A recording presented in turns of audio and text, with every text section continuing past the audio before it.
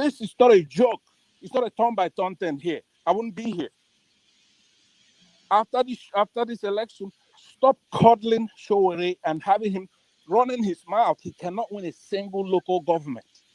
So you are the one running your mouth. Like, stop, be respectful to Sowore. Are you mad? Are you alright? Mute that guy. Mute him. It's my turn. Are you mad? Mute that boy right now. I'm very hold on. Mute that son of a bitch. No. No. Pansa, no.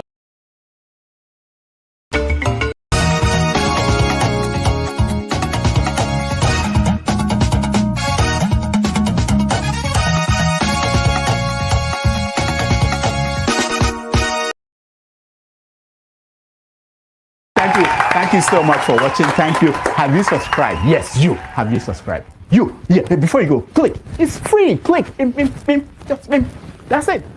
Have you subscribed? You are laughing. Have you subscribed? Have you subscribed? Thank you. Hey, madam. Thank you so much. I can see you. We have to get to 100,000 subscribers. By the end of the year, how are we going to do that if you don't subscribe? Yes, you. Yes, you're about to click off. Why? Have you subscribed? It's free. If you don't, ask your son, ask your daughter how to. Just one click. Thank you. I see you. Aha. Thank you very much. I'll see you tomorrow.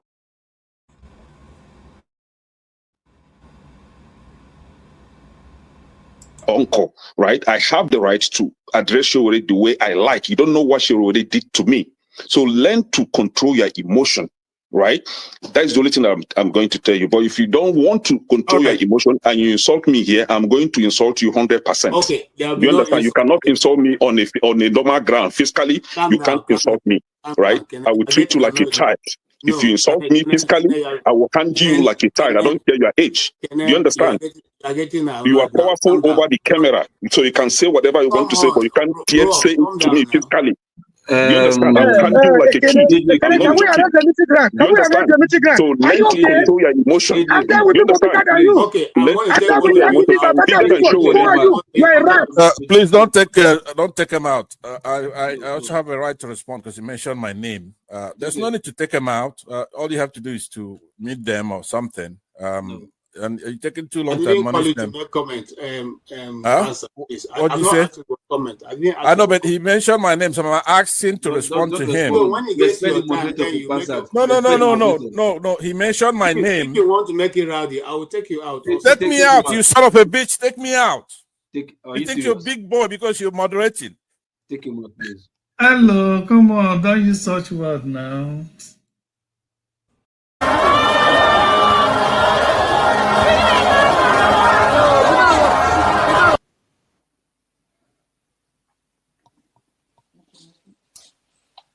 No, this rally make my blood pressure go up.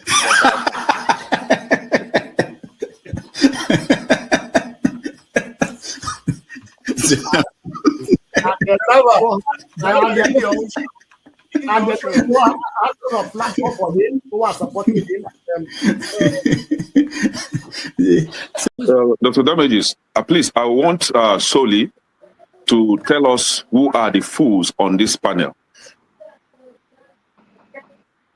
I consider you a fool. Yeah. On this panel, yeah. Who are the fools? I will explain the foolish statement that you made. When you were talking about Sowore. I made a foolish statement. Yes, you did. You must be very stupid if you don't know how to respect your elder. You are very, very stupid. Are you crazy? You must be very stupid to use that word on your elders. Am I your mate? You are a very stupid boy. Can you learn how to talk? If you cannot handle it, don't ask me. Can you learn how to talk? Mute your mic. See, don't be fooled with the comment section hype. So excuse me. Okay, hold on, guys. I expected you to ask him to withdraw that word. Nobody is a fool on this panel. Okay, hold on. Stupid. Can you call your? Okay, hold on, everybody. I know we are ranting. Can you call your father a fool? No, hold on. If my father behaves like you, yes, I would. No, please, everybody, calm down.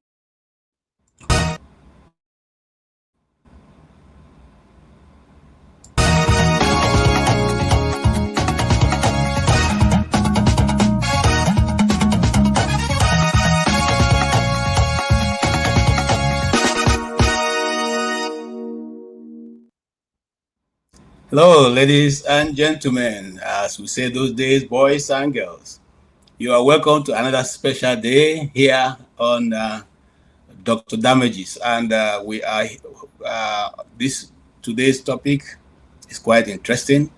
We are here to discuss all the issues going on around the Nigerian and indeed the policies around the world. My name is KJ. I'm sitting in for Dr. Rudolph today, who is unavoidably absent at this hour. But I assure you that we're going to have a good time.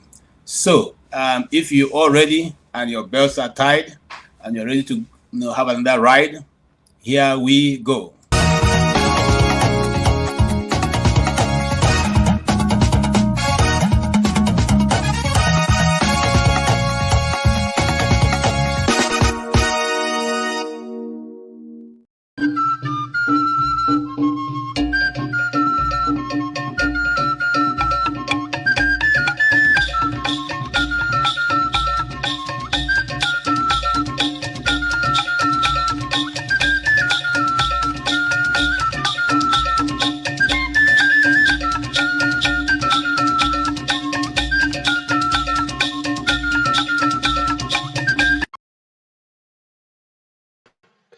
And the participants.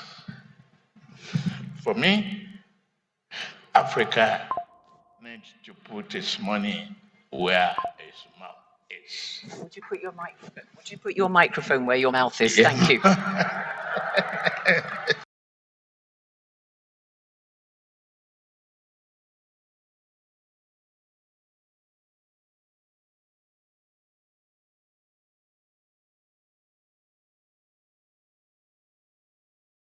Bakar Menok, that's his full name, but he's popularly known as Abu Bilal al-Minoki. So Trump posted this thing yesterday saying that they have unalived him and the whole place, the internet is on fire. But I have a problem with this story. But before I tell you the problem I have with this story, let me read exactly what Donald Trump posted. So Trump said, tonight, that was yesterday, being the 15th of May 2026. I like to give on a date. Tonight, at my direction, brave American forces and the armed forces of Nigeria flawlessly executed a meticulously planned and very complex mission to eliminate the most active terrorists in the world from the battlefield.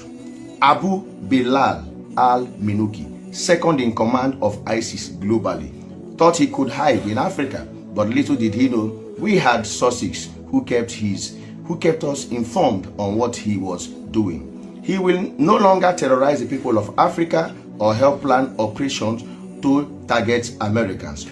With his removal, ISIS global operation is greatly diminished. Thank you to the government of Nigeria for your partnership on this operation. God bless America, Donald Trump. This was what Donald Trump posted yesterday night, being the 15th of May 2026. Now, the problem I have with this report is that this same Abu Bakar Menok, Nigerian army, have posted that they have killed this person on the 21st of February 2024. Nigerian army posted 21st on February 2024.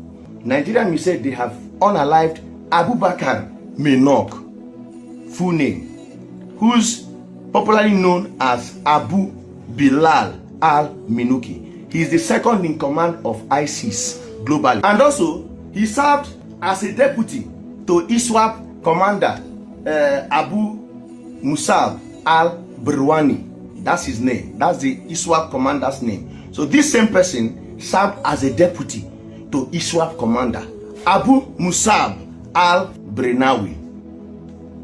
Nigerian army said they have unalived him. This guy is from Nigeria, from Menok town in Kaga local government area of Borno State. See the way I don't give you details about this guy. So Nigerian army have said they have unalived this guy in 2024. Today, Trump is telling us they have unalived the same person Nigerian army said they have unalived on the 21st of February 2024. Which one will go follow now? You see how this government have been lying to us. Everything about them is lie. Lie and lie, and that is why I'm always here to tell you, I bring out as it is hot. If they hide them, I bring out. They've been ruling us with lies. The same person you claim to have unalived is the same person Donald Trump is saying that they unalived yesterday night. Guys, you know the story. If they hide them, English Alhaji will bring them out. I did very active.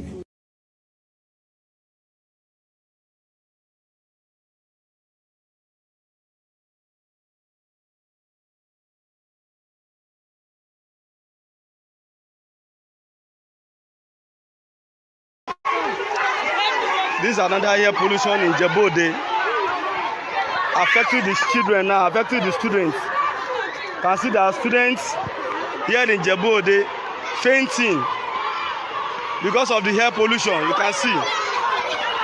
This is another air pollution. This is another air pollution. Please, people in Djibouti.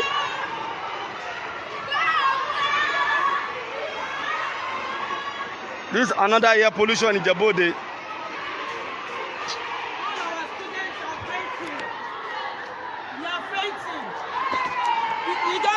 Everybody is fainting. Please, we need help. We need emergency here. Please, they are fainting. The students are collapsing in class. We don't know, the gas is all over everywhere. The air pollution. Please.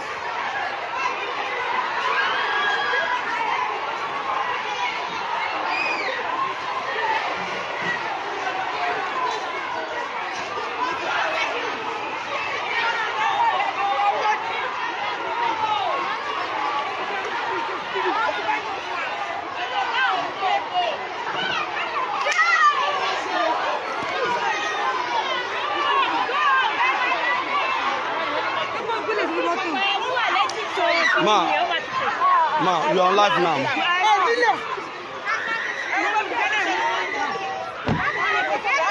Can you see what is going on? Air pollution.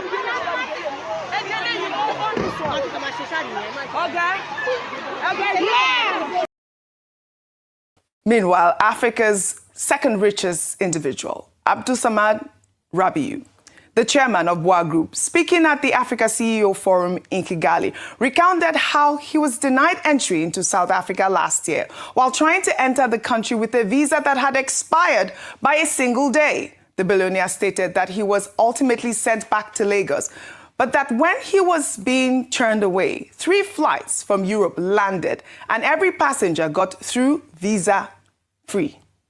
Let's take a look. About free trade movement of people in Africa. And again, I had a personal experience. Last year, February 2025, I was traveling to Cape Town for the mining endeavor in South Africa. And as we landed, and it was a red eye, so I left at night from Lagos to Cape Town. We arrived at 6 in the morning. And as we arrived, went to the immigration, attended my passport. The immigration officer looked at it and he was like, "Why is your visa?" And I said, "My visa is there." Unknown to me, my visa had expired the day before. And what happened? Unfortunately, our crew did not check the visas to ensure that the visas were valid. We were there for 4 hours, but at the end of the day, I had to turn back. I was turned back to Lagos. But the issue is, while we were waiting, to see whether we'd be able to get access into the country without a visa, there were like 3 international flights from Europe. All the 3 flights were mostly Europeans. I was standing there by the immigration desk, and each and every passenger on those 3 flights went into Cape Town without any visa at all. I do not have a problem with the fact that I was there without a visa and I was returned. I took full responsibility of that. But I had an issue being an African in Africa, being turned away because I do not have a visa, and foreigners from other continents were coming in and were allowed to enter without a visa. Drama with the APC Governors Forum we've been watching. Turns out it wasn't just about egos. It was about huge campaign funds and control. Well, according to the Will Nigeria, President Bola Ahmed Tinubu had to personally step in to settle a massive rift over the campaign funds allegedly raised by APC governors for his 2027 re-election campaign. And at the center of it all is Imo State Governor Hope Uzodinma, the chairman of the Progressive Governors Forum. Here's what allegedly happened. Well, according to the will, governors were making monthly deductions from their FACA locations into an account controlled by Uzodinma. The money was supposed to promote government policies at the grassroots ahead of 2027, initially under something called Renewed Hope Ambassadors. Then they created a separate structure, Renewed Hope Network, specifically for the re-election campaign.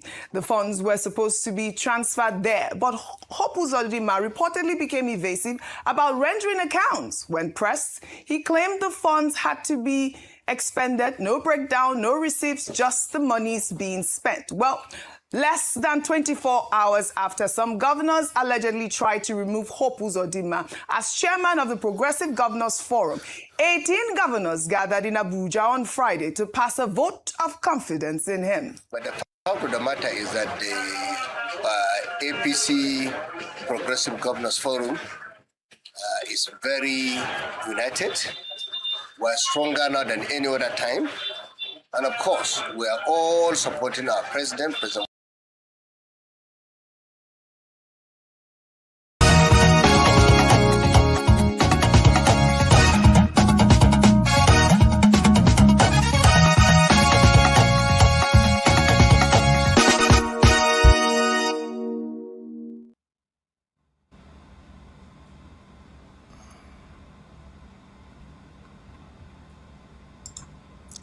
All right. Again, I welcome you sincerely to this afternoon broadcast. I want to say it's good to have you this weekend and to spend our weekend with you. I want to say that you still have a stake in the matter. If you woke up today and you are healthy, you have taken your breakfast or otherwise, but you are healthy, you can breathe, you can see, it means that God still has a lot of stake in your affairs. It means that God still knows and is having you here means that he knows. You are very important in the equation. And so we are glad to have you today be one of those who also make your own contribution in what is going on around the world and indeed in Africa. I will not waste time, trying to download or even play more videos, but I will let you all come in so we can have a very robust discussion. The truth of the matter is that things are running too fast around the world. Things are going the way we do not even envisage that it will go. But that's what the world is all about. As long as we are on this part of the universe, we will be open to a lot of things. And, the issues going on around the school, that we just played the video, is what really troubles me. And in an emergency where children are fainting, and these are young children who otherwise would not even know how to react. It was, we see people just being casual, and there's no help. Unfortunately, there's no help. I'm just imagining where is the help going to come from? And then the issue of the Nigerian government or Nigerian army, having said they've killed this same Abubakar, they eliminated him so many times, and now it's coming from, Mr. Donald Trump. Who do we believe? And just like English Alhaji said, it's like these people are just running a government of lies. Nothing is truth. No, you can't take anything to be sure that this is what they're actually doing until, I remember the time of Shakau. Shakau was killed more than 8 times, and I will want you guys to come in and let's talk. If you have a better superior knowledge, please come. If you have a video that will explain otherwise what we have talked about, come. If you have something else you want to add, which we didn't capture, come. There are many like I said many times ago, as a journalist now in Nigeria, you have a lot of sources to chase, so much so that it's difficult to place your hand on what is actually the story of the day. Who does it? Otherwise, who has been the governor's forum chairman is all of a sudden accused of being corrupt. Is accused of trying to dodge some out of the 800 billion which they had gathered together for election. The question now be for you Nigerians and for me, where did the money come from since it's not budgeted? How did it get to be there?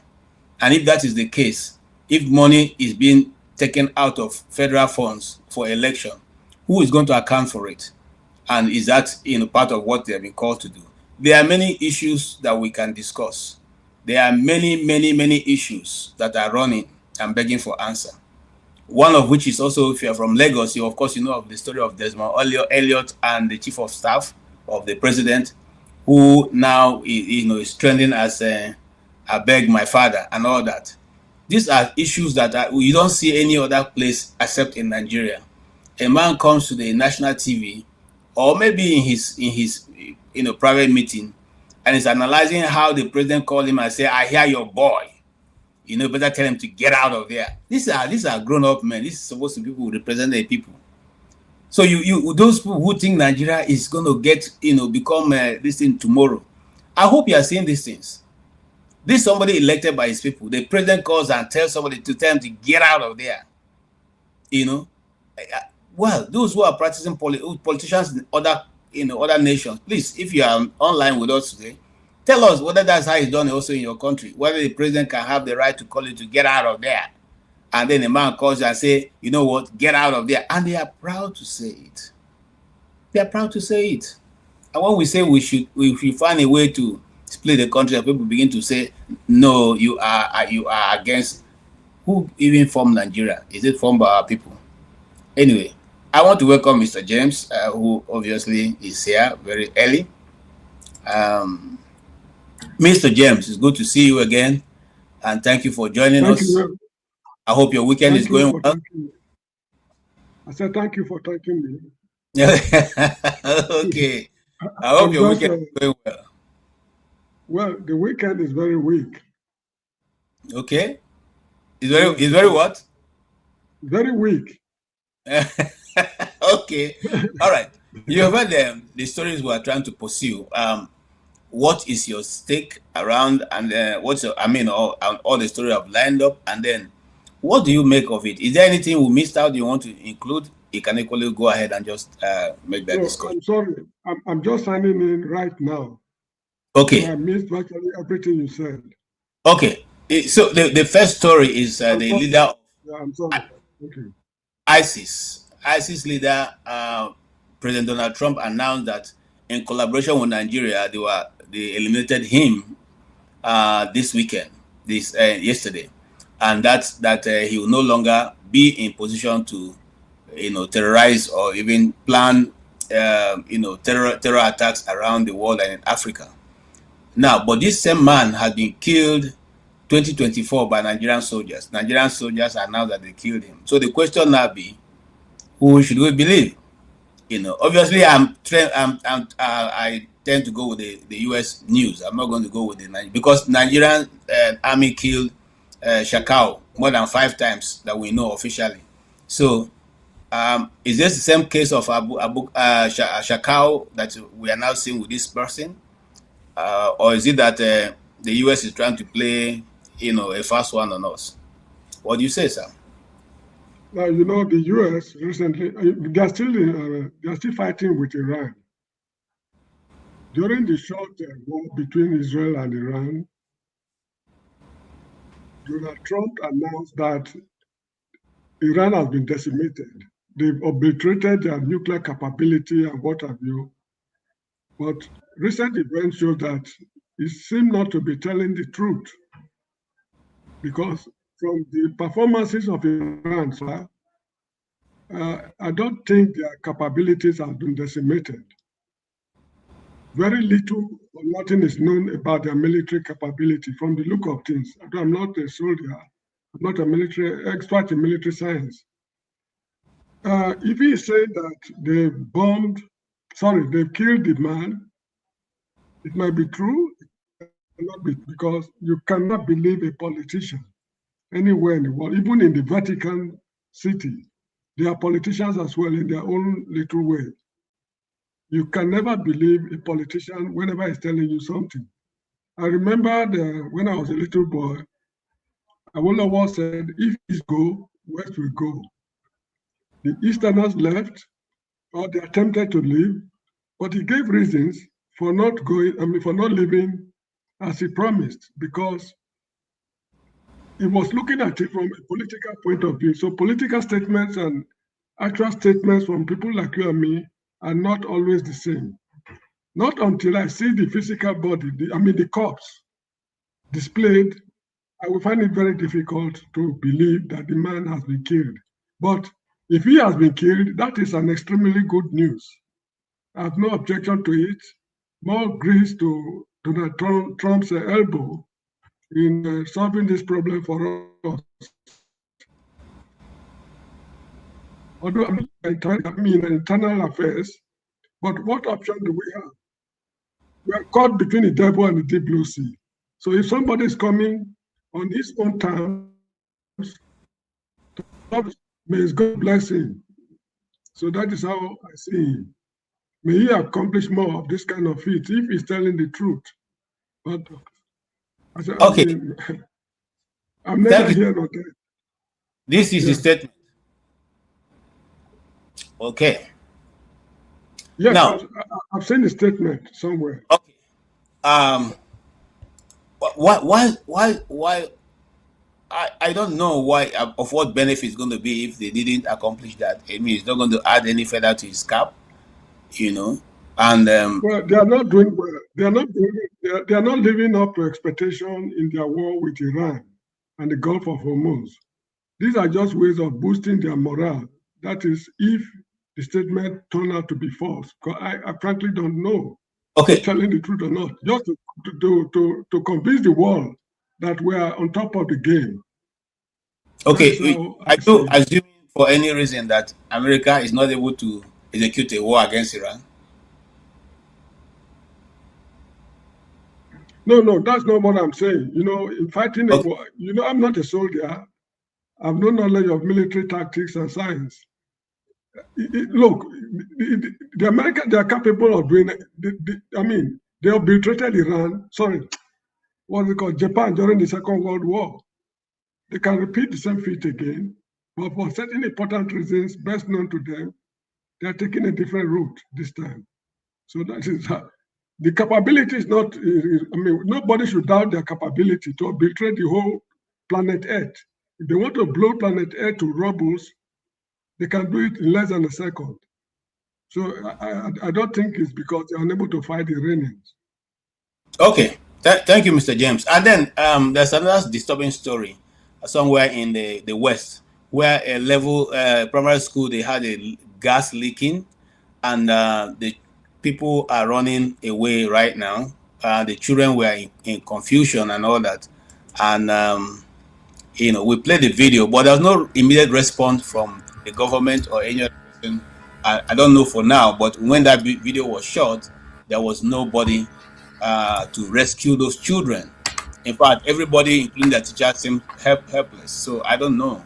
Do you have any comment? Do you have an update on that story? You know, the issue is that I think there was a Nigerian modern musician. He was not there. Well, he was not a musician while I was at home. I think he said Nigeria scatter, something like that. Yeah, that is Abdul. Yes.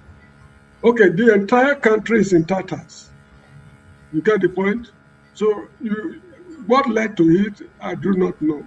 Look at the medical, what's called profession, journalism, what's called the motor parks, the markets, the family, the state house, the House of Assembly. There's confusion everywhere.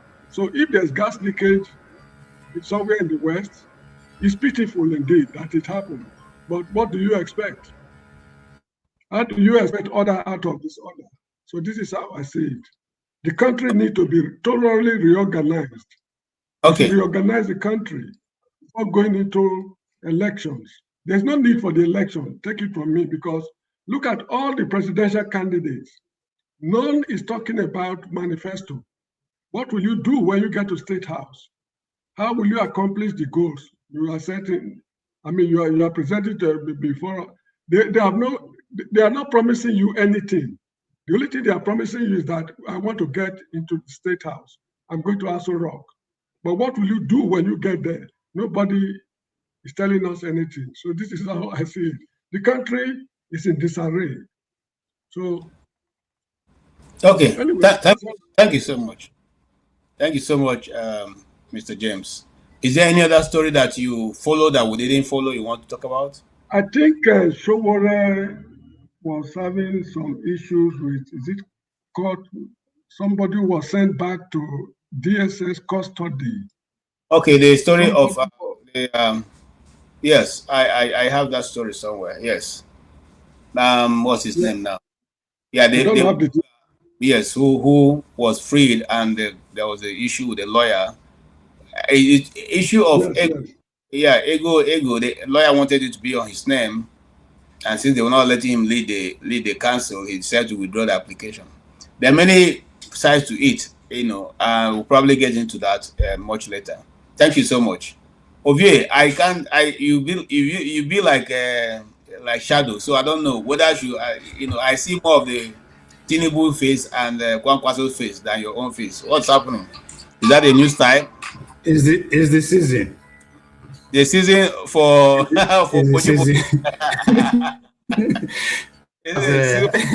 okay. As a city boy wannabe. So okay. I am taking my principal order seriously, and the order is very simple: get Mr. President 2.5 million votes. So we are focused. We are locked in on that. Hallelujah. Oh, it's good to. I enjoy your discussions and all that. Now you are not a stranger to Nigerian politics, but like I said earlier, there are many things that one is pursuing that sometimes you lose track of which way is it. Which one interests you so far in this wonderful 1 week we have spent in Nigerian politics? Is it the one of accusation of Hoppus Odema? Is it the one of Sore, not and the lawyer and the issue of court? Is it the one of the school children that gas leakage is trying to kill? Is it the one of the journalist telling Tinubu to put his mic where his mouth is? Or is it the one of the Abu Bakr who the Nigerian army said they eliminated in 2024, and today America is saying they've eliminated him? Or is it this one? This is the one that I find interesting. I don't know if a lot of people see it. Let's watch it again, and then you can comment on it.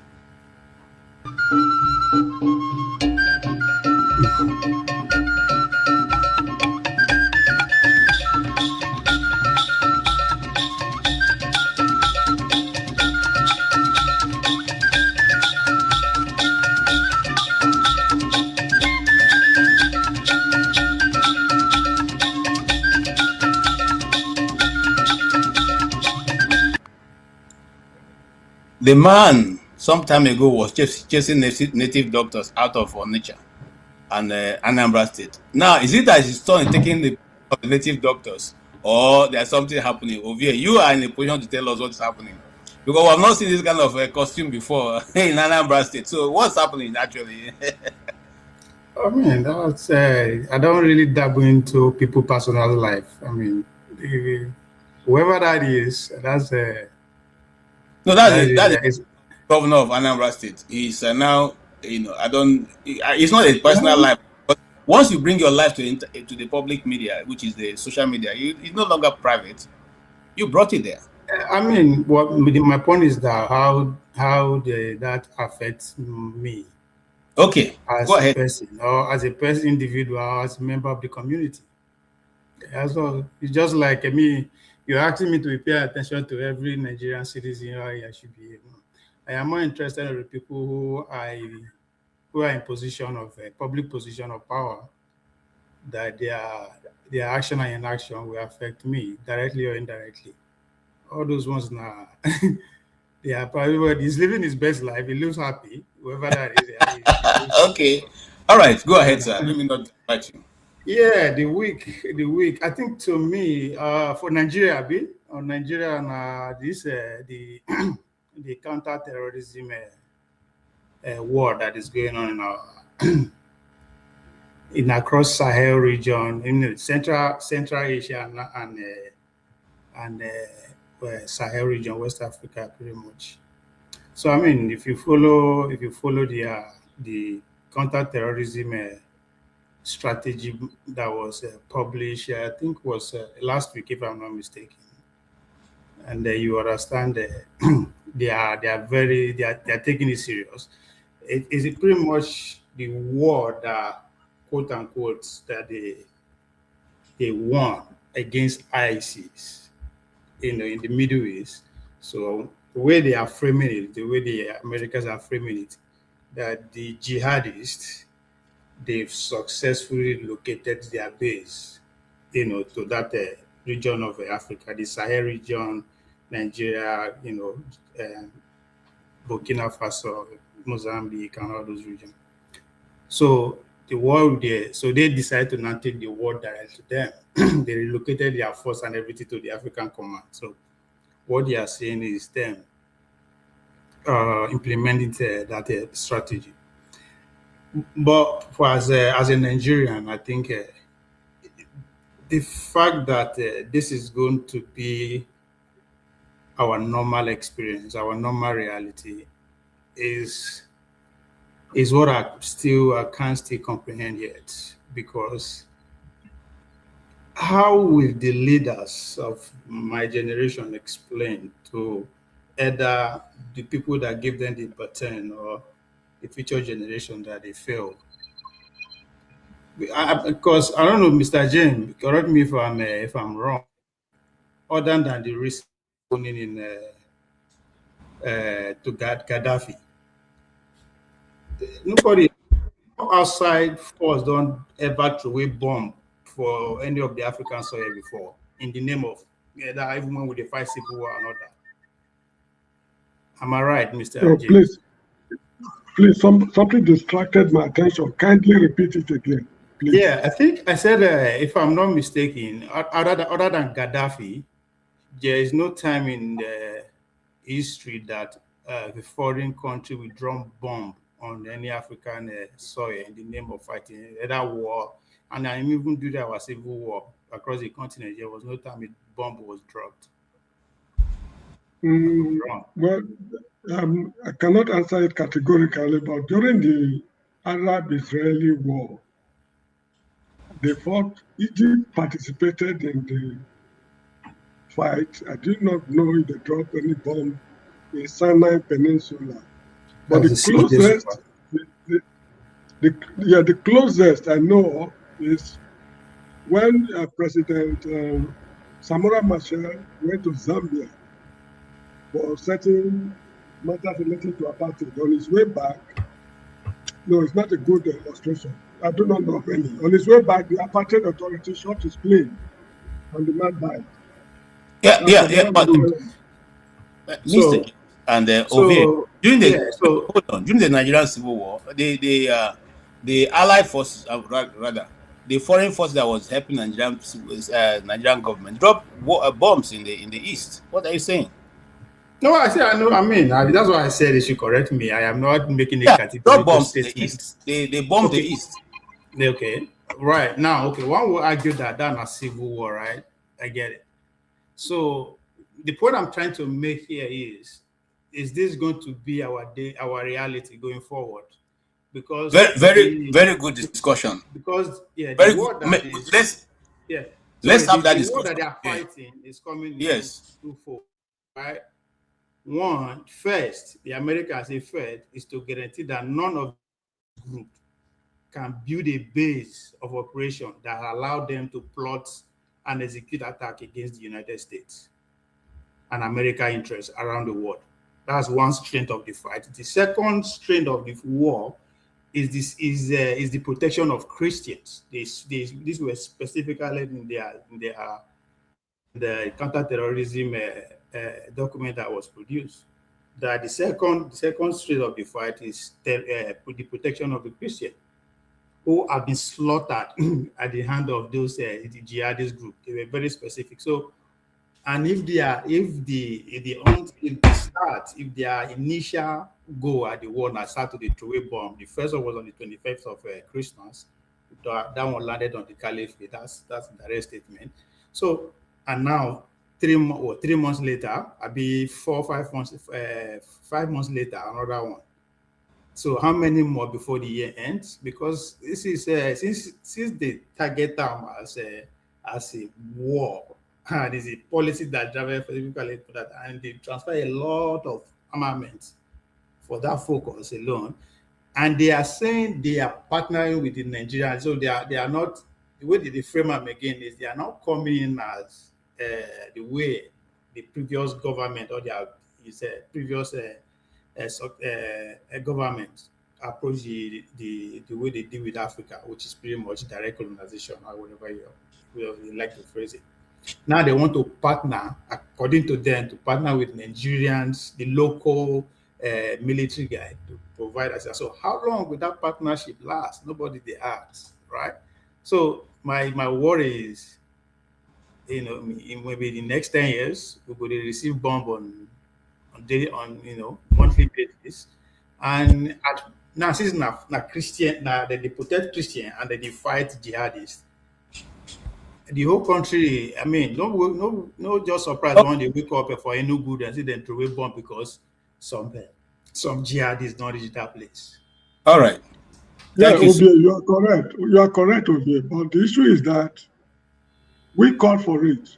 We refuse to solve our problems appropriately. This is why this nonsense is going on.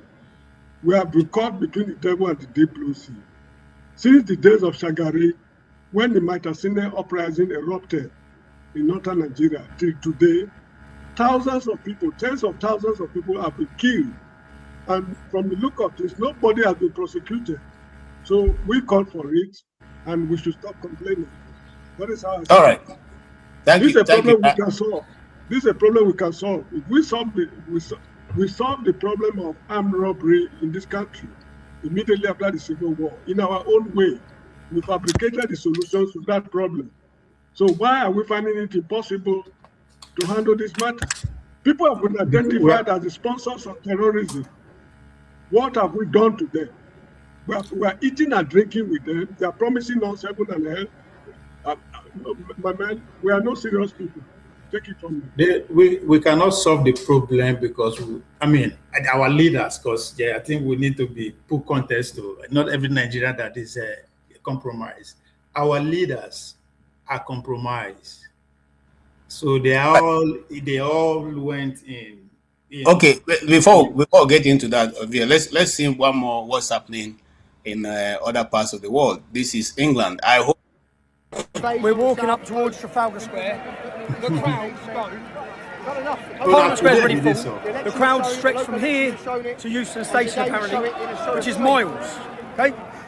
And miles. This is the biggest event in British history. This is the moment, a turning point for Britain, a message to the leaders. Britain's ready for the fight. Right? People are up. We're awake. We're not going to back down. We want our country back. Okay, that is England and Mr. The people, the government they deserve. The people get the government they deserve. That's what Socrates said. We deserve what we are going to. No. Let's not go back there, Mr. Let's talk about what's going on in England. We'll come back to that, sir, if you don't mind. Yes, I am hoping if forefather is anywhere, we expect forefather to be here. Jagun, all the people living in England, come up and tell us what's going on. We need to know. They are participating in the rally. They can be here. You follow the news going on. I'm coming to you, but let's talk to Mr. James. You follow the news going on in England. The British people have risen up, say they want to take back their country. Now, do you have an idea who they want to take it from? Is it from the Africans, Nigerians, or they want to take it from Islam? Which is the one? Where do they want to take up from? If you can discuss to that, sir. Oh, you mean me? Yes, sir. Mr. James. Yeah, always don't change it. To me? Yes, sir. Yes, sir. Can you hear me? Mr. James, you are frozen. Okay, why we wait for Mr. James? Ovie. Okay, Mr. James, are you back? Can you hear me? Can you hear me, Mr. James? Yes. Let pass it on to Ovie. Okay, Ovie, please go ahead. Can you discuss what is really going on in England and who are they taking the country over from? From immigrant, of course. I mean, is that is it that hard to figure out?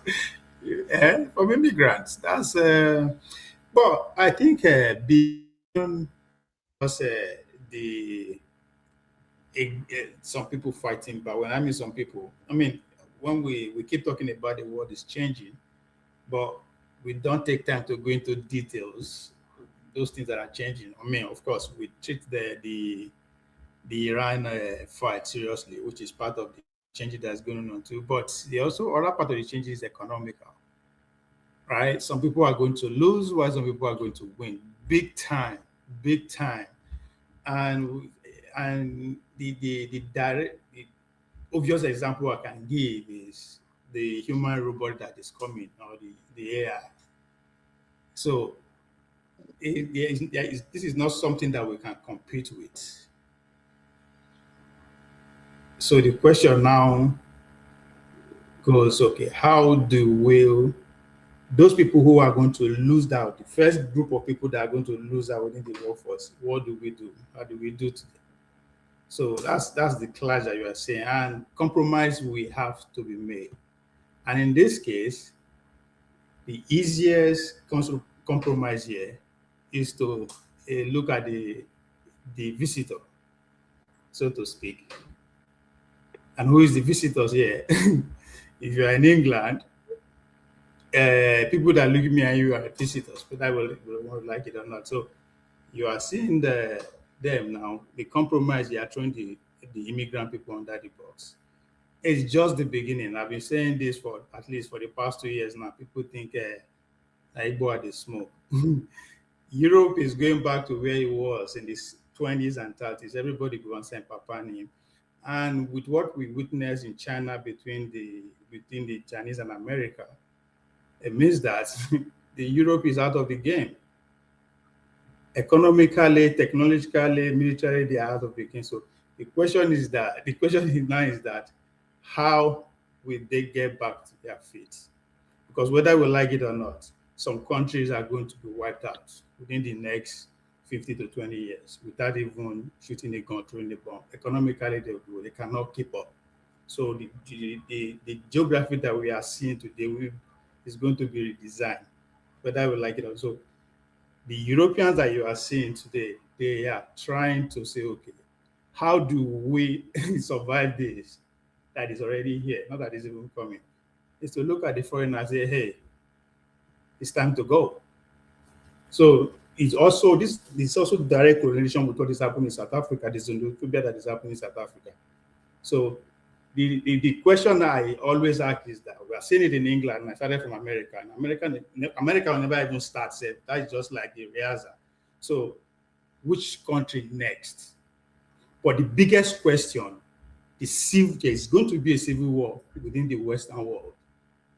Which country is going to host that civil war first? That is where my curiosity lies. All these protests, I don't expect them. I expect it to be here. But where the civil war will burst out from? Is it going to be in Atlanta, New York, City of London, Newcastle, Berlin, or Cape Town? It's possible anywhere, even in Nigeria.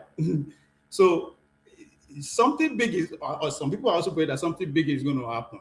The question is that what is that something big? So, but the underlying reality is that the world is changing, and change comes with new winners and new losers. All right, Ovie, thank you so much. Let's go to England. We went to hear from people on ground. They what their own take is, and welcome, Jagun. Jagun, you've been in England for only God knows how long, and both the culture and the tradition, and so you are able to dissect, deeper than any one of us will be able to say what's really going on? Because is this not strange for the same people who left their country and ran amok other nations and did whatever they want to do, stole our artifacts and all that, and today they are saying they want to take their country back? Who are they taking it from? Is it from you? Good evening. Thank you very much for hosting. I'm sure you are stepping in for Dr. Damages on one of those tight occasions. I've got a lot to say, but I haven't got a lot to say. What I have to say is, what I have to tell you is that what may seem like a majority to the outside world is very much a minority. I would like to speak about the individual who begins this. What's his stupid name? It's not even his real name. The person who you just showed there, the white guy. Tony Robinson. Thank you. He's a criminal, outlandish individual. There are times that you can be on his side and speak about the fact that there are so many foreign nationals in this country, in England, and they are, I won't say they're necessarily making trouble, because it doesn't matter what. The foreign people who have come to this country over years have added much more than they've taken away, which is the actual fact of things. I would say that there are many Oyinbo ignorant people here, and Tommy Robinson is the leader of them in many ways. He's a football hooligan of the past. He's a criminal who deals with fraudulent practices in mortgage fraud and all these other kinds of things. And the next thing he jumped on was the immigration detail and what happens to the white working class communities, and offering up space for those immigrants who have come in to take up work and working positions. Now, he has lambasted a lot of the Muslims, which, to be frank, there are many points he makes that you may agree with, or you may disagree with, I don't know. But the fact is, because he has been lambasting the Muslims in particular, he has now been backed by global entities, especially in Israel and America. These idiots who don't know anything about the UK or what goes on in the UK, especially from America. Glenn Beck, who else? What's this guy? So it's a few internet trolls who have backed him, both financially and given him a lot of support in actually flying from the States, flying from Israel to be here in UK today to accompany his march. Now, it may seem alarming to the black world, but you can put it to the back of your mind. It's rubbish. They ain't doing nothing and they ain't going nowhere. There was a time that they wanted to come to Lewisham, because Lewisham is a rather mixed race area and there are a lot of black people in Lewisham. So they said that they were coming. Lewisham people, including the Oyinbozo, we invited them to come. Let them come. Grandmothers included were standing with their small weaponry to beat hell out of them if they came near. They cancelled it. These aren't people to be taken seriously, to be frank. Whilst I hear what Ove just had to say in terms of the global changes that are taking place, the upheaval racially that ignorant people basically foster. You know, these are ignorant people, bruh. Which is why I want to really underline at this stage the power of what it is to be a Nigerian. Whilst we are all sick of Nigeria, we're all sick of Nigeria, but bigoted people in Nigeria, people who want to secede from that country, as much as people like my big brother, Mr. James, would see that this country has no legs, it should break up or whatever. The fact of the matter is Nigeria is almost like a godsend. And if we don't take care of it, we turn into these ignorant, buffonic people who wish to recreate history. You can't recreate history. If Nigeria breaks up, it is such that there was a place called Nigeria, and that place called Nigeria had an opportunity to gift the world with a sense of commonality, which says that of 500 odd different ethnicities, if we can make that work, that teaches the whole world a lesson. Unfortunately, because of the errors that we have made, that our leaders have made, that our leaders continue to make, we are going the wrong way as Nigerians. We're going the wrong way. There is not going to be any such, I tell you this, KJ, the majority of Black Britons, they want to leave this country. They've had enough. After 5 decades, roughly, of being here as a community, they want to leave. They really, really have had enough of the country. The stress of living in England, not be small. Everybody just goes to work and comes home, goes to work and comes home. And that's their lifestyle. It's only the super rich and those who are well endowed financially that have a life in this country. Everybody else is suffering. Believe me, we don't really live well here. We can speak about I'm a Londoner and all this boastful rubbish that Nigerians always like ignorantly to boast about. Because see anything there, there's nothing here for anybody. Apart from going to work and slaving yourself. Apart from that, because see, there's nothing here. Nothing. So yeah, I really want people to wake up. I've come on board today to say Nigeria is all we have. It's all we have. If Nigeria breaks up, we as a people become weaker. It's just like that. All of us become weaker. And I don't know whether or not we are able to balance our argument very well. There's people like Pansat, who I love Pansat very much. He's a wonderful individual, but he's a madman. Pansat is a madman. If he feels that Biafra would do anything in this world that is racing way beyond anything called Biafra, it's racing beyond it. It's not Biafra, because Biafra is weak compared to what this world is planning. Compared to what this world is planning, we need each other. I was looking at. Yes, sir. If I may, yes, sir. Let's make a little more advance in the discussion. Now, you are in England. Are you not afraid of the takeover of the majority, some parts? Because the last time I counted, there were over 50 mayors who were Muslims. Are you not afraid? Because if England is originally supposed to be one of those so-called Christian nations, aren't you a bit concerned that the culture and the tradition of the Englishman is being altered by these, people who come into your country and they don't want to adapt or even keep to your and want to seek to alter it to their own, the way they feel, the way they think, the way they want it to be? Is that not a problem to you? I hear your question, and I heard what you asked pertinently. Take it from who? Who are these people taking back their so-called country from? What is it that they're trying to return to? Because, it was the Romans who brought Christianity to this country. There was no Christianity. Before that, there were pagans.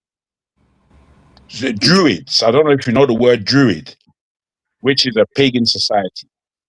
That's who was running this country prior to Christianity coming here.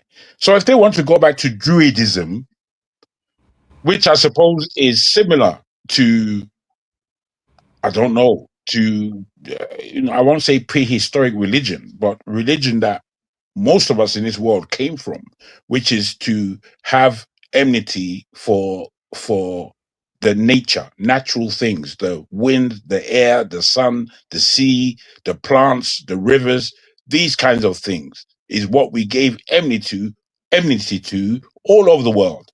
The English don't want to return there, but that's their heritage, not Christianity. Okay. Christianity is Middle Eastern. So they're talking shit. If I can just end like this, I'm not afraid because if Muslims were to take over this country as an entity, there are 5 million Muslims in this country, a country of 65, 70 million people. It's only to who is Christian, so to speak, because they're not Christians in this country. Don't get it twisted at all. If you go to church tomorrow, they're all empty. The only churches that are open are the Pentecostal African churches that are open. The rest, there's nobody there. Homo. So there's no. This is rubbish panic. I would have you guys not panic. Thank you. All right. Thank you so much, Jagun. You guys are on ground, so we take your your testimony as the real facts. Mr. Sola, you are welcome. I see you come in and you go. I hope you are going to be around now. Yeah. What do you make of what we have discussed so far?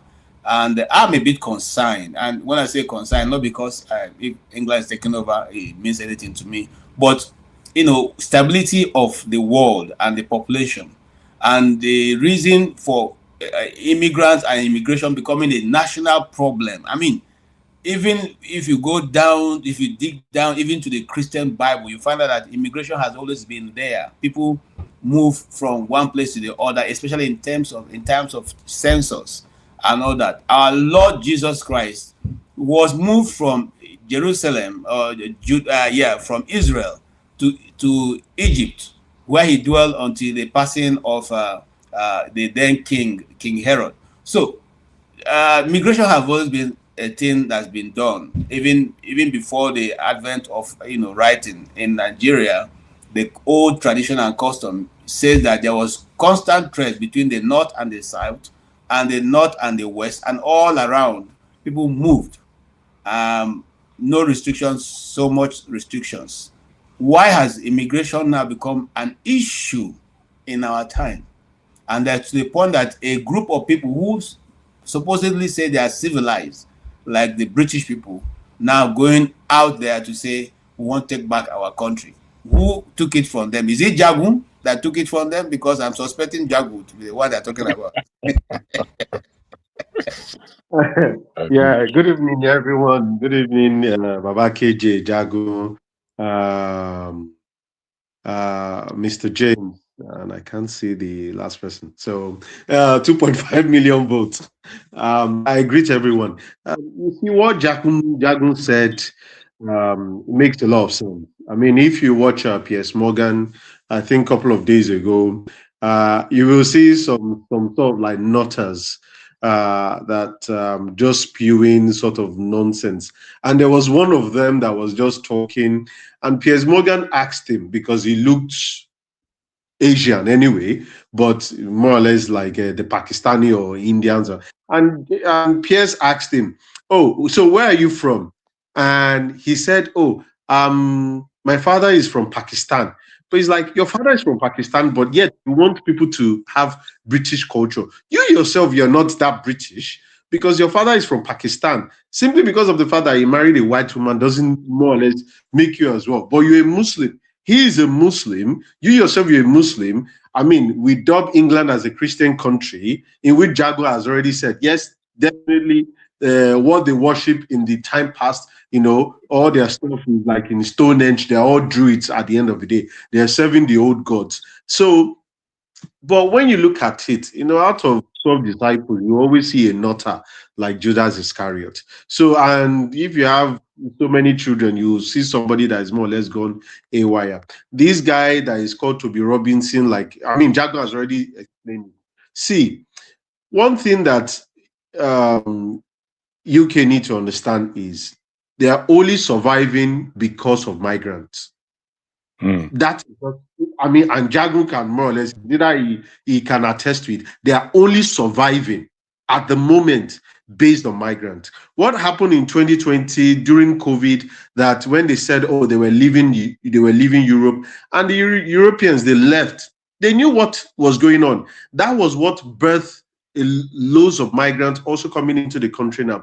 If you just Google it, and thank God Jagun is here. If you go to their hospitals, you will see that majority of them that are working, the doctors that I'm talking about, you will see Pakistani, you will see Indian doctors, and you will see Nigerian doctors. You see those three, that is the way they follow. Indian, Pakistan, Nigeria, or Indian, Nigerian, Pakistan. That is the way they follow.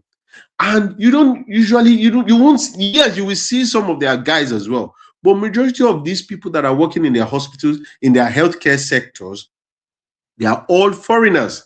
Pakistani, Bangladeshi, Indians, Nigerians, Ghanaians, Zimbabweans, few South Africans at the end of the day.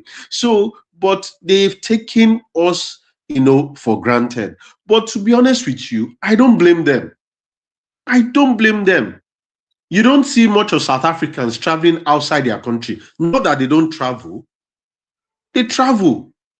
But the reality is that if our country was good, imagine KJ, if we have constant electricity in Nigeria, just constant, do you know what will be going on in that country? Do you know how we would have more or less developed? I'm not saying we will be developed. We might still be underdeveloped, but our development will be coming. Do you know how many jobs will be created through that means? I was looking at China. Have you ever wondered to say, China, they are more or less like probably over 1 billion. But have you ever wondered that these billion people with, Xi Jinping, you don't see them all over the world. Yes, it's not maybe you don't see Chinese people all over the world, but with 1 billion people, at least they should more or less populate everywhere. Everywhere you go to, you should be able to see Chinese people. But no, you see them in how they are scanty. But if we develop our country, and Jagun, to be honest with you, I am of the notion that if we continue like this in Nigeria, we should all go our separate ways. I don't think Mr. James wants us to go our separate ways, but he has seen it in his lifetime. I can say he's the eldest among us here. He has seen it when it was good, and now that is even terrible. And there's a worse day coming in front. So I believe at the end of the day that migration will always become a problem, regardless of wherever we are. Maybe it's in Nigeria. See what is going on in Ghana. See what is going on in South Africa. And even we did it ourselves. Ghana must go. We named it after Ghanaians. We should also speak the truth. But according to history, in which I heard, probably Mr. James will be able to put the fact, check me right. They said it was the Ghanaians that started it, deported Nigerians, and later on Nigeria retaliated. Hopefully, Mr. James will be able to fact check me on that one. But we as well, we did it when things were not working for us back in the 80s or probably in the 70s. So migration is a big problem. We've just got some silly, stupid people that are more or less shouting about Muslims. Yes, does it mean that all Muslims are bad? No. Then why are we having deals with them? Why are we having everybody is going to Bahrain? People want to go to Qatar. People want to go to Saudi Arabia. Exactly. People want to go to UAE. Why are they? If you know that Muslims are bad, why are you more or less going to their country? Why do you want their money? Why do you want the Arab to invest in your country? You know they are bad, but their money is so good, we cannot resist it. That is the hypocrisy of humans. And I'm not saying the West alone. We Christians might talk and we can shout. The atrocities the Jewish are doing is more than enough. But because we are Christian, you know what, we can't go there. But the Jews are not Christian, for crying out loud. They are not Christian, they are Jews. But does it mean that we don't have Jewish Christians amongst them? We do. But I think that, see, regardless of whatever we say here, migration will always become a problem. And lastly, KJ, see, the West should stop meddling in people's business. They ousted Gaddafi. Ousting Gaddafi caused a lot of crisis. They ousted the guy in Syria. It caused a lot of crisis. They meddled in Ukraine that Putin was managing by itself. It caused a lot of crisis. So I believe, I'm not saying that, look, and to be honest with you, if US was not happy, they should have gone to topple the government of Russia. They would have gone to topple the government of China, because these guys are not under them, they are not democratic. They should have more or less even gone to topple the government of North Korea. Why is it that they have never said they are going to North Korea to liberate their people? Have we ever thought about that? So if they stop meddling in other people's business, we may not have this chaos in our country. And this guy that they killed in Nigeria, to be honest with you, I don't know what US is doing in Nigeria. They've not told us what they are looking for. So thank you very much. Thank you so much. And I'd like to answer your last question before I move to Bonaventure. The reason why US is in Nigeria is because you guys are the one who go hand in hand begging them for, you know, for subsidy. You ask them for money. You want to borrow. You want them to come and, you know, subsidize what you are doing in your country. You want them to establish NGOs. Okay. So if you go to beg, you then ready to take what is the person condition the person is giving you. Those countries you mentioned, South Korea don't go to North Korea don't go to America to come and beg for anything. They don't have anything to beg from them. Majority of those countries you call don't go to UK, the Germany or America to go ask them for loan for subsidy, help them finance their elections, help them run their countries. This is the difference. And then even for us who are Nigerians, when we point out the weaknesses in the system, the government itself refuses to take care of those weaknesses, thereby creating more problem for the society. Now, listen, there's a video I played here, and I don't want to go back to it. A secondary school in your country is suffering, there's a gas leak, and people are shouting, people are talking about it. No ambulance, no government presence. They left the whole children to the principal.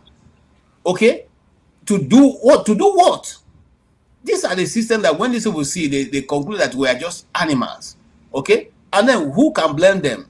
If you have a secondary school where you have more than 500 people in it, and there's no single, that you don't have any hospital around it, you don't have an emergency vehicle around it, so much so that the teachers are helpless, nobody knows what to do.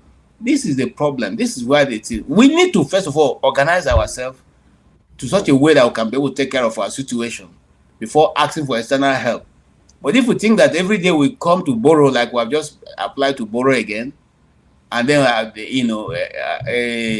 we are putting our money where our mouth is, my brother, we still have a long way. I don't want to go back to you because I'm going to keep us going back and forth. Sorry, sir. Can I say just one thing? See, KJ, have you looked at Africa? It is the only continent that does not trade within itself. It is the only continent, and that does not, because they have decimated. If you remove Africa from the whole of the world, that same world will collapse. And that is what I would say at the moment. Hopefully, Mr. James will be able to correct some things. I agree with you. Africa plays a major part, but we're not the only people colonized. We're not the only people that policies are created to not favor them. We have brains. Every other country in the world, all of them, no human being we have seen that have two heads sitting on their shoulder. All of them have one brain. And there's a research I was listening to yesterday. Around the world, every DNA, every majority of the countries in the world have some trace of Nigerian DNA in their country. That means that we have been everywhere. That means that whatever they are coming to, whatever they are doing now, is not beyond us. But we are the saboteurs of our own people. I'm saying it clearly. We sabotage ourselves. We sabotage ourselves, and there's nothing anybody can do about that. But I'm not here as a panelist. I'm just moderating. So let me leave Mr. Bonaventure or Oti before coming to Chim to give us what he has to say, because he is one of those people who is His Royal Majesty Sir Bonaventure. So he will tell us who that the country of England will be taken over from. Okay. Welcome, sir. Yes. Good evening, everyone. I hope you guys can hear me. Yep. All right. Hello. Right. Jagun, I think I'll disagree with you because, well, you spoke on this, what's going on in England. The reason is this. I mean, forget the number, maybe minority that come out to march and protest. But you have to look at the issue, really. You have to look at it quite seriously.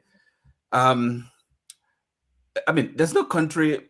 Immigration is something good, but it equally can create problems. So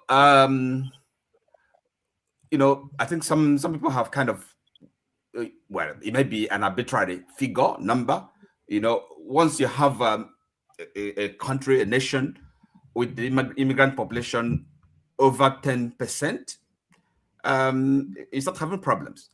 But anyway, look at it this way. In England, these people that are marching, right, it may be a minority, but, and then when they kind of say, okay, want to take back our country, I do sympathize with them. Because the question is this, what are the real issues? Okay, it's economic for a start.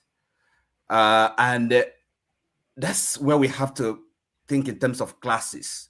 Because this thing we call class struggle, it hasn't gone away. It hasn't been eradicated. It is there. But the ruling elite, the political class that make political decisions on immigration, on all sorts of things, the immigrant population, maybe the pressure on civils on the social services, transportation, work, housing, all these things, they don't feel it. They don't live with these immigrants. Okay, and again, you have to think about it. What is the overarching purpose, the economy of it? Again, it does favor the ruling class, people, those that own, the big corporations, global, what do you call it again? Chain. I mean, this kind of global. Corporations, multinational companies, multinational yes, companies, supply chains and all those global things. corporations. So they want, of course, cheap labor, and it's much more economical, favorable for them to not invest, in the education of the people. Okay, it's much cheaper, much more profitable for them. I mean, I'm talking about those, the ruling elite, those with the money that control the industries. And of course, if where you find them in terms of political parties, Labour, Conservative, they're all the same now in terms of money politics. They all receive big donations from the captains of industries. So really, not much difference.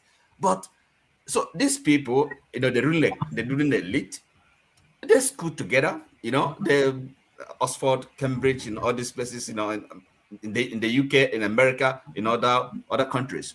So they are the ruling elite. That's the class struggle I'm talking about. So it's a lot easier or much more profitable for them to kind of hire cheap labor workers from all over the world, and as opposed to maybe paying a living wage to their population, investing in the education and training of their people. So people marching, you can understand their position. You can understand. My brother, I do apologize. I did want to bump in. It's only that you put my name first. I can't see your disagreement. I can see your statement in a way. You haven't really made yourself clear to me. And as far as your disagreement, I can't see it at all. Come to that point and let me really have something to bite at. So I'm talking nonsense. Okay, hold on. That's fine. Listen, okay. Like when I finish, and then if you don't understand anything I'm saying, that's good. So, okay. But what I'm saying, okay, is the economy or the economics of it, okay? Now, because the people are losing their jobs, and of course they have looked for scapegoats. They're not getting, perhaps social housing, for example, and then the immigrants, maybe they think they're favored. Okay, immigrants again, they don't really discriminate between maybe legal and illegal immigration. For them, it doesn't really matter. The thing is this: they feel dispossessed, and you can understand their position. I mean, they are, as I said, they're not the ruling elite. They're not upper class, upper middle class people with money. So these are kind of working class that's struggling economically, and then they look around to see their population, the society changing in front of them. So you think it doesn't? They're not going to feel somehow dispossessed or marginalized, or that others are taking the opportunities. That is what is going on. You can just dismiss it and say it doesn't mean anything. Now, people, okay, look, the Asians, nothing against them, but the way they operate, because of their cultural, the way they have retained their cultural values. They live, they buy properties, and they have a better supportive system, which the British, the Europeans, have largely lost, because of, I mean, they've been the system of liberal democracy and individualism and all this. So, but the Asians, they're much more, and kind of, they've kept their cultural values. They support each other. They lend each other money, pass without interest and all that. And then they buy houses, I mean, in most cases cash, which most British, the British can't afford. They don't operate that way. So you look, this is what is happening. And then on the ground, okay? Now, for example, here, if you come here, all the post office, if you walk into any post office, who are the people running it, controlling it? You go to optical services, or dentistry and all these things. Who do you see? The Asians, So this is happening, and you can just think that this is doesn't have effect. Immigration is a problem. That's the way I look at it. I mean, just okay. What is the effect to you with the Asian population in this country? Is it negative or is it positive in your mind? Okay. I answer the question this way. For me, I don't really care. The reason? It's not my country. Okay, I'm an immigrant myself. So those that are born here, the question really is this: if I'm an English person, okay, I don't think I would feel comfortable or feel at ease maybe at some point in 30 years' time being a minority in my fatherland. Is a real issue. We can't just dismiss it. No, it's not. It's not. Excuse me. Hold on. No, you've answered. What I would tell you. So for me, it's not a problem. It's a problem for those who own this land. I'm just realistic. Okay, I understand you. You don't have to repeat yourself. I've understood you. What I put to you, sir, is that in the inner cities of this country, that's where you would find ethnic minorities or ethnicities that are different from the typical English. As soon as you enter into the countryside, to find an Indian, Pakistani, or a black person is difficult. There are some that goes to the shires, but most of us are living in the cities. All the propaganda is largely propaganda. That's all it propaganda. That's what. Wait. I understand completely what you're saying. I've traveled and lived outside of this country and came back after 10 years. And within those 10 years, England had changed. But it was only really the cities that had changed. Big cities. Wait. That there were more minorities within these cities. The thing that you miss out is that when we speak about immigration, and we look at the rest of the world, England and most of Europe, they don't take anybody. Do you know the amount of immigrants that are coming into Uganda and Kenya? Have you any idea? You have no idea, because it doesn't come on the news every day. But if you research it for 1 second, you would see that in the last couple of years, I'm talking, not in 10, 15, 20, 60 years, that like England. In the last couple of years, a country like Uganda has assumed 1 million immigrants who are not from that country. No, they are not. Okay, but because we don't know, wait. Compare that to Britain. It's compared to Britain, it's nothing. Compared to Britain, you're talking about 60 years before you get the kind of numbers that we have here in the UK. But because we don't consider these things, we consider England, America as the most important countries in the world. So that's all we talk about, and that's all we know. What are you comparing it to? What are you comparing the English immigration to? Tell me. You don't know, because you have no idea. What you have an idea of is what comes. Wait, my brother. What you have an idea of is what comes on the news every evening. What comes on your TV news is what you ride by. And unfortunately, when you ride by that, you are misinformed. You're misinformed. It's not what it's not about news. It's what I see and my experience. You're misinformed. I live here, okay? And then you talk about it's okay. The question, you talk about the cities, inner city. And then who lives in the, is it the rich people? I mean, the upper middle class. They don't live in the inner cities. Of course, they live in the suburbs. They live in the, bro, again. So that's why I said they don't wait, let me put this to you again. Let me put this to you again. Immigration. And of You course, speak. it's not all negative, but you just Okay. You answered the question. You're now repeating yourself. The conversation has moved on, and I put it to you that you figure on class. You've spoken about class quite a lot, and when you figure on class, you have to understand where you get that from. You don't get that from your Igbo nature. You get that from England and Englishness. That's why you. That's what. About that? So I mean, That's what. Well, you can't listen. I tell you what about it. I tell you what about it. It is not human. It is not human to talk to me about class. If you're a human being, you are a human being. To tell me that I'm middle, upper, or lower class, you need a. So are you saying that class is not? There's no reality to it? It's a construct, but it's a reality of life. It's the way people. No, it's simply a construct. It's not a reality of anything. It's a construct. It's not a reality of anything. There's no reality to it. Look. What you're saying? Look. If we have this argument, look now, we're having a conversation. Don't interrupt yourself. When you say class is a be-all and end-all, the way you put it, then I'm afraid you put the creator out of business, because class suggests that you eat what you deserve based on your class. Whereas God put X amount of billion people on this planet, and if he's done that, that means there's food for everybody.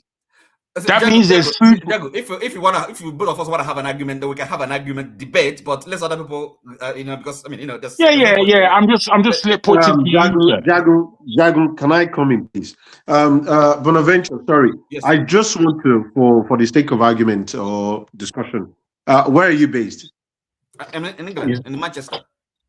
Okay, now thank God. I mean, I'm also based in Lincoln as well. So we are the three of us. We're all in England. But the reality is, when you say, "Oh, Tommy Robinson has a point," he has a point. Now, are you telling me that all these people, all these migrants that we're talking about, and he's more particular about the Muslims, did they just disappear from wherever they are and they came down to the UK without at the moment contributing to the economy of the UK? The number one question is this: who opened the door? It's the same government. Can I answer Hold on. He's not going to answer well. He's not going to answer well. He's going to answer some television. Who opened the door? That we saw. Who opened the door? It is this same government. Which of these, which areas in the United Kingdom that is suffering from jobs and works? It's not in the city, it's in the rural areas. And that's just the point. You come along, you said, oh, the Indians and the Pakistani, they work together, togetherness, they gather money together. Who says Nigerians shouldn't do that? Is it our fault that they are doing it and we can't do it? Why is it that I'm a Yoruba person, you're an Igbo person, I don't like you? Is it the fault of a Pakistani? And this same Pakistani, this same India, they have Punjabi, they have Sikh, they have all over the whole place. They come in the community and they develop the place. That is why you see them in Leicester, you see them in Bradford, you see them in Peterborough. Black communities in London. How many Nigerians are in parliament? Bros, don't even compare them. No, brother Sola, don't compare us to them. The fact of the matter, I'm not comparing. I'm only just bringing a point. I'm just wanting to put this forward. The fact of the matter is, since the Indian and sub-region of India has come into this country, the enmity that they find with themselves back home, they come here and they come together. Pakistani, Bangladesh, Indian, and Sri Lankan. They come together and make the thing work for them. If you don't see the fantastic job that they have done in this country and you want to complain about them being dentists and doctors, and then you want to say class, I think your argument is completely construed badly. Badly. Excuse me. Look, first of all, I didn't complain. We're analyzing the situation. It's not a kind of, I'm just telling you what is going on, my understanding of it. It's not a matter of kind of my a judgment. You know, whether it is favorable or unfavorable. I'm just telling you what is happening. And then I said the people who are protesting, they are on their reason for protesting, and then you think they shouldn't protest, but you have to see it from their point of view. They have a perspective, right? But So, you also ask yourself whether or not they're protesting. Okay. I don't know what. Sorry. KJ, Mr. KJ, just one thing. Let me say one thing, Bonaventure. Now, let me put it to you. Not enough time. Hold on. Let me just put. KJ, please. Let me just make a point, please, KJ. Now, let me put it to you, Bonaventure. See, in this village that I live, I also live in a village as well. Now, there is somebody that I know around the place I live. She's on benefit. And more or less, our whole family is on benefit. They are white. There is another old woman in which she's also white. She'll probably be in her 40s or 50s. She goes around early in the morning and pick litter everywhere. I don't think that woman is on benefit, but she's doing a job in the village. Why is it that these same people that are saying that they have mental health issue, the other people are taking their job, why can't they take those jobs? Sorry. Thank you. I didn't want to say anything because we'll keep prolonging it. It's not about, hold on. Let's make traction. All I wanted to point out is this. You see, you said majority of the people, the British people, are in the communities where the changes are felt most are in the towns. Who are the people who make the rules? The people who make the rules. They live in the towns. Okay, and if the towns are taking over, obviously the rules that we made will be favoring certain people. But then that's not where we're going. Let's also give other people opportunity to contribute. Chim, you have been here and you have listened. Which of the stories do you want to? Not necessarily England. You can talk on any other one. Nigeria and the killing of the Abu Badr guy who had, or he rose up again, and America killed him yesterday. And then, of course, other news that you may want to touch a little bit on. So far, gentlemen, we have already done half of the time given to this, allotted to this program, so we need to make a lot of quick movement. Oh yeah, go ahead, sir. All right, thank you, KJ, for hosting, and thanks for having me. Greetings to everybody. I'm not going to dabble into the killing of the ISIS guy. I don't have a lot of details, and I don't know who the person was or is, so it's no point to me having that conversation. As far as I'm concerned, it's just a convenient killing. We just kill somebody and we try and hype his importance in the scheme of terrorism in Nigeria. We keep doing this. Those are not the people who are causing the terrorist issues in Nigeria. The people causing it are the people who run the core structural things like the Sultanate, or his counterpart on the Kanem side and the guy in Kano. These are the people who are doing this, and so all these people they keep lifting here and there, I don't take them serious. What brought me to the show? I'm going out for an event, so I'm just wanted to contribute before I leave. Is this issue of immigration? Like somebody rightly pointed out earlier, immigration is not new to our generation. Let me put it that way. For those of us who hold Scripture or Bible true, like you rightly mentioned earlier, there was immigration. We don't necessarily see these things from that angle, but that's what it is. The Israelites migrated to Egypt when we, like you rightly said, Jesus migrated to Egypt, not consciously, by his parents as a baby and all that. But every time a host community to immigrants pushes back, it's usually because of economic and population growth. Unconsciously, you will notice the moment they start sensing that certain populations are gaining traction in terms of numbers, it makes the host people uncomfortable. It always does. It makes them uncomfortable. And to add to that is when they notice you are making economic progress more than they, in terms of how they interpret it, they also become very uncomfortable. So let's bring it closer home. When the British people started asking for Brexit in 2016, it was economical. They felt people from Eastern Bloc of Europe, especially, were beginning to dominate their destiny. And they felt that with the way things were going, The German economy, of course, being the largest and strongest in the entire Europe, that they couldn't compete with them. Then they became uncomfortable. That's usually always the case. Now, but it's funny that we black people, all of us here are black, and then, of course, Nigerians, are complaining about those things. But let me call our attention to some news that happened last week in Nigeria that has immigration issues, even though it's couched in political terms, but it's immigration also. And a Afenifere leader came on air on a program somewhere in Nigeria and said, if someone does not win an election, certain people will be endangered. Those people endangered where? It had economic issues, it had immigration issues, because these people live in certain parts of that country that is not, quote unquote, their entitled place of birth.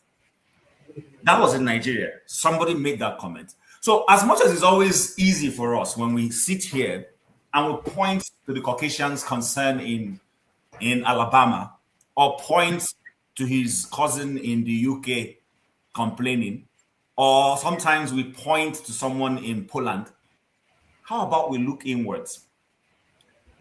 Is it not an immigration issue locally that somebody is saying somebody should go home to where he comes from? How much of that have we paid attention to? So while it is easy for us to paint these Caucasians and, accuse them of not being broad-minded, how broad-minded are we back home?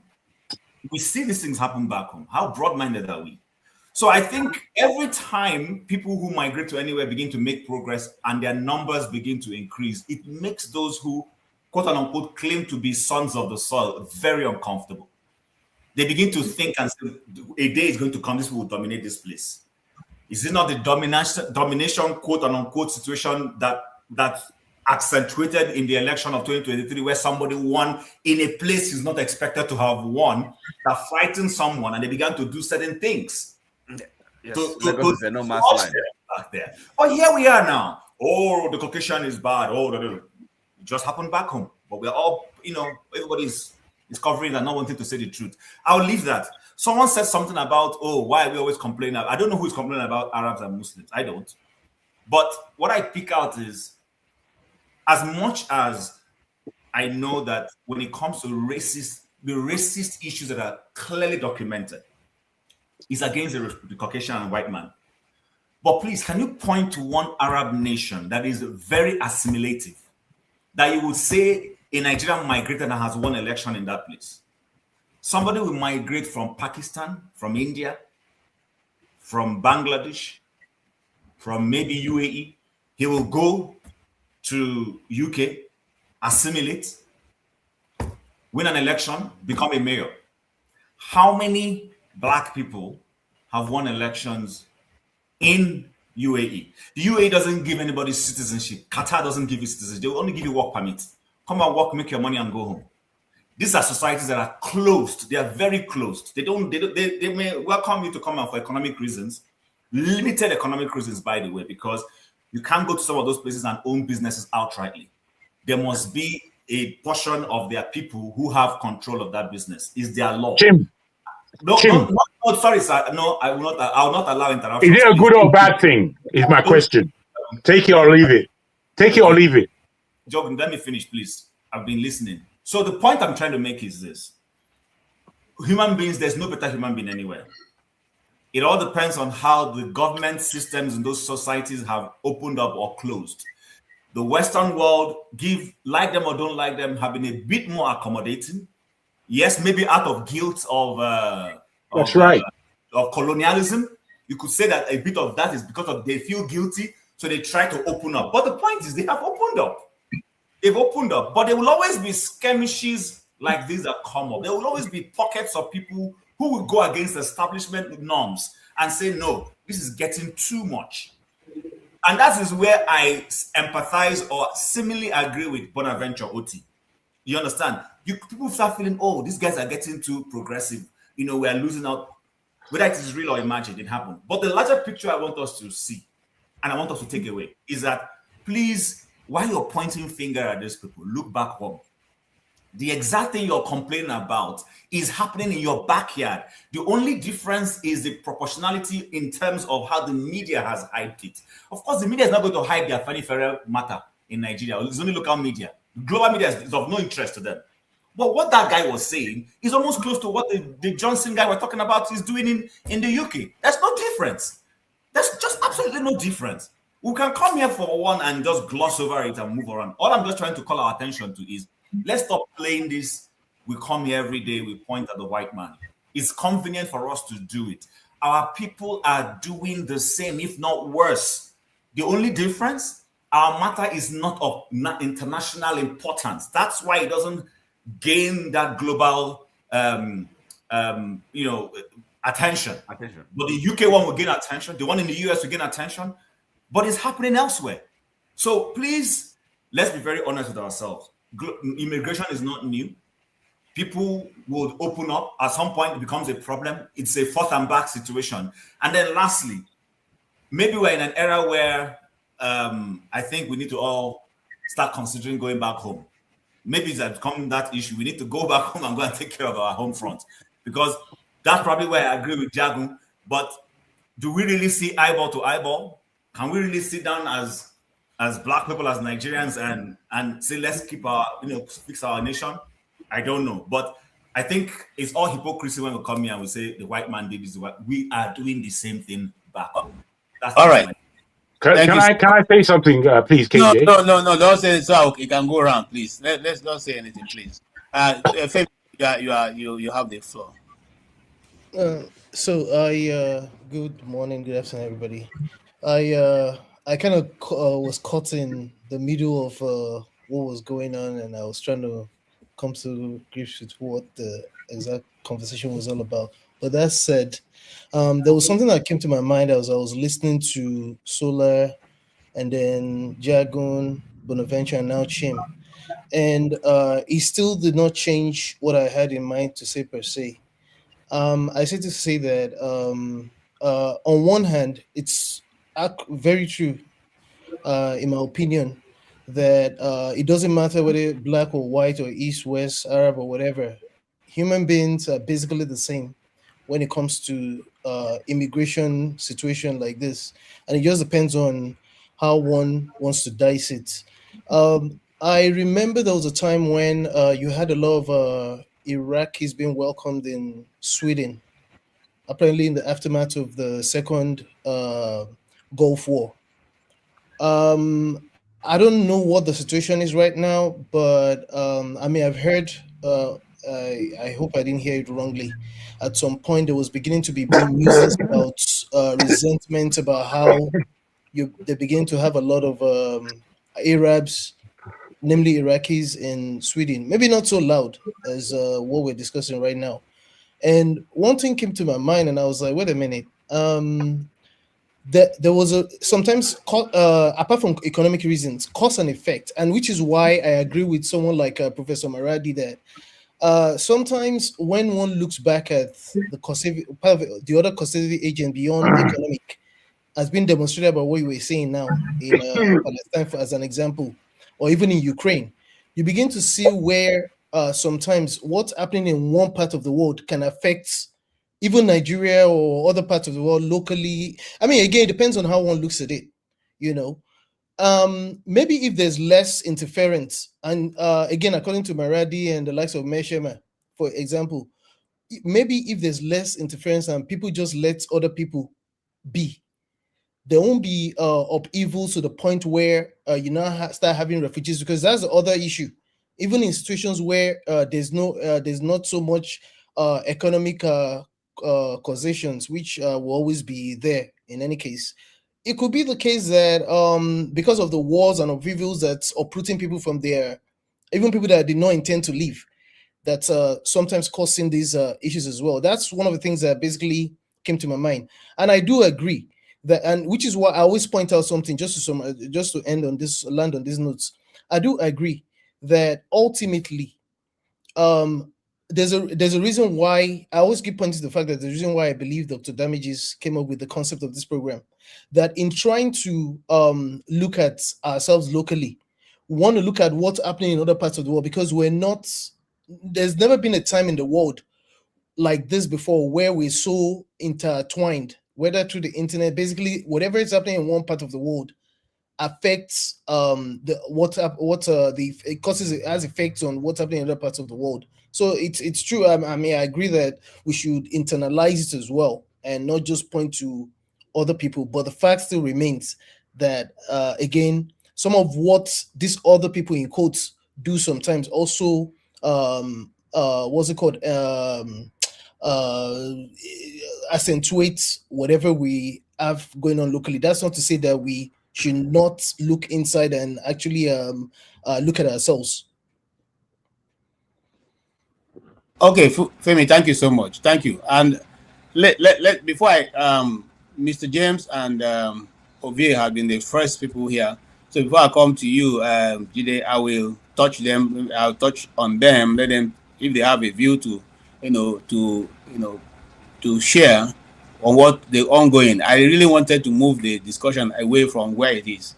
But I want you to know something, that if you are a follower, a lover of history, you know that most of the countries that their demography was changed because a certain number of people moved into those places and and when they got the critical mass, they went for the leadership of those countries. And today, those countries are no longer what they used to be. They are a different nation today. And now, having said that, I'm simply saying that immigration, whether we like it or not, if not controlled, will eventually be, a problem to any nation. Except, of course, when you go there, just like the Americans preach, you cannot come to America and say you don't like their custom, you don't like their tradition, you don't like their food, you don't like nothing about them, and you want to bring your own law into their society. That's not acceptable. It's not acceptable to me also. The worst you can do is say, leave them with their custom. You live your life. Okay, that's okay. But don't come and say, okay, because I'm not part of this tradition, I want the law change to suit me. If you wanted the law change to suit you, you know countries that practice those laws that you have.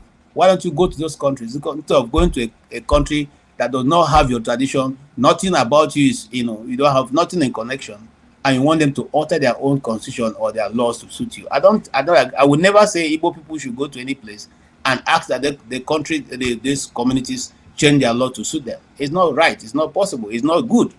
And that's my personal opinion. And of course, that's mine. Mr. James, so far, is there anything you want to add? And Ovio, get ready. So if there's anything you want to add also.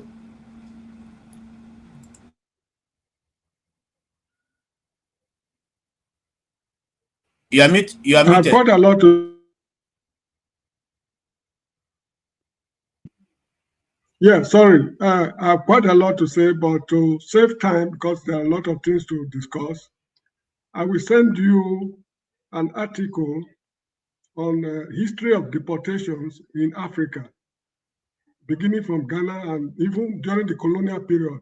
Maybe you've received it now. I will also send it to you. Whosoever is interested in knowing more about it should contact either KJ or OV, so we can go to another topic. You are muted. Yeah, sorry, Ovie. Can you just make it short so I can move on also? Yes, I'll say what we see, I mean, again, another way to see what is happening is through the school of honor politics. I say from two angles, multi-ethnicity versus multiculturalism. Or some people will say multiculturalism versus balkanization, which is what you are trying to say earlier. You are free to come to my country, but you are not free to bring your country with you. It's two different things. I think that is what is that is the fight that is going on. How can we coexist multiculturally? Multi-ethnicity that has been achieved especially from the American angle from the 60s to now. But the idea of multiculturalism is something that is relatively new, right? And as we see it playing out in London, in New York, these immigrants are not just coming, they are coming with everything, they are coming with their country. Minnesota is a clear example about the Somali people. You go to Minnesota, even me too, I'm shocked. That is the only place you go in this country, you see Walmart. When they come Juma prayer or any type of prayer, one man will pray more short. They have their prayer. So, and I think that is what they are fighting against. So who is going to win is just a matter of time. So that's the angle I'm seeing it from. Oh, you know, Mr. Obi, I sent you something. Did you receive it? Okay, yeah, I'll check now. All right, thank you so much, Ovie. And yes, Jude, you're welcome. We're moving to another topic before so that we can at least make some. And I also see Saxonia, aka Boom Boom Ray. Good to see all of you. Let's move on. We have quite a number of discussions, but I don't know. I don't know where to even move to. Okay, let's go this way. Let's watch this, and then we can now all be able to talk about it. Since we are on Africa and migration, please help me listen to this. Africa's second richest individual, Abdulsamad Rabiu, the chairman of Boa Group, speaking at the Africa CEO Forum in Kigali, recounted how he was denied entry into South Africa last year while trying to enter the country with a visa that had expired by a single day. The billionaire stated that he was ultimately sent back to Lagos, but that when he was being turned away, 3 flights from Europe landed and every passenger got through visa-free. Let's take a look. About free trade movement of people in Africa. And again, I had a personal experience. Last year, February 2025, I was traveling to Cape Town for the mining endeavor in South Africa. And as we landed, and it was a red eye, so I left at night from Lagos to Cape Town. We arrived at 6 in the morning. And as we arrived, we went to the immigration, attended my passport. The immigration officer looked at it and he was like, "Why is your visa?" And I said, "My visa is there." Unknown to me, my visa had expired the day before. And what happened? Unfortunately, our crew did not check the visas to ensure that the visas were valid. We were there for 4 hours, but at the end of the day, I had to turn back. I was turned back to Lagos. But the issue is, while we were waiting, to see whether we'd be able to get access into the country without a visa, there were like 3 international flights from Europe. All the 3 flights were mostly Europeans. I was standing there by the immigration desk, and each and every passenger on those 3 flights went into Cape Town without any visa at all. I do not have a problem with the fact that I was there without a visa and I was returned. I took full responsibility of that. I had an issue being an Africa in Africa, being turned away because I do not have a visa, and foreigners from other continents were coming in and were allowed to enter without a visa. All right, Rufai, the irony is stunning. Africa's second richest man, a billionaire who's invested billions across the continent, creating thousands of jobs, gets turned away for a visa that expired by 1 day. But Europeans walk right through visa-free. Rabiu is diplomatically calling out what many Africans already know. The African Union talks about integration and free movement, but when it comes to actual implementation, we're still treating each other like outsiders while rolling out the red carpet for everyone else. Look, I'm sorry, Mr. KJ. Kindly allow me to speak, please, if you don't mind. Please. Go ahead. These are the people spoiling Nigeria. You get the point? He thought he's at Murtala Mohammed Airport or Kano Airport. The rule says that if your visa is expired, you cannot come in. Those Europeans who were allowed to come into South Africa, there's a working agreement between them and their government. For example, if you're a British citizen, you are free to come, just like we travel within West Africa. I can go to Gambia, I can go to Ghana, Sierra Leone, or whatever. In West Africa, I will not be turned back. If our governments are responsible, they are running responsible society, the economy is booming, People don't have the need to go out. And when they go out, they don't overstay. They will surely allow us to travel without visas. So what is so special about him? Because he is a millionaire. Therefore, he should be treated the way he has been. He should receive the kind of treatment he's receiving in Nigeria. It doesn't work like that. These are the people who spoil the country. These are people supposed to live by example. They should live above board. In English, when you say a man is living above board, it means his actions is, impeccable. You cannot find fault with him because of his status in society. So he's not in Nigeria, and to hell with him. If I were to be the immigration officer, he would have been locked up to the next available flight, then released from detention and flushed out of the country. These are the people who spoil the country. To hell with him. Okay, thank you, Mr. James, for your take. But I will say this, mind you, this guy is an entrepreneur, and he has businesses even in Southern Africa. And excuse me, sir. That is not the issue. The law says, we're all equal before the law. I lived in that country. Get the point? If Winnie Mandela can be flushed out of parliament, if Jacob Zuma can go to jail, so who is he in that country not to be flushed out? He violated the laws, and the law must take its course. South Africa is governed by laws, not by man. This is what he failed to realize.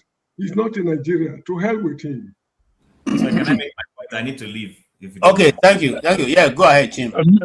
Before he makes his point, I have to ask you, KJ. You took me out because I kindly turned my camera off. You don't seem to understand that. You turned your camera off for eons on end, and Tim turned his cameras off. You didn't remove them. Then you even forgot that I was here. You now placed 5 people ahead of me. Why are you punishing me? I don't understand it. I don't like it either. Why are you treating me the way you're not treating yourself? I don't like it at all. It's the second or third time you've done this, and you do it very easily. And then you even forget that I'm backstage. That's no good. That's no good. I'm here to contribute. You can't even answer my questions because you know I'm correct. Okay, thank you so much. Let's go ahead. When I get an opportunity to talk about that, I'll talk about that. Tim, go ahead. Okay, thank you. So there are 2 things involved here. At one level, the man is right. At another level, he flaunted the rules. Actually, he admitted that he flaunted the rules, because I do not know how you would travel and not know that your passport, the visa on your passport, is either expiring or has expired. But it goes to speak to you how the big manism in Nigeria has been defined, where you own a passport, but someone else manages your passport. I don't think the British Prime Minister or any British Parliament businessman does not know what is in his passport, does not know that his passport, either his visa has expired, is about to be expiring, or has just 1 day.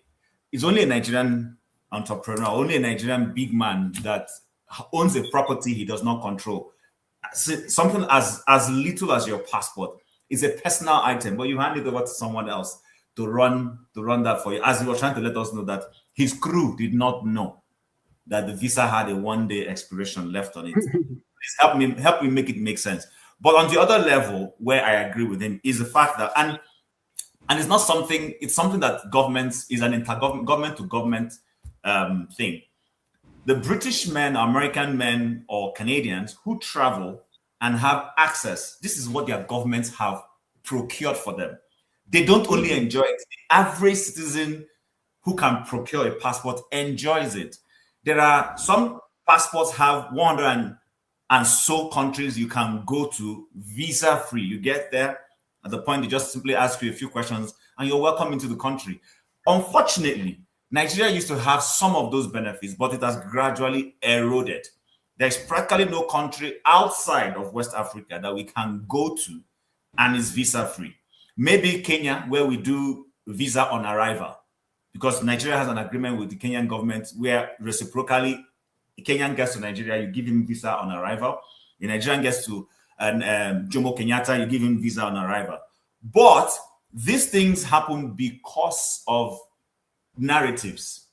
Like somebody rightly said here, maybe we've overstayed, and when you overstay your welcome in certain places, the government start putting restrictions on that. So I think for someone like him, he needs to take that up with the Foreign Affairs Ministry and the government. They need to start negotiating with other countries to say, listen, if our people come this month to your country to do business, you need to give us some leeway. If it is visa on arrival, or if it is to say, let us have a visa-free entry, so that people like that can go. Because Dangote has also complained of similar situation where he went somewhere and he had to use visa. But in the same place he went, he saw Europeans coming in without visa. It is not the Europeans, it is not those people arranging it. It is what their governments have negotiated for their citizens in those places. What is the Nigerian government doing? This is within Africa. Can't we go negotiate with South Africa, negotiate with wherever it is we think we have interest and our people go to, where they would have this leeway?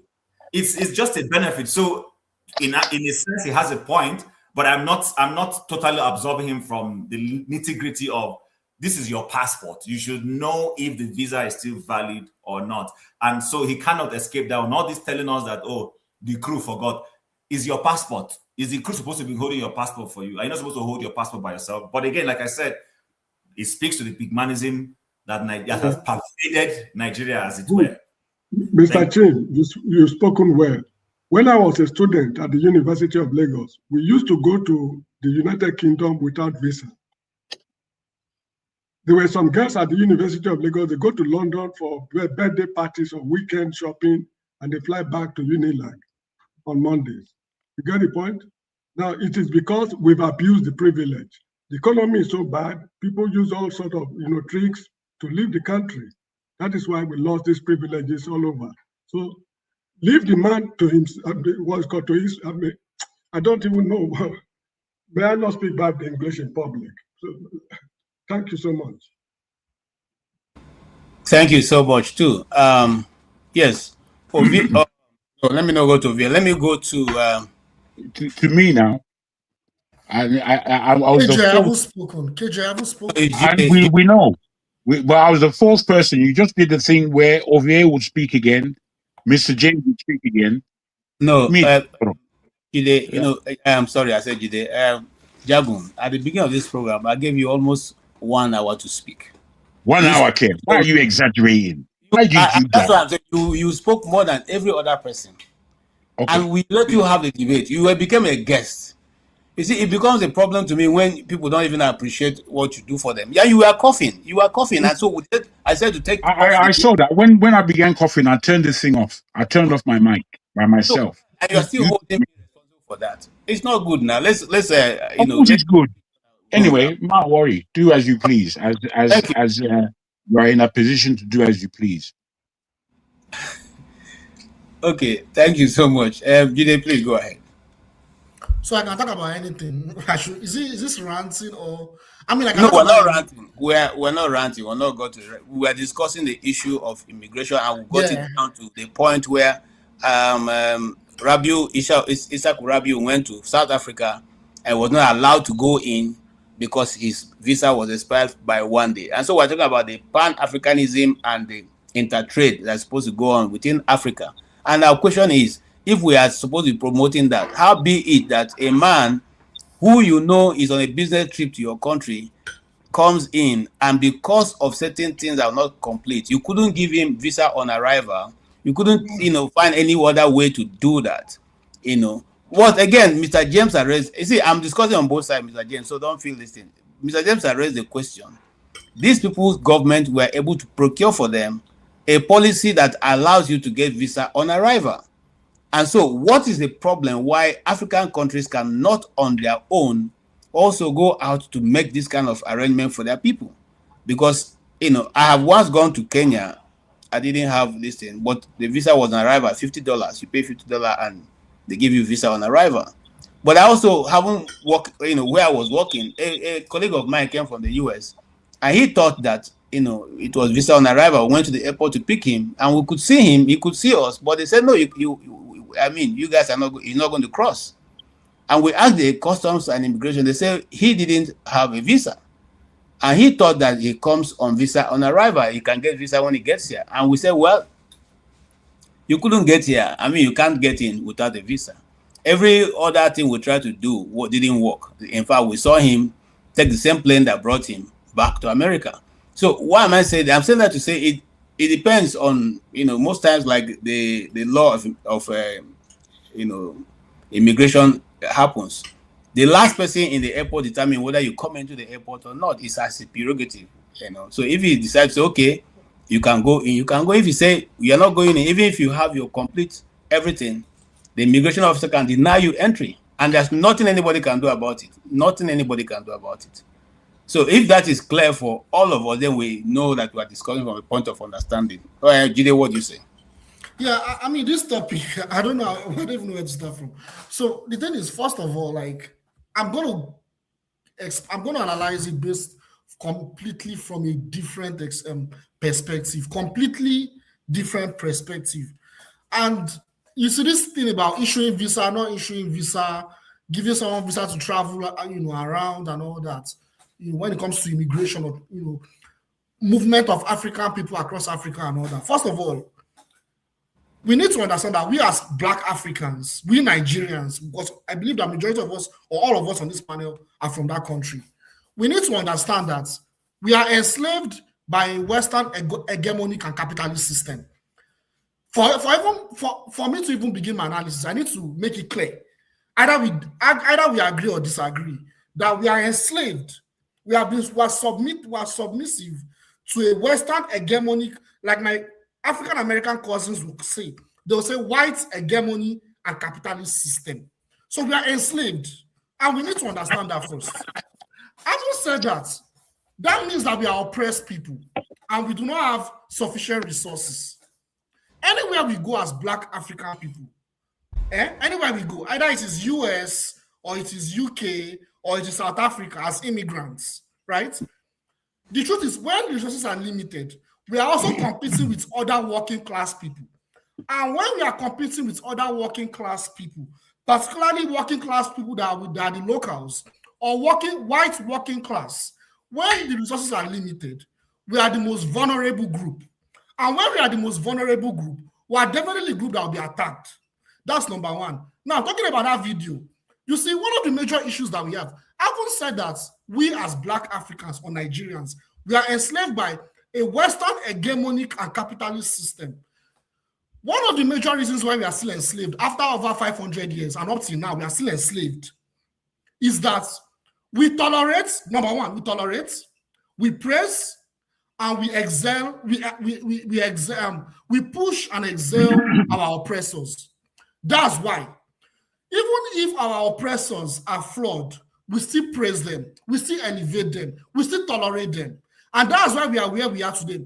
To even make matters worse, we vote for them. We talk about them on this show all the time. You're talking about that man. That man is claiming to be a billionaire. What has he done to liberate Black African people?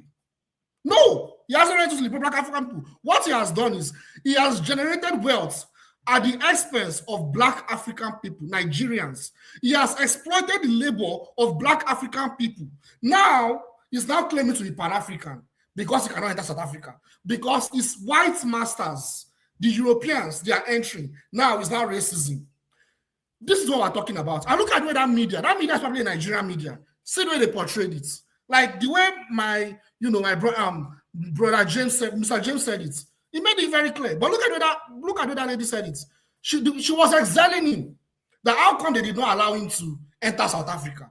These are parasite class that are destroying our country.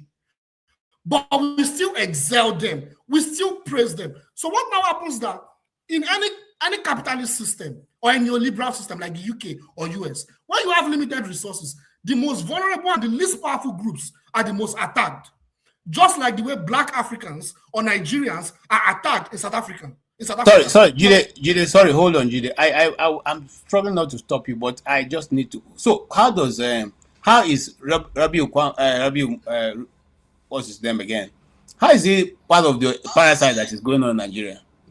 How has he come? So I'm looking. Abdul Samad Rabiu. Yes, Abdul Samad Rabiu, who has been one of those people who have, contributed. I mean, at least have flown his this thing. He has been there for how is he a problem to the system? Because tell me, I want to know. Thank you.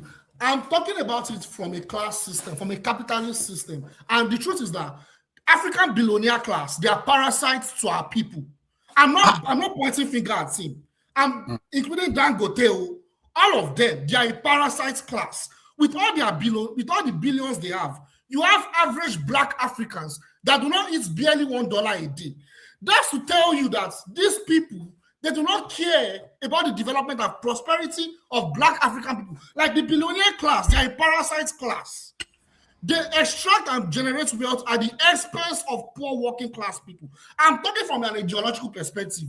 I don't know what he does for a living. I don't know, maybe he's stealing our oil. I don't know. The fact that he's a billionaire and Nigeria is the way it is right now, just like many other billionaire class, it tells you the mindset of our people. It tells you the mindset of who that are ruling us. It tells you the mindset of our elites. Because these elites, they are elites within us. They are still part of what? They are still enslaved under a Western capitalist and a Western hegemonic and capitalist system. That's what I mean.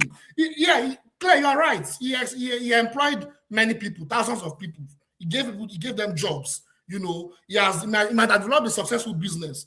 That's not what I'm talking about. What I'm talking about is, despite the fact that they are adding value by exploiting labor, what have they done to the development of our country? So that's where I'm going. That's where I'm going. Jide, I will not placing the horse before the cart. These are not government officials. These are individuals, private individuals like you and I. They only happen to be in government, in business. Hold on. In a deprived society. Now, if the system is not working, is it the private individual that will sit down and map out what should be done to get it correct, or the government? I'm not supposed to be holding the government accountable, instead of holding people who are operating within that. Can I respond to that? Can I respond? You were here. You were here when Erufai left Nigeria, came to America, and told them that you should come and invest in our country, that you will get double your this thing in less than 1 year after you have invested. The interview is out there. He said you will get, they will make sure you carry all your money out. Can I respond? Now pointing our own person. How many of your billionaires are even investing in Nigeria? Like this guy, Isarabiu. How many of them? KJ. Sorry, Jide. KJ, this one. Let me just throw this in. Sorry, Jide. Abdul Samad Rabiu is the chairman of Boa Group. They don't have any business in South Africa. Just to point that out, they don't have any operation in South Africa. Yeah, it doesn't matter. But what Jide is saying is not even making sense to me, because these are the people who have been running the country and helping the ordinary man like me and you to get at least somewhere to go and work. Can I respond? Okay, respond, please. I know it will not make sense to you because perhaps a lot of us are capitalists, and that's why Nigeria will never develop. And that's why we're actually self-destroying ourselves, because we still have the mindset of our oppressor. But let me answer your question real quick. We keep scratching the surface when we talk about Nigerian politics, and that is the problem. You see, which class of people sponsor these politicians to get to power? Answer me. Which class of people compete for election to win or to gain power? How do our politicians gain access to power? It is still through this private billionaire class. So whether you're laughing or not, it may sound funny. No, Jide, I'm laughing because we are the one who say Shore. We have said in this program, Shore no get experience. What does he know to rule us? But you ask the same people who go and vote, the same people you are talking about. We go vote them. Okay? When people who like Shore come out, we say, let him go to local government. Let him first go and start from councillor. We don't recognize those people. But we are now saying they are no. We are the problem. Those who vote them back to office, who say the ordinary man like you and I, when we come to stand and say we are not competent enough to hold those positions because we don't know anybody, because we cannot afford 100 million naira to buy a phone.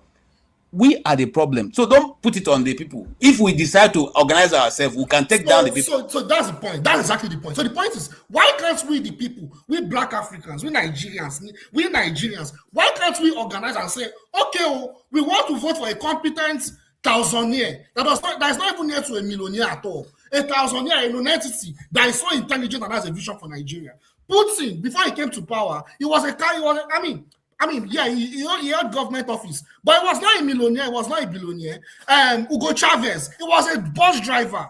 Hugo Chavez was a bus driver. Look at the way he transformed Venezuelan people and reduced poverty in Venezuela. So the point is, it is the Nigerian people that will organize and vote for a bus driver that has a vision for Nigeria, that is intelligent. They exist, but we don't give them a voice because we hate them. I'll stop there. All right, thank you so much. I think we need to move on. I just want to let you know we have also voted a bus driver. In fact, he's not even a bus driver. He's a keke na pepe driver in Kaduna State. In Nigeria, your vote will never count. Hold on. We voted the one that counted. In Kaduna State, the guy was a keke, was driving a Okada.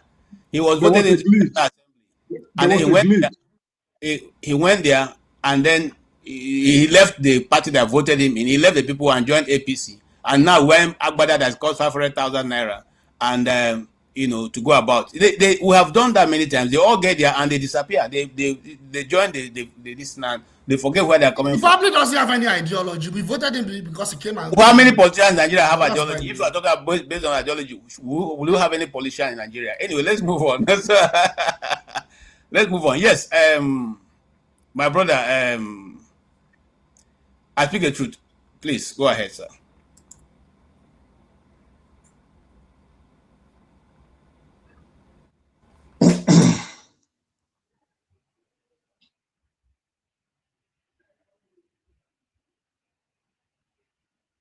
Yes, we're waiting for you, Saxophenia.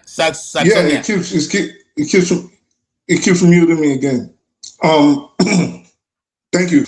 Actually, to your the last statement point you made, I was about to say Ostromole was actually a labor leader, and he went in poor, and look at how wealthy he is today. So that doesn't even matter. You can hear me, right? Mm. Yes, we can hear you.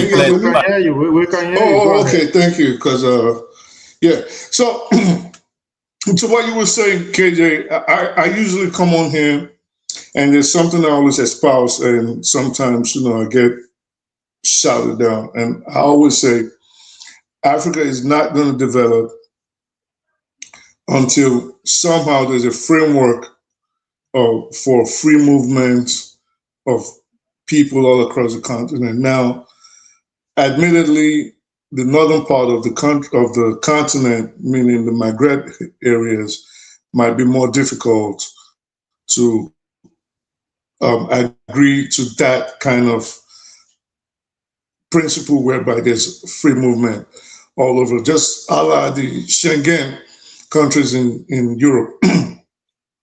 But one thing I always argue for, excuse me, KJ.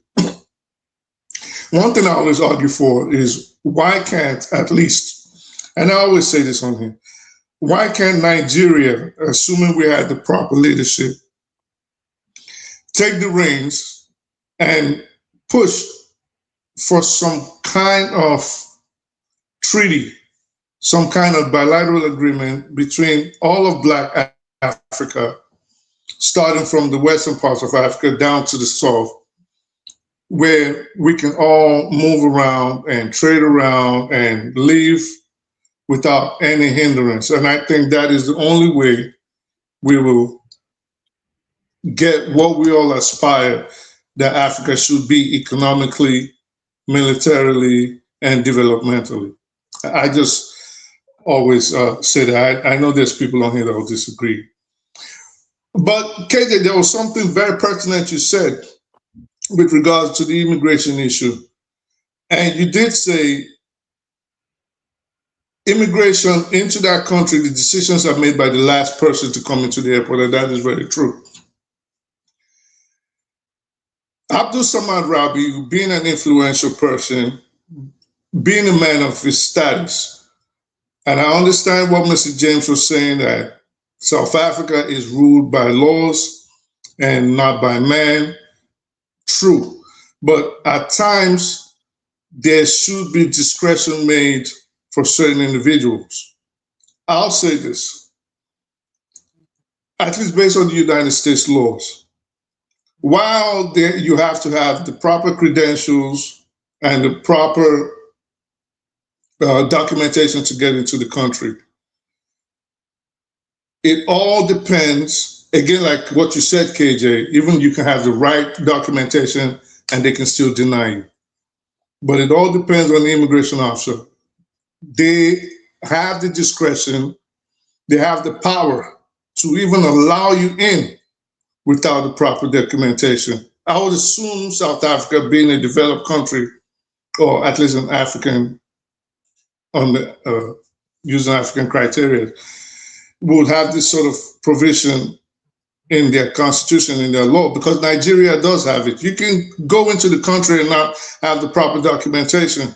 Are you trying to tell me now that, say, Abdul Samad's plane had to land based on an emergency situation in South Africa, he would be refused entry into South Africa? No, but in his discretion, whoever was in charge of immigration at that time would have let him in. So I think he has a right to have felt faulted, again, being who he is. And then the immigration official should have used his discretion and just let him in. But I'm not trying to dictate what South African law should be. Now, I wish Chim was on here. There was something he said. And Ovi, before I go on, Ovi, multiculturalism has never been an issue in countries. Let's remember that when people were coming into the United States through Ellis Island, they are Italians, they're Irish. The people that were here already also had a problem with it. But today they've all assimilated. They also had a problem saying the Italians are coming in, they're going to change the country, they're going to destroy, they're bringing Catholicism in here, because there weren't Catholics in here in the United States at that time. Most of American Christians were Protestants. But today, I mean, it's been less than 200 years, right? But today the Italians are a part and parcel of the United States. Same with the Irish. Same with the Greeks and the Welsh and the Portuguese being the latest entrants after the Africans. So I don't think it's a problem. I just think we have to always remember, where did this Islamophobia start from?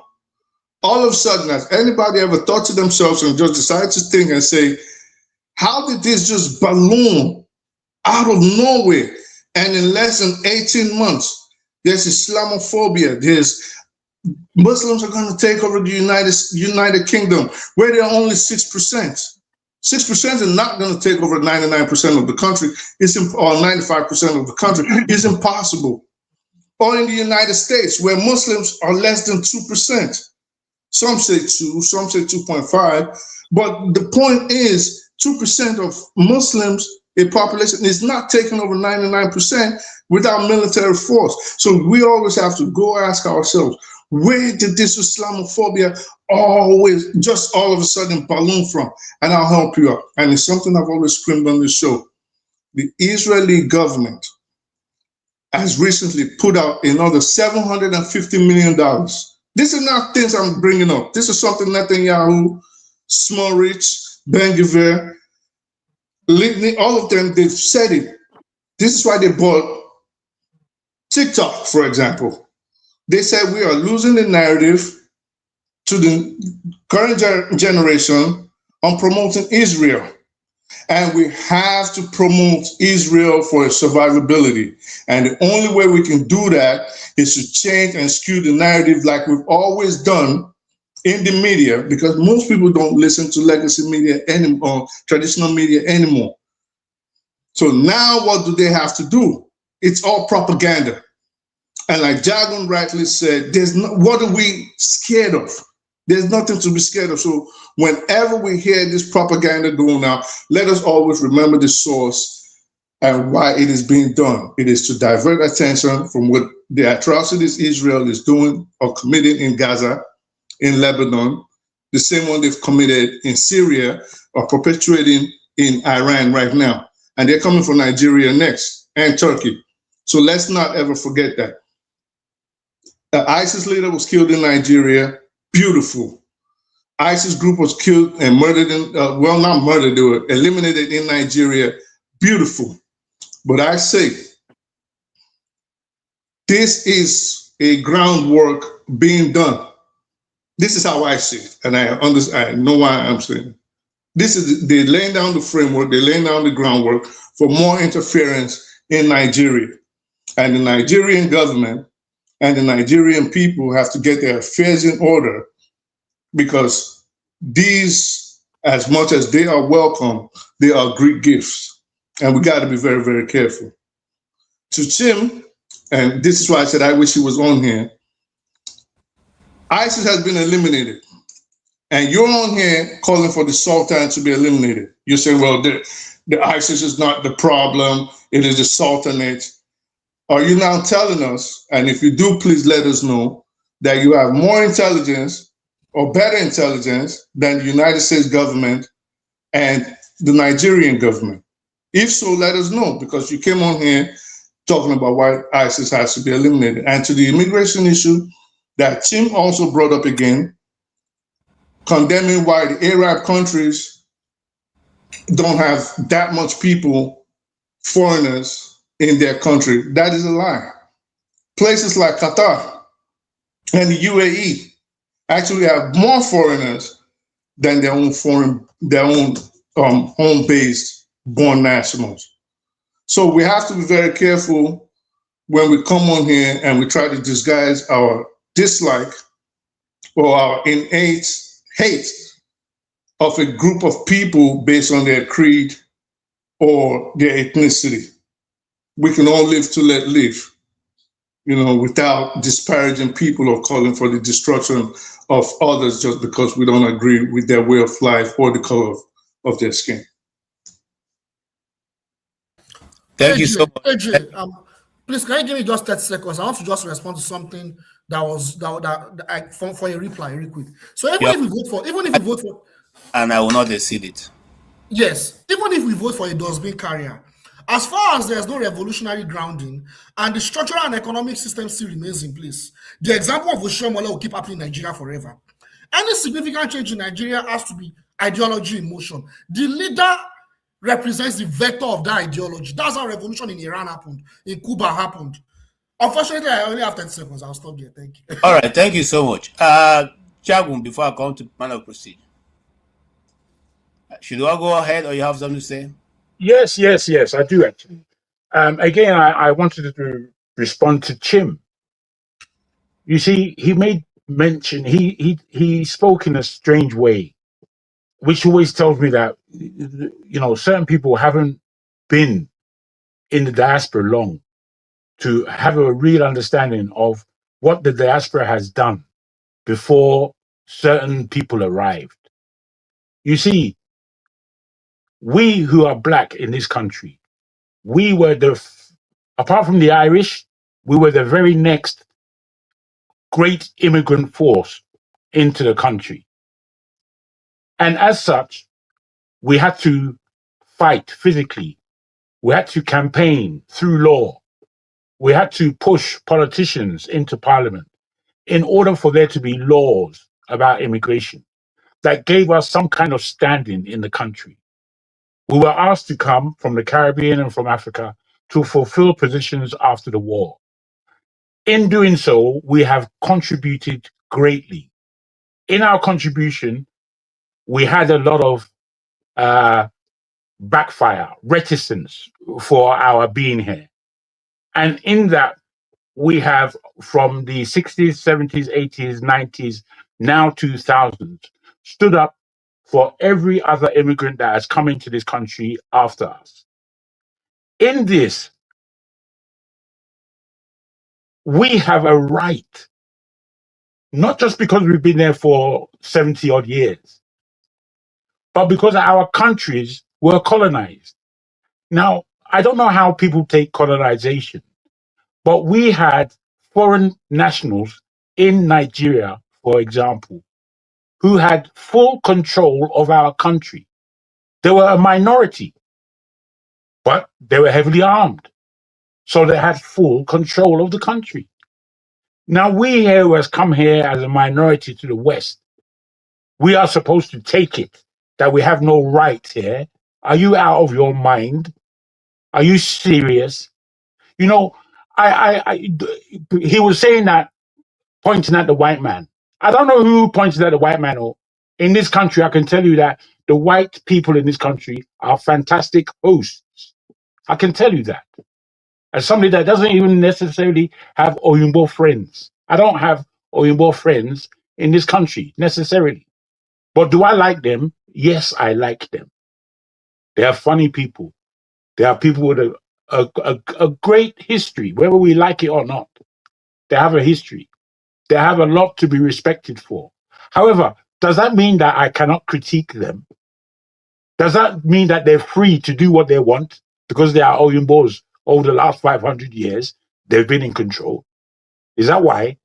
Look, the way we black people, especially us Nigerians, see things, we are very personal and personalized. Just listening, if I can finish, just listening to Mr. James and one or two others speaking about Rabiu, you're speaking about him on a personal level. You're not speaking about him in an Afrocentric level at all. Your personal bullshit is yours. You keep it. Should an African be able to travel to South Africa and his visa is 1 day overdue for renewal and not give him some kind of leeway? I think you can't be personal in this kind of level. You can't be and want me to take you serious, because I just know that you're being personal. You have your own angst, so now you're bringing that to the table as though that's what we should be discussing. We're not discussing your angst. We're discussing whether or not this level of Pan-Africanism is fair, especially when he tells you that after he got off and was refused, there were 3 planefuls of Oyimbos without visas who were allowed in. You have to be serious if you want me to take you seriously. I can't take you seriously based on your myopic, self-opinionated point of view. Thank you. Okay, thank you so much. I know that Mr. James will want to respond. There's nothing to respond to. Okay. Say this thing, Brian. Let him wait for his turn. Now let's go around. That'll be okay. Yeah, it's not necessary for me to respond. Yes, it's That not. is his opinion. Thank you. Thank you for not responding. Can we just tweak this topic a little bit and move on to another thing? Because my time is. I think sorry, if you don't mind, on the visa issue, I think we are missing the point here that Rabiu is trying to make. I think there is a movement that is actually unfolding within the continent for Africa to travel, for Africa for Africans, for Africans to travel freely within the continent. This border restriction, this visa, this passport policies of the colonial masters. It's high time we do away with it. And I think I appreciate him because we need people of that caliber to be at the forefront of the movement. And if you follow the movement that he belonged to, Rabiu Musa, which is a African CEO Forum, he has been pushing that he put the agenda forward. So what happened to him in that report, he just used it to buttress the point or the fight they have been fighting. So the movement is ongoing, and it is not come to light into the mainstream because people like him haven't taken upon themselves. He is not just the only one. He's not the first person to be making that point. Dangote is also at the front of it. And I think we should appreciate these kind of people. They have a bigger platform.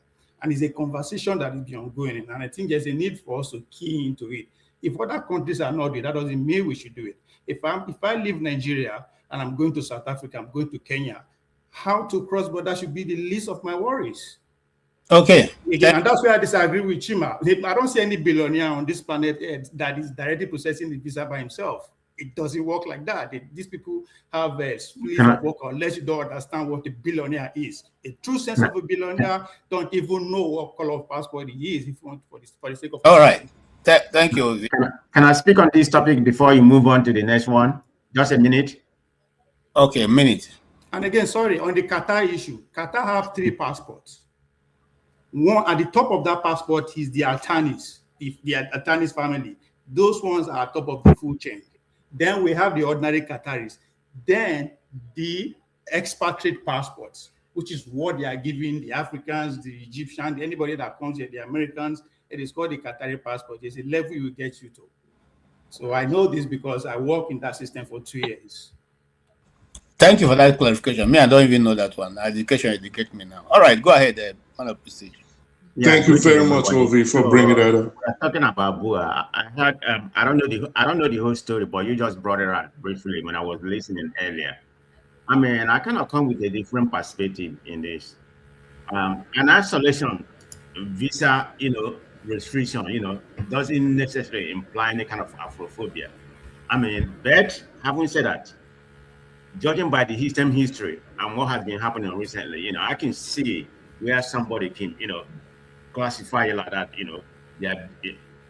that he's been denied a visa because he's an African, even at all, he's well known, a businessman, I don't know where he ranked in terms of billionaire in Africa, maybe 4th or 5th. But having said that, the history of South Africa or what has been, going on recently can tell, people I can see how people read it that way. But having said that, I think Africa has a problem, because we so call about unity of Africa, that is not actually happening. It's more difficult to travel within Africa than traveling, overseas or Europe, if you see it. And we're supposed to call ourselves African unity, we want to no barrier for traveling and that, but that's not really happening. So in my own opinion, I think Africa has a problem. The so-called free zone of Africa is not actually happening. They need to rethink about African unity, and that's a problem. I don't know where we go from here. Okay, we are like a house divided. That's where we are right now. Thank you. Thank you so much, and I agree with you. We're not even agreeing on anything. Recently, Togo, so are saying Nigerians must go. Even Togo, Nigerians must go. So you just wonder whether the blasting. What is wrong with it? What is wrong with it? Well, as we try to change topic, are we? There's a young man I admire so much. His creativity is, to another extent. Let us have him entertain us while we change topic.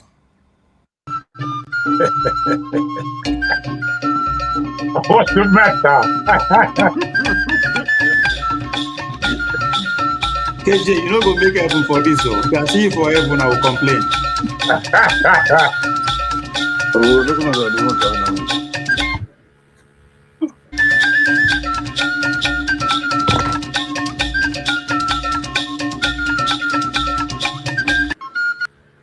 Okay, that was a young man. We are trying to encourage him to start his own personal troop. He will go a long way. His father chased away the native doctors in Anambra State, and he's trying to recuperate and bring them in. Collect voters card is the property of the individual who has the right under the constitution to exercise. So that in itself is an indication of electoral fraud before the event. So I think Senator Wasiu Eshilokun will have to come and explain to us why is the one sponsoring an event where they are distributing money. They are even using an envelope containing the president's picture. Yes. And they are saying Bola Ahmed Tinubu empowerment program. Where is that money coming from? I just want to take your quick takes on this video. Okay, very quickly. This incident, this event that you showed, I thought I saw it on social media. Yes, and it said that the person who organized that event. So there are different events I put together. But this particular one with the, that I'm seeing, the Ghana must go by. The Emelocon uniform. Yes. And this envelope that is being shown was an event organized by Senator Wasiu Eshilokun Sani, who is the representative, the senatorial representative from Lagos Central. Before he went to the Senate, he was deputy speaker in the Lagos State House of Assembly, and then he succeeded Senator Oluremi Tinubu as the representative from Lagos Central.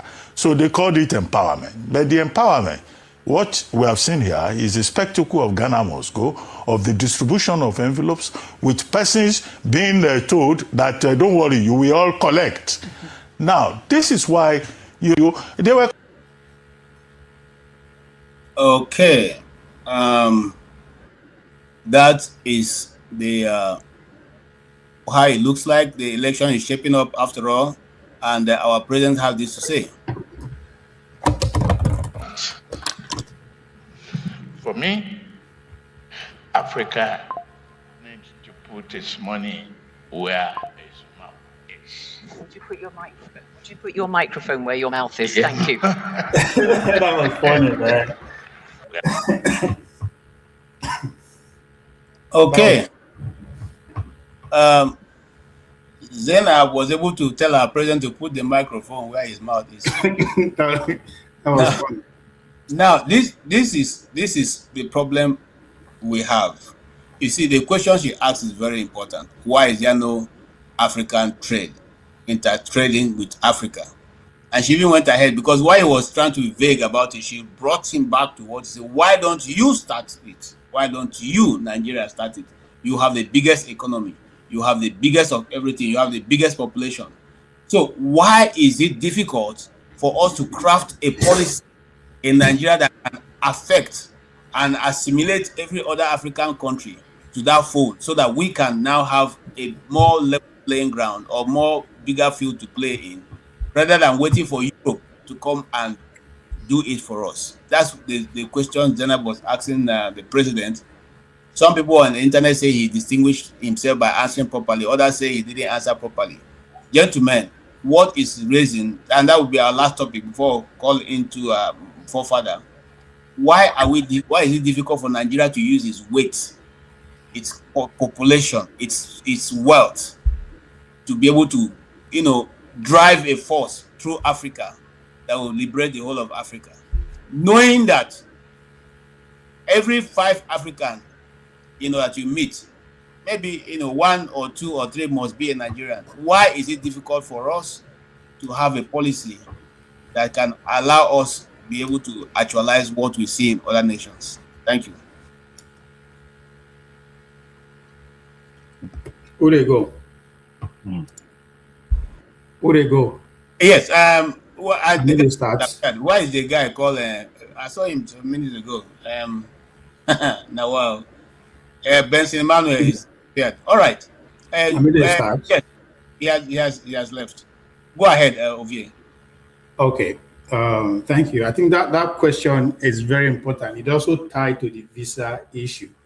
But first, to the first video you show, the young man that is dancing, I think without you being explaining it, I don't know why you are playing that video, which also boiled down to the question of multiculturalism and multi-ethnicity that I talked about. Boom Ring, I think you made my point, maybe because you didn't hear me clearly when I said in the first place. I wasn't saying that multi-ethnicity is an issue. It is not an issue until 1963 for the Black people, where they are fully assimilated, right? One of the shock that brought him to there was not that they just accept them then to vote, give them all the rights possible, but they also accept them into the workplace. The idea of white only, Black only has gone. So yes, totally agree with you. It wasn't welcoming at the beginning, but in the long run, they achieved that. But so the next conversation that has been going on, even back to the days of Obama giving the LGBT right and all that, is not that question of the multiculturalism. How do we assimilate other group of people into quote unquote Western system, right? We saw the election of the mayor of London. So it's also part of the assimilation. It's also part of the argument that is going on. It's just getting to the peak of that conversation. That's why we are seeing it blowing up. It has been going on over and over. And I believe that the multiculturalism is going to win. Maybe last, technology will be the decider. If you know what make I stay in your country, I go live for my own enclave and all that kind of a thing. But back to the question that you asked, why we know we trade within ourselves. First of all, we have to take care of the issue of the free movement, which is the likes of Rabiu are championing.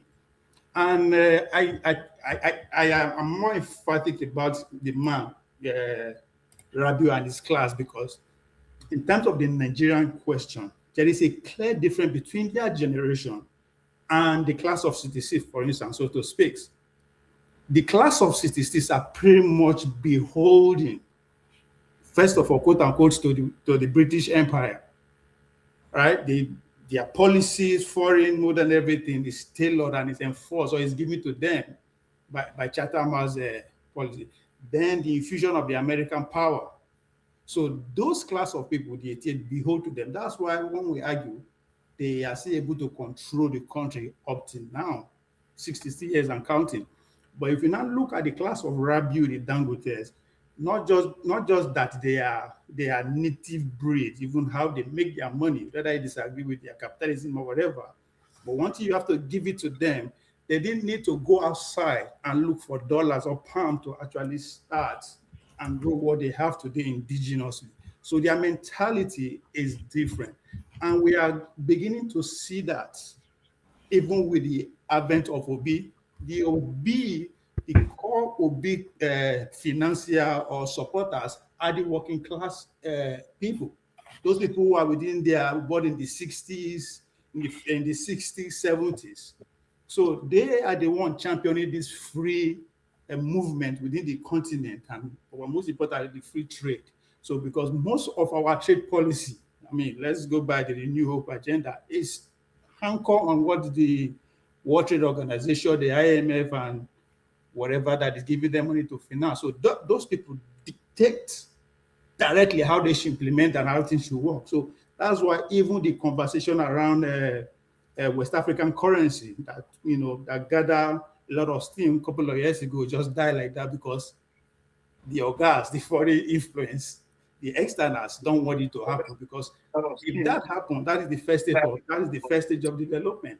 Right? And they are going to be more disadvantaged in terms of their economic activities in the country. So that is the fight that is going on from our own perspective. So this generation, I think they deserve every support. Yes, we disagree with them with the way they practice their business and all that, but they're actually fighting the cause that if we don't look into deeply, you might not actually understand now. So the free trade starts with free movement first.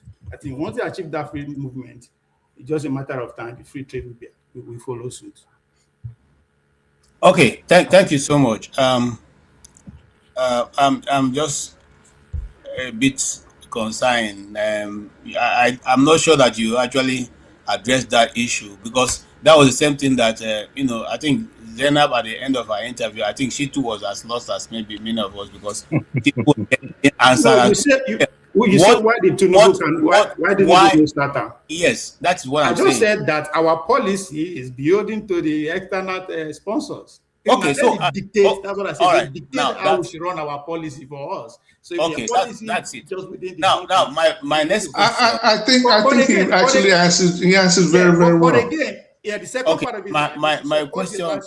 They support the likes of Rabiu, because they are actually championing that in terms of actually why Nigeria no startup. Dangote was in Tanzania recently making case how they are going to build a refinery for East Africa. So, meanwhile, Rabiu is building a refinery in Akwa Ibom. Let's just put that in. He built a cement factory in my village as we speak. Roads, they build roads, build housing with my own village. Those places where he's building those things, he's not going to bring people from his village to come and work there. It's going to be the community that will work there. Yeah. But whether we like they not, do road for us, they if we have all of them doing the same thing in Nigeria, I think Nigeria will have a better place. So I much as I will have some things against certain policies that some of them put, but they are still helping to develop the nation.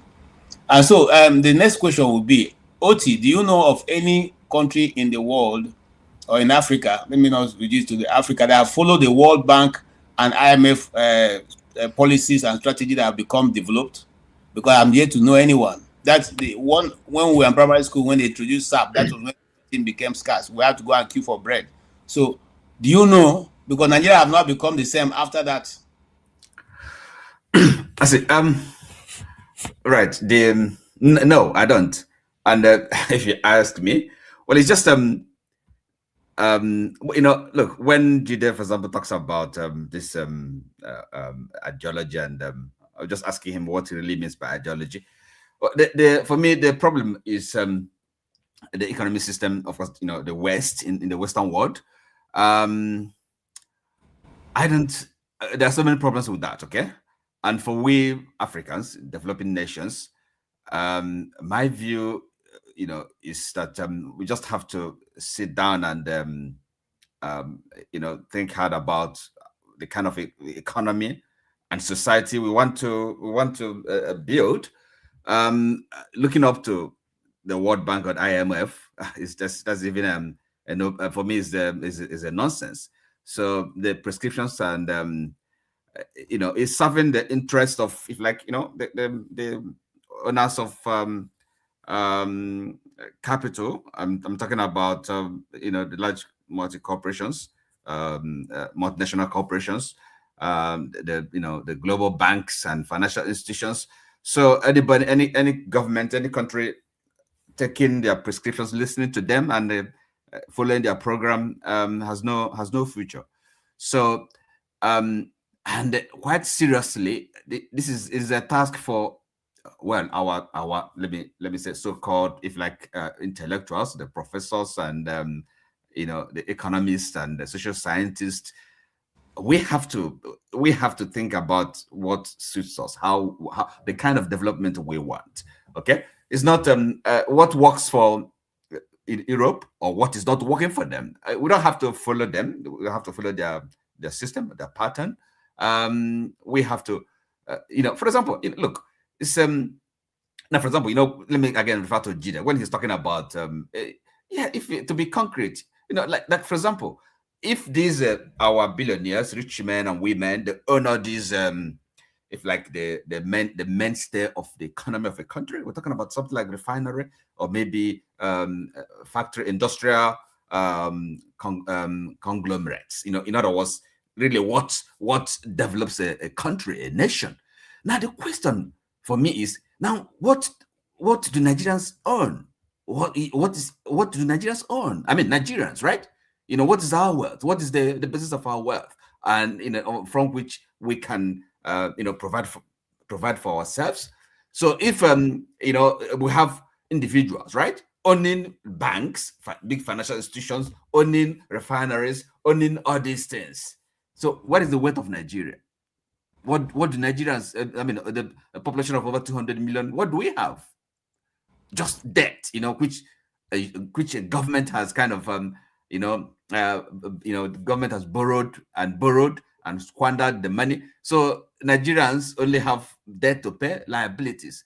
So the system for me is not working, and it's for us to think about there was the design a system that works for us. So it doesn't have to be this system of this kind of well, we call it market economy, but it's capitalism, right? And with the where you have a profit making the only kind of the driving force in the end, as opposed to the means, right? Because a company, any business, any company should be acting, engaging in production, making goods or services or whatever it is producing or making.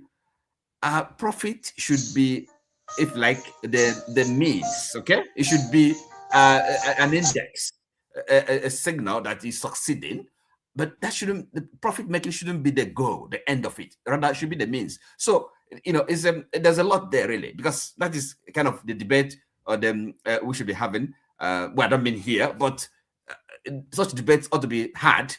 Really, what kind of economy, right? Is it an economy where 1% of the population owns 70 to 80% of the wealth of a country? I mean, that is madness. Where are we going with that? Are we not? We are slaves. We are enslaved in a way, because people only just work and toil to hand to mouth. So what kind of life is that? Where is the opportunity for them to kind of have a more fulfilling life? To have recreation, leisure, to develop themselves. So that is the way I'm looking at it. So, Jide has a point, but it's the only issue is that every debate for him revolves around the contest between capitalism and socialism. No, but it's a proper debate to be had. But it has to be had in proper context. A time has to be made out for it, so that we can really canvas all the issues. It's an interesting one, and it's something one I really think is very important and very vital. If you're talking about national development, and we can't avoid such questions. This is those are the fundamental questions in nation building. Is as important as, look, how do we want to be together? Because that question is not, for me, is not answered. It's not a given. Okay, no country, not Nigeria, is a nature of fact, or is fact of nature. No, we have to discuss it, and then if it needs, and also look, I have to come to what Jagun said earlier. That if Nigeria is I don't know, maybe it's dissolved or whatever, then we are finished. No, I don't think so. I don't think so. So in other words, there must be other alternatives, other options, and it doesn't mean that if we have kind of some sort of disintegration or reconstitution or reformation, we won't have the opportunity to cooperate, to act in solidarity, even as Nigerians, as Africans, as Black people. I don't think so. We have to be open to experimentalism. So nothing is not. I don't think anything is kind of is closed. Anything is foreclosed. We have to have an open mind. So that's the way we'll okay. Thank you so much, Mr. Oti. Thank you. And yes, Jide, I want to go to Femi first. He's been around. He has not spoken for a while. Yes, Femi. Why are you calling me Jide? Oh, sorry. Like I'm sorry. All right, go ahead, Femi. Okay, so I was gonna start by remembering a quote from Charles Darwin in The Origin of Species about how it's not the strongest of a species or species that survives, but the most adaptable. So to your question, it's quite evident even when you start from Nigeria and you spread it out to virtually every single, let's say mostly Black African country as an example, that even when you start from the institutional level, just the framework itself, and then when you now pivot into the fact that first of all, we don't have infrastructures. We're still grappling with that, even from the Nigerian angle. Not to now talk of when you look in terms of, for example, when you look at the Belt and Roads initiative that China, for example, has been spearheading for a while now. Just today, as an example, I only just realized that this high-speed train, and that's not to say that I'm trying to promote Nigeria to that level, we're nowhere near that, but just an highlight. I just learned that they're most likely to complete that same high-speed rail into North Korea, and then it's going to extend into Russia. Because if you look at the map, you see how they are aligned. Now, I say this to say that if that's the starting point for me, you look at the case of electricity, we're nowhere near industrialized. That's why when you look at how much we continue to export, for example, in the case of Ghana, unfinished products to the likes of, is it the Netherlands now, for example? Is it Switzerland or so? To make cocoa as an example. And of course, copper from Zambia. I know the Chinese apparently are building something for them, but majority of what they're digging from the earth is still being exported in return for finished products, which would probably even cost even more. We basically cannot make finished products, and a lot of the same countries in Africa, for the most part, are importing the same finished products which they do not produce, which only buys into the reason why we do more imports rather, or a trade with European and maybe even Asian countries and America than we do among ourselves. And then on top of that, of course, there's a case of that's all about weak industrialization and even just general government policies. And then as much as one does not want to delve too much into colonialism, if you look at our colonial past, part of it is still affecting us, and it's a case of us not, as much as possible, trying to get to grips with the fact that we stand to gain a lot more from building our own capacity vis-a-vis like railroads between countries, increase the air traffic, and of course that again brings up its own issue in itself. How many countries in Africa, as we speak, are even viable as countries by themselves? Not to begin to talk about this kind of things I'm referring to. And of course, that buys into the fact that there's also a lot of, wars and upheavals.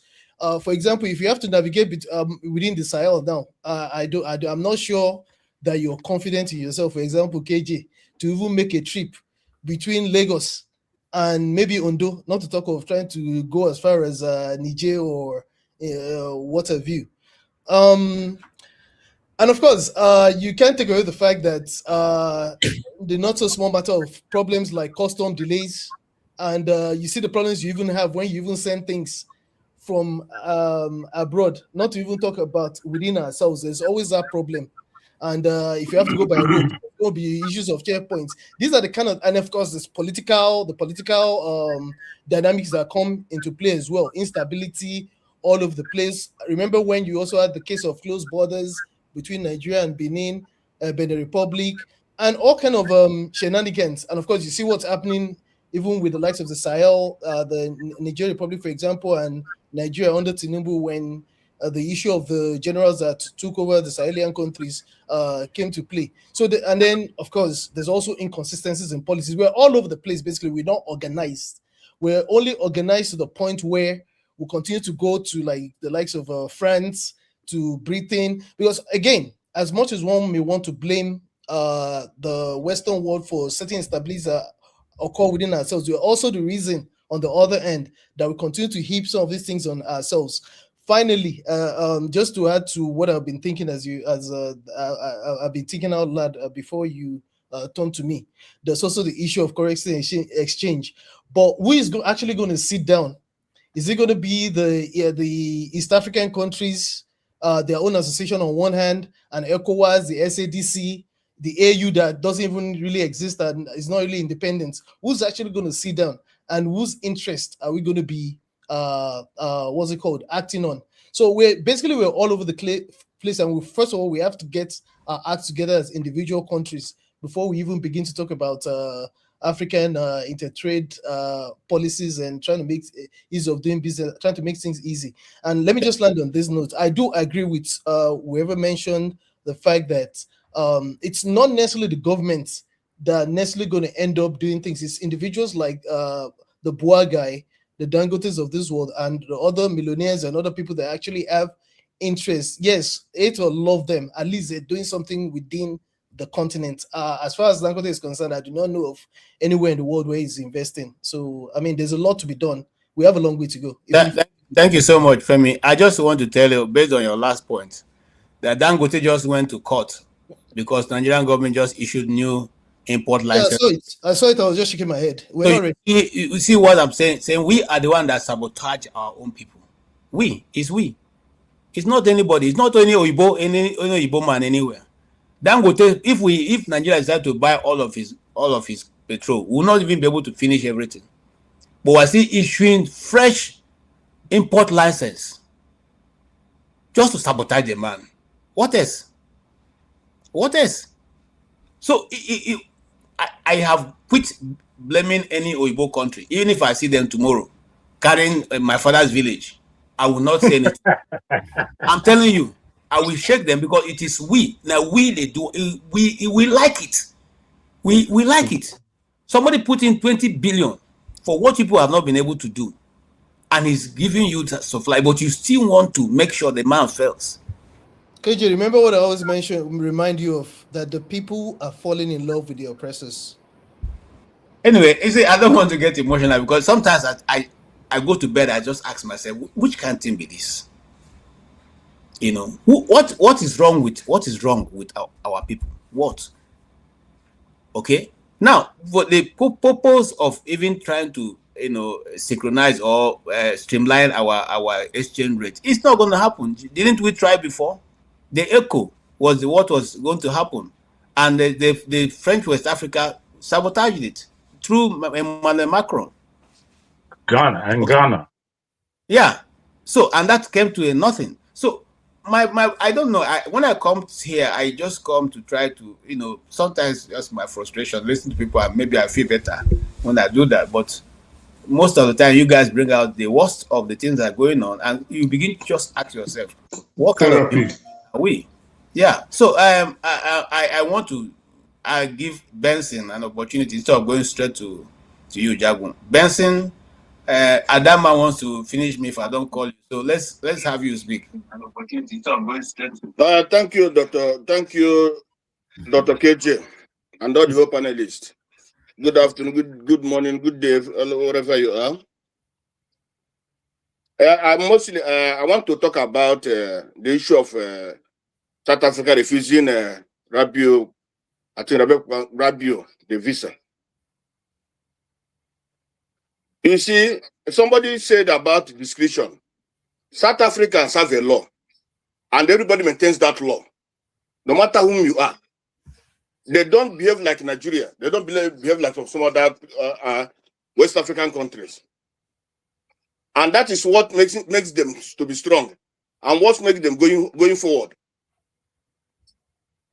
You see, if a minister in South Africa, a Southern minister goes to the bank and is not in the queue, it's a problem. A South African minister goes to the bank, he wants to withdraw money, and he jumps the queue, it's a problem in that bank. The citizens, those there in that bank will vote, they will say it can't happen. So that is what is happening in that country, South Africa. In Nigeria today, you see that there is an ISIS leader who was killed in Nigeria. Why was he? Why is an ISIS leader in Nigeria? Because those people have not been profiled. If they have been profiled, they're supposed to know who is ISIS leader, who is this and who is that. But in that area of the north, or even in the whole country, people do whatever they like.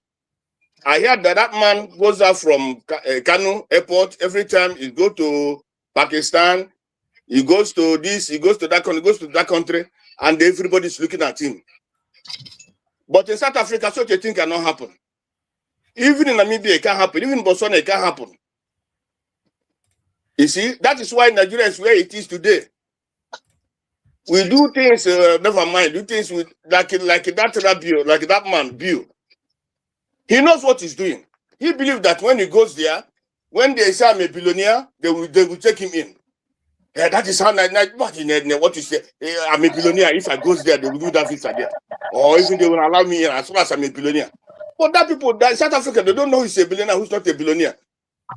Even their president today goes to another place or wants to bring somebody in without visa, they will never allow him. The South African people cannot. You see? So that is what is happening in South Africa. In Nigeria, we have become like we are slaves in Nigeria. You see? All these people, all these visas, something they're talking about. South Africa was giving Nigeria visa before, easily. Anyhow, they're giving Nigeria visa before. If some people come to South Africa without visa, which how many years ago? I think that something years ago, Nigerians go to Malaysia without visa. Nigerians go to Singapore without visa. But with no privilege, we are called because from Nigerians. You see, Nigeria is not that privilege. Many countries in the world today, Nigeria goes there before without visa. But all those things today is no more. Because one, the citizens, the crimes they commit in the other countries. Two, the government itself. You see, who will see Nigeria today? Other countries, who will see Nigeria today? With the kind of terrorism in Nigeria, with the kind of complicity of the military, the complicity of the citizens, the complicity of the Air Force, the security agencies, and you allow Nigerians to becoming like that. It's not possible. Even if you're a billionaire, or even those billionaires are those sponsoring, most of them are those sponsoring those terrorists. So that is why these things are happening. Today, we say we are slaves. Me, all my life, I never blame a white man for what Africa is facing. Look at what Wike is doing. Wike has hold the rivers people Wike is terrorizing rivers people. Is it the white man that say Wike terrorize rivers people? Is it the white man that say Wike not eating the money of River State people with the president? They hold them. They hold the citizens. Now, no good infrastructure, nothing is being done in River State because of Wike. Is it the white people that said you should do that? It's not.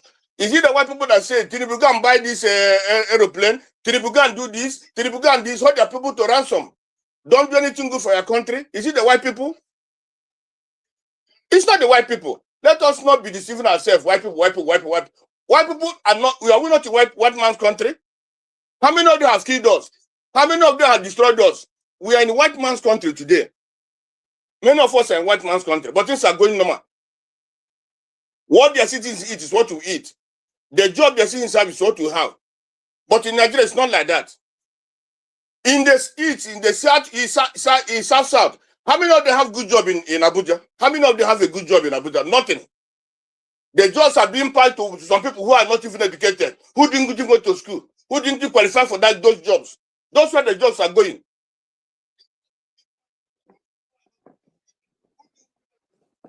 They didn't go to school, but the jobs are given to them. In the south is that this oil and this mineral, all this that is coming out from Nigeria, their people are not even giving those jobs. So we make ourselves to be slaves. We make ourselves to be slaves. And that is why we are our own people, our own black people make us to be slaves. Not the white people. I'm here in a white man's country. I've been in many different countries. I've never been a slave there. But in Nigeria, where Nigerians are slaves to their own people. How can in Nigeria, some people now are buying states? Tinubu is in control of Lagos State, enslaving people there. Wike is in control of Rivers State, enslaving people there. Upon he's the minister in Abuja. He's enslaving people there. The people cannot do anything. What is his name? Nnamdi Kanu is in jail today. They prison him. Easterners cannot protest. If they protest, they kill them. Are we not slaves in our country? But Boko Haram people have been released. Even after killing people, they have been released. After killing people, they have been released. Then mocking those that are killed, mocking their families. How can people do those in IDP camp? They're giving nothing. But those who kill people are being given jollof rice, being given money, giving anything, everything they need.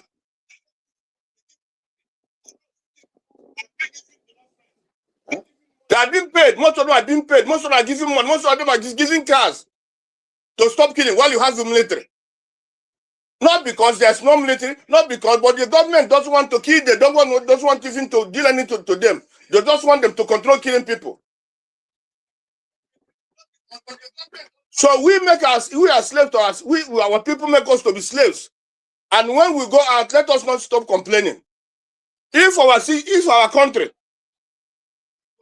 country is good today, I'm telling you, South Africa cannot insult us. No country in Africa can insult us. Even in the world, no country in the world can insult us, can insult Nigeria. No country. Let me tell you, when this xenophobia started earlier, when South Africa got their this thing, South Africans we are not attacking Nigerians. They never attack Nigerians. They can attack Zimbabweans, they can attack other visitors, but they cannot attack Nigerians. It's only recently they start attacking Nigerians. Why? Because they see that the government in Nigeria is bad. They see that the citizens in Nigeria are bad. They see that the citizens in Nigeria are not cooperating. That's why they start attacking Nigerians. They see that we're not together. We are not one.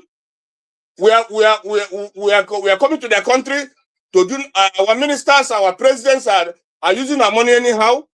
But in their own country, it's not like that. The corruption is reduced in their own country, but in our own country is the city of corruption. Nigeria is where the corruption, the whole world. Nigeria is where the corruption is. Even the church today is corrupt. Everybody is corrupt. Who made Nigeria to be corrupt? Like it's our leaders. If our leaders have been good, manage our resources, how can we be going out like cockroaches? We cannot be going out. South Africans cannot go out like the way we are going out. Namibians cannot go out like the way others are going out because they have good infrastructures. They have social security.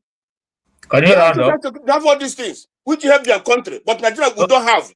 But we come to claim we are giant of Africa, giant of nonsense. Okay, can you round up? You see? So that's the problem. So let nobody start blaming South Africa that they didn't give this man, that they didn't allow this one to come in. Even whoever it is come to South Africa, even this donor, even the president of this country come to South Africa, they will never allow him on as long as he doesn't keep to their law. South Africa is a country of law. That bill. All right. He knows that in Nigeria he can do that and go away, but he can't do it. He can let him know that he cannot do it in South Africa. If you are coming to South Africa, you want to come and there, you cannot. They cannot allow you because it's a country of law. All right. Thank you so much, Benson Emmanuel. This country of law, where has the law gone now? Because I see one madman with a hairgear walking around and beating people and killing them in the street of South Africa. Why is the law not applying to that guy that is breaking people's shops and doing all those things in South Africa?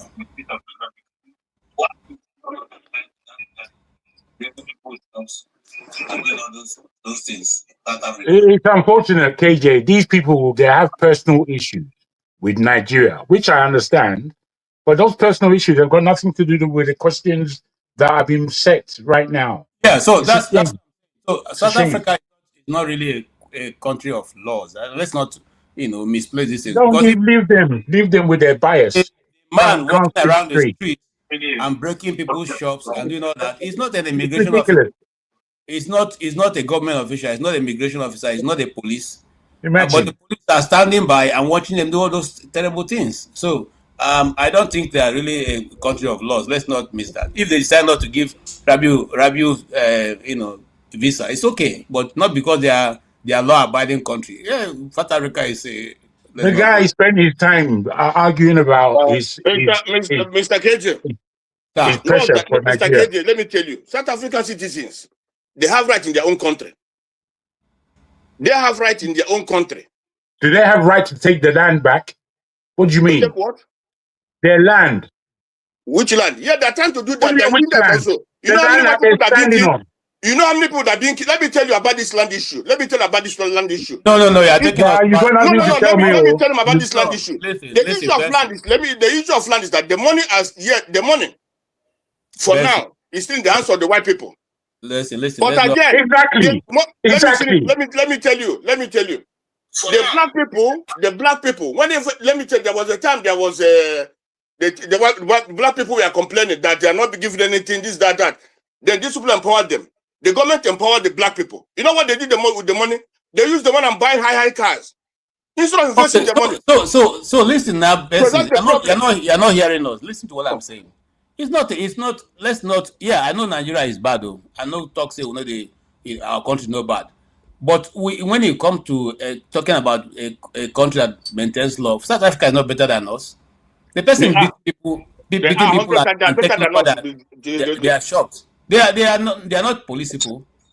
They are killing fellow Africans on the street of South Africa. What the police doing about that? Is that not a crime? They are going to loot people's shops. Is that not a crime? They are going to give people, even those who have official paper, telling them we'll give you from now till Monday. You don't get out of it. Whatever happens, is that a country that is lawful? Let's not go there. But your point has been made. But I just want to put on record that that they are not anything better than what's going on. Put it on record that it's a useless point he spent 5 minutes doing. Useless. No. You are very useless. You are very useless. You respect yourself. Come and get out, my friend. I'm making you useless. Listen, look at this. We are happy. Come and get out, my friend. Let's end that way. I'm telling you. You see, the KJ, let me tell you. Oh, God. The other time, I told you that Tinubu was part of those who bring these terrorists into Nigeria. He said no. But later on the other day, Tinubu tell you Buhari is him.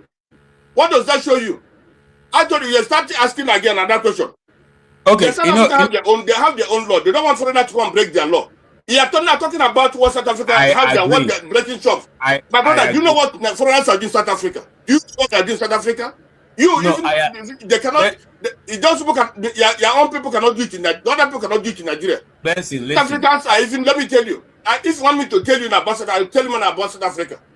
They have endured. They are even. Let me. Nigerians, not to Nigerians, foreigners bring drugs, put drugs on their citizens. That person will go and start stealing money, father's money, and start patronizing their drug business.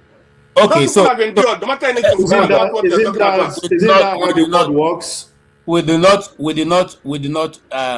advocate for people to do crime here. We are saying we are saying as Nigerians, if KJ comes to your country and he commits crime, arrest him. We didn't say leave him.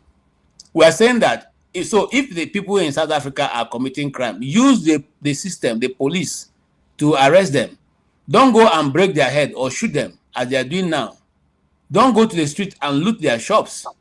And that's because you think that the black person or your fellow black man is the one who is the problem. But you cannot, if you go to the whites and you go and speak to them respectfully. We are simply saying that your problem is not with a black person. And I'm not saying that, listen, so that we don't get it wrong. Mr. Rabiu got there and KJ, let me tell you one thing. Now you have been speaking. Let me tell you. Let me tell you. Let me tell you. Hold on, let me tell you. Okay. We're not saying that he got there and they denied. He himself is not even saying they should have given him. He said the only reason why he's bringing this is because while sitting there, other people came without a visa and they all were able to be allowed in. Okay? And so he said if we are going to actually foster this Pan-African friendship we're talking about, these things have to be taken care of.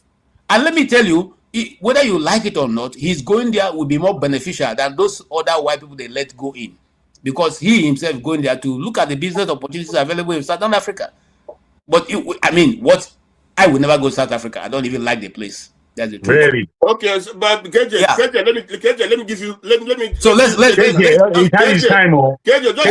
tell you now. I'm telling you, my brother. Let's say KJ, wait now, wait. KJ, wait. You see, let me tell you. One is this: South Africa is a violent country.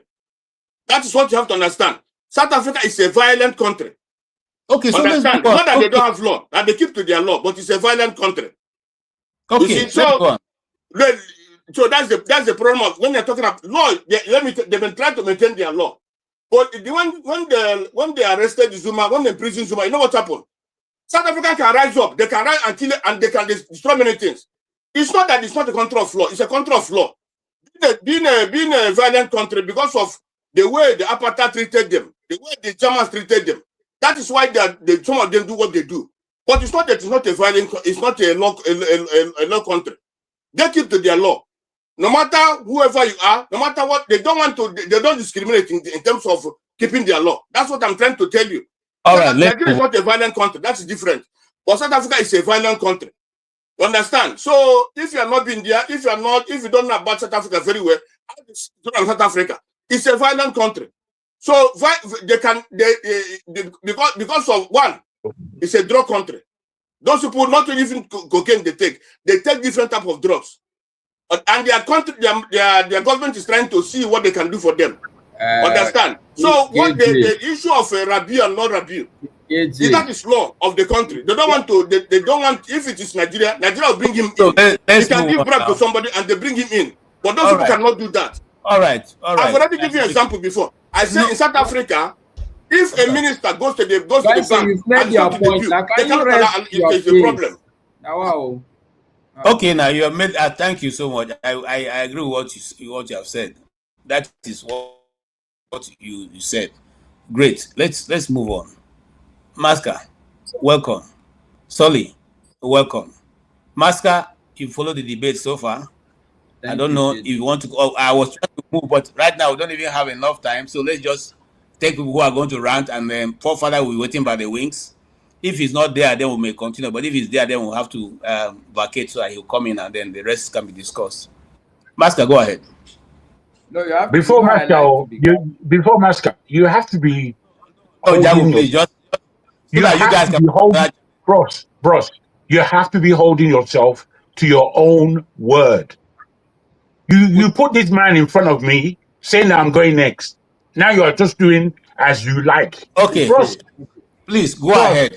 Go ahead and speak. Maska, I do apologize. But I'm having to keep our man on his toes. It's all right. Go ahead, Jago. No issues. We are all speaking for the same country, so it doesn't matter who is in front of who. I won't be long anyway. Apart from to say that if true be true, I should have been right after Ovier, knowing that I didn't kick myself out. Anyway, the whole idea of Pan-Africanism or of Africa trading within its continent and becoming a more powerful state within this world and taking its rightful place on the global stage is down to infrastructure, largely. The infrastructure is not there. The peoples who are set to put the infrastructure in place, they're playing games generally with our lives and with our time. The fact that there is not a railway that connects us is appalling. The fact that you have to take a plane outside of the continent in order to come in at the cheapest and most viable level is a big issue. I mean, the stupidity of it doesn't seem to be beyond African leaders. They are happy for their people to be going to Europe in order to travel back into the continent. Pathetic. The level of airspace that we control in the world is next to zero. Yet you have small nations like Qatar who have global airspace to make sure that their small amount of citizens can travel where they want to go. There is no communication or connectivity between Africa and the Caribbean, Africa and the Black world generally. It's appalling because this is where there's an economy. There are people that actually want to travel directly to Africa. Yet at this stage, there is no straight journey from, let's say, Nigeria to Jamaica. Not one. They pronounce it, but it's not happening. You see, West Africa is one of the most important regions of the world, and the West know it. And Nigeria is the biggest economy in that West African arena. Yet, Nigerians are the most hated, the most disappointing, and the most lackluster, I believe, in terms of its leadership, making sense of what West Africa should and could be. I believe that, yes, Africa, continent-wide, should be connected.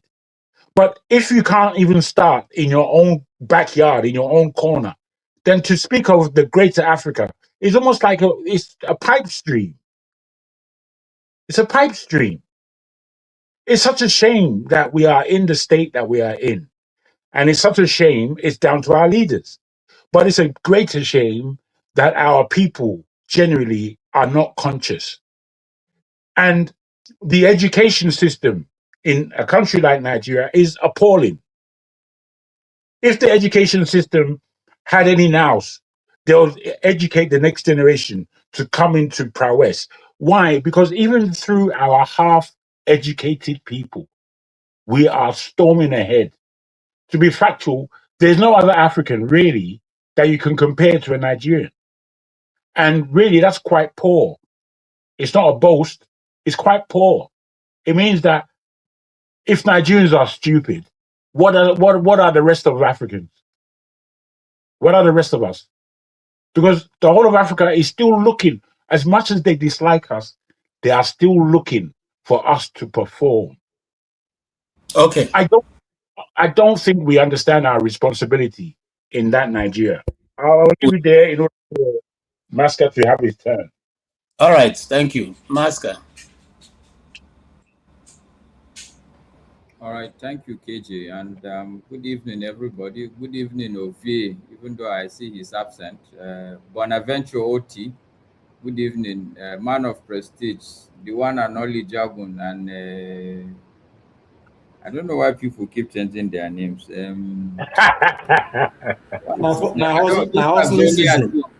was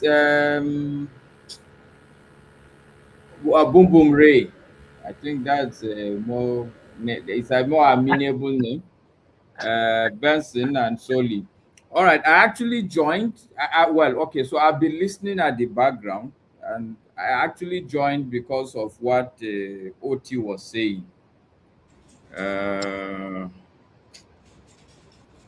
But with the discussions, I think his evil is a lesser evil. So I may just decide to ignore it.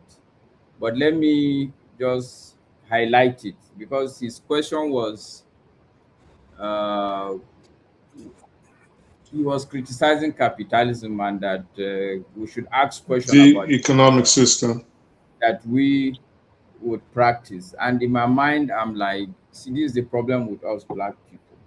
Okay, you leave the major issue in front of you, you go and start asking why the star is looking the color it's looking, something that you might not reach. The point I'm making, I don't think a single country in this time and age can decide the type of economic system it will practice. Because in the end, what you are simply saying is that you now go into what is called autarky, where you lock your borders, everything is within your own country. And I don't think that is a progressive mindset. So I don't think the discussion for we Nigerians or even Black people now is in terms of debate on the economic system. But like I said, I have seen bigger issues that I think are more pertinent. And I'll start with you, KJ, because I think you kind of started it and you encouraged it by saying that you think we are the ones doing ourselves and not the white people. And for me, that is very symptomatic of the root cause of our problem as Black people. You know, if you know the level, the depth to which the white people go to make sure that we are nothing but puppets, you will be amazed, KG. You will be amazed, and you will not be surprised that things are going the way they are. Let me start with a simple example that you guys have spoken about. The refinery, for instance. Why do you think suddenly a Nigerian government will wake up and start issuing these licenses? Why? Let me use a proverb that we very well know that, you know, they say that the witch, is it the witch or the owl cry at night and in the morning the baby is dead? Okay. Look, if I remember David Hundain saying something long time ago, like about a year or 2 years ago, where some foundation reached out to him, even before the Dangote refinery come on stream, that he should go on and criticize that refinery. Go and check that video. It's there online. I know I followed it. And when he checked, these are white people trying to sabotage this thing. There is no single white man that is going to be happy that we are producing our own oil in Nigeria. Now, so let me take you guys back to history. The Black people are not like this before. Go and check. I'll give you like 5 names. Somebody like Azikiwe, Enahoro, Kwame Nkrumah, Abdul Jamal Nasser, Ahmed Sekou Patrice Lumumba. Go and check how close all these people were in 1958, 59, 60, 61. They were holding what they call the All African People's Conference, where they were saying that, okay, you white people had scrambled for Africa. It's now time for you to scram from Africa. And I would recommend a book for you, especially UKG, White Malice. I can't remember. It's a lady that wrote it. It was an expose that even in 1958, CIA was already putting up foundations that they were sending to all these conferences to make sure. And so if you fast track who killed Patrice Lumumba, it was CIA. That thing was on public TV. I watched it on, I think, CNN or something, where a CIA person was telling us how they even put Patrice Lumumba's body into acid. I can tell you the story what France did to Sekou Touré when they declared independence. The truth is that even on this platform, I can put it to you that CIA is monitoring all of us. This is what we must know, we must acknowledge. These people are putting millions and millions, if not billions of dollars to make sure that we don't move out of the confine they put us. Because we are very significant. Let me put it to you. The bombs that they drop in Hiroshima and Nagasaki, where do you think that the uranium came from? Where? Monsieur. Yeah, Boom Boom Ray, you are saying something. I said Niger. No, Congo. So, look, the truth is that you are right. Our leaders should not do what they are doing, but the mistake is to say that these are our leaders.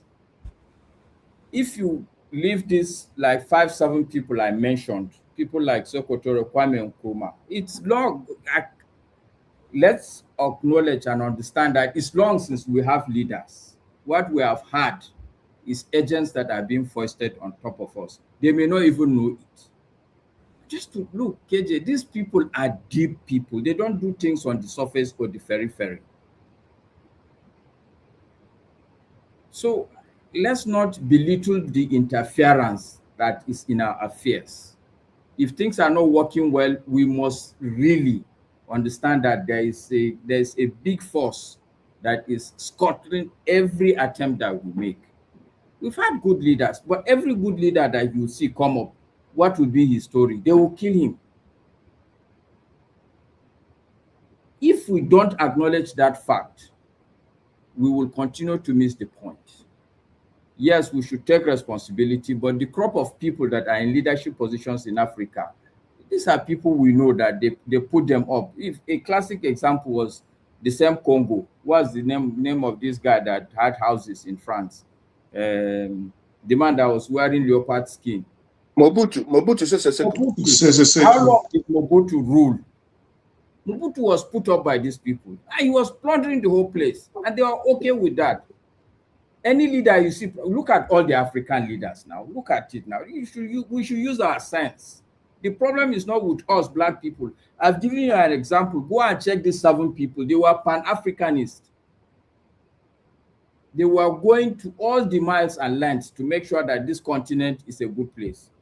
But those that want to keep us where we are have started long before we wake up. But at least let's acknowledge and understand that there is a big interference in our affairs. If we belittle it, it will be at our own peril. That's what I would say. Thank you. Maska. Sorry. Hello. Maska. Is it the Europeans that put wicked here to start terrorizing people that there's no progress in reverse today? Is it the white people that tell wicked to cannot do what is doing reverse state? This is why. So okay, let me respond to. Sorry, Oti, let me just before I come to Oti, let me respond to Benson. It is not for me and you to argue, Benson. It's for us to all sit down and ponder. It's not for me and you to be winning arguments. If it is not them, if you win the argument that no, it's not them that put wicked there, it still leaves us where we are. The evidence are there for everybody to see. And to take one single individual and make him the litmus test shows the kind of depth of our thinking. No, sorry, Maska. Wike is not, sorry, Oti, just a minute. So are you now telling me, Benson, that the white people have never put up any leader or have not killed any leader? No, he's not saying that. He's not saying that. No, they have. But I want to ask you, Mr. Maska, Malaysia, Singapore, they're like black country. Malaysia is like black country. You know that? Ghana is also, Namibia is also, South Africa. But why don't you progress? Why were we not progressing? Ghana, listen. Namibia, they have discipline. South Africa, why are they progressing? Okay. Can I come? Progress. If our progress, the yardstick is Ghana, I think we are not. Don't forget about Ghana. Malaysia. Talk about Malaysia. Talk about Singapore. Talk about Namibia. Talk about Botswana. Talk about those South Africa. Talk about those people. Why those are not there? Mr. Benson. Okay, now. You've spoken a lot. I've been quiet here. Can I just? Yes, go ahead, Oti. Okay, sorry. And yes, Maska. Okay, I agree with you. my agreement with this is this, that we are not just here to win arguments, right? You know, point scoring. I'm not interested in that. But at least we can have proper analysis of the problems we're facing and have understanding. Okay, that's something that will help us. Okay, so now it's really, we shouldn't have so much debate about this, because what you're saying, yes, there's there's element of that interference for it, but again, equally, that responsibility is something we cannot escape from. We cannot avoid it. It's our Okay, so hold on, let me make it quick. No, don't worry, I agree with you also, but let me make it quick. Okay, if the point I'm making, if I'm consistently having a problem and the problem looks very funny, what I'm saying is simply, if our leaders are consistently acting in a funny way, then we must ask ourselves why. And if we don't ask that why, sorry, excuse me, and hold on, excuse me, and Benson answered you this way, pointed. There's no need for navel gazing, right? Something that we can understand. We understand, look, individuals, their greed, their miseducation, their ignorance. So it's not something. Why should you begin? Blame somebody, a foreign element, a foreign agent for that? Okay, because it's there. Excuse me. No, please don't say that again. God. These people are here with us in this country. Don't say foreign. What does that mean? Are you telling me that foreign? Excuse me. Is that what you're suggesting? Excuse me. They what are do you mean by foreign. foreign? The people are here embedded, and they have compromised a lot of our leaders. What do you mean by foreign? When I mean foreign, the enemy is within. Sorry, look, the enemy, see what we're talking about is, I'm just against the word foreign. Don't use the word foreign. There's nothing like foreign. These people are all over the place. Okay, look, they are foreign, they are to the extent that they're not part of us. Okay, they're our enemies. Part of us. This is the point. That's the point. They are actually on top of us. So look, excuse me, they are foreign. Because you guys don't know these things. No, That's listen, Benson, what Masca is saying, what Masca is saying is very, very distinct. These people are no longer foreign. They are our people who have taken over a position of the foreign. Yes. That's what it's Hold on, excuse me. Are now the ones. Excuse me. Sorry, Mr. KJ, why these people are not in Malaysia? Why do you make the Why they're not in Namibia? Why they're not in Botswana? Why they're not in many places that are progressing? Why? Hold on. So why then? Okay, excuse me. If they are not strangers, they are not foreign. Okay, they are one of us. So then why do we have to look for, this somebody, external, or look for the cause or the solution? Okay, maybe let's hear from Soli. Let's hear from Soli. So that this point, KJ, you passed me 5 times, bro. No, I'm sorry, I'm rounding up. I'll just hear from you.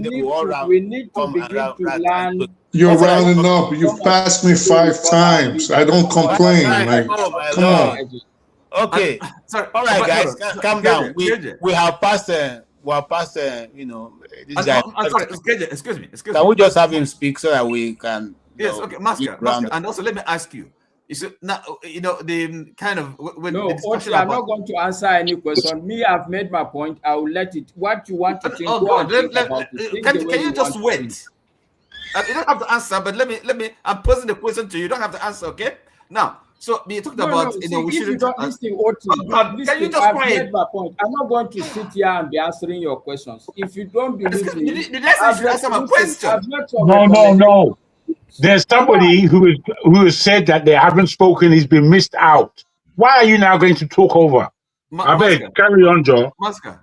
So now the question about see that guy is ignoring everything. You're very rude, though. No, sorry, excuse me, Jagun. It's not your turn, okay? Can you keep quiet, please? It's not yours. That's what I'm trying to say. It's not yours. Crazy man. Thank you. Now,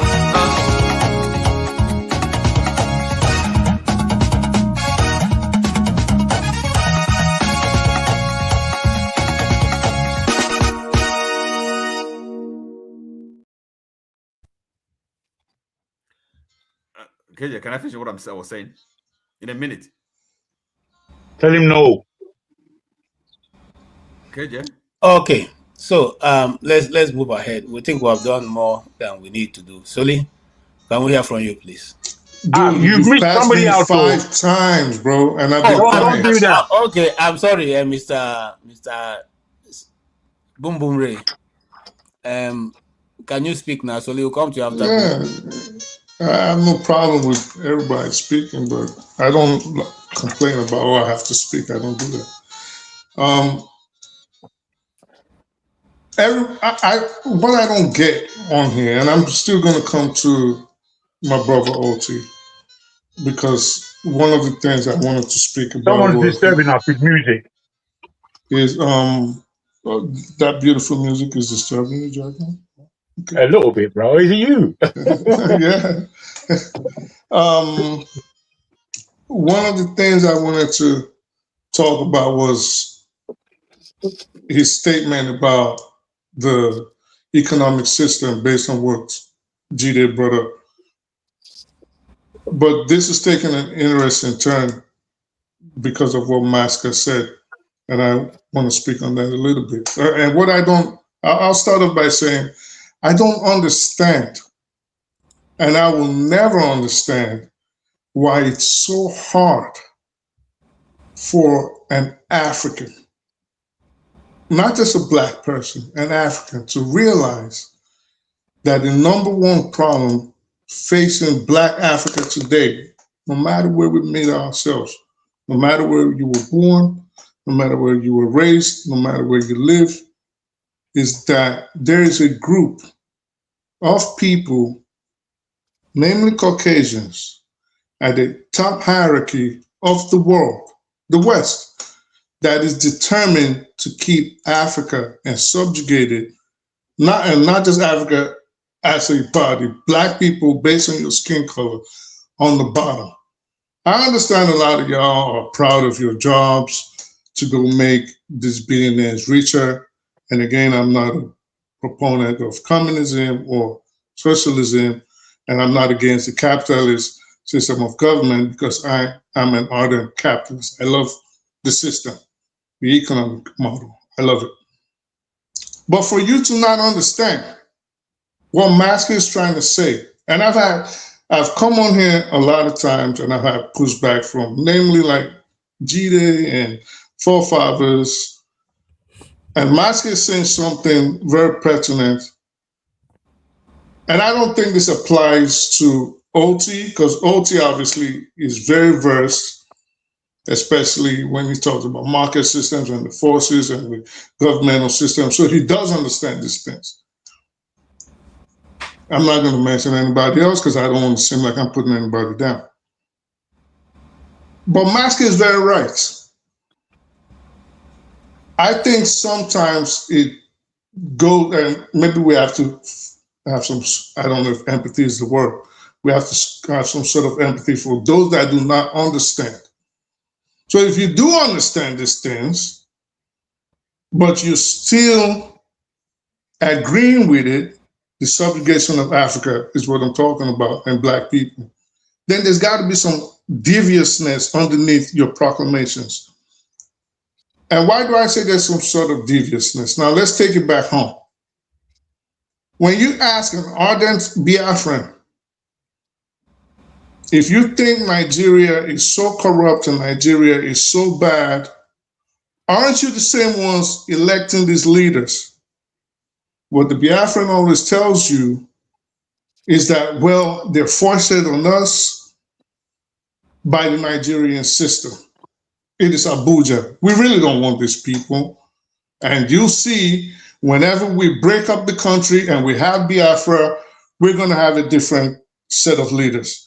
But then it comes to Masker's position now that can't you see that the West is insistent on keeping Africa down by making sure we have certain kind of leaders, not in the likes of Lumumba, not in the likes of, he mentioned the Egyptian leader, what was his, Kwame Nkrumah, Abdul Nasser. Traore, he mentioned all these people. Yeah, even but all of a sudden you're willfully blind to this. And this leads to what Jagan also said.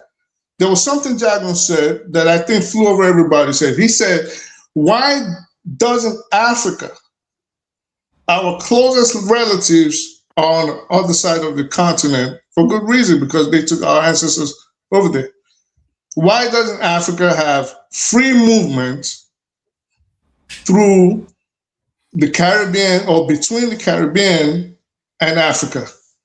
And everybody seems to have missed it. And why don't we have these things?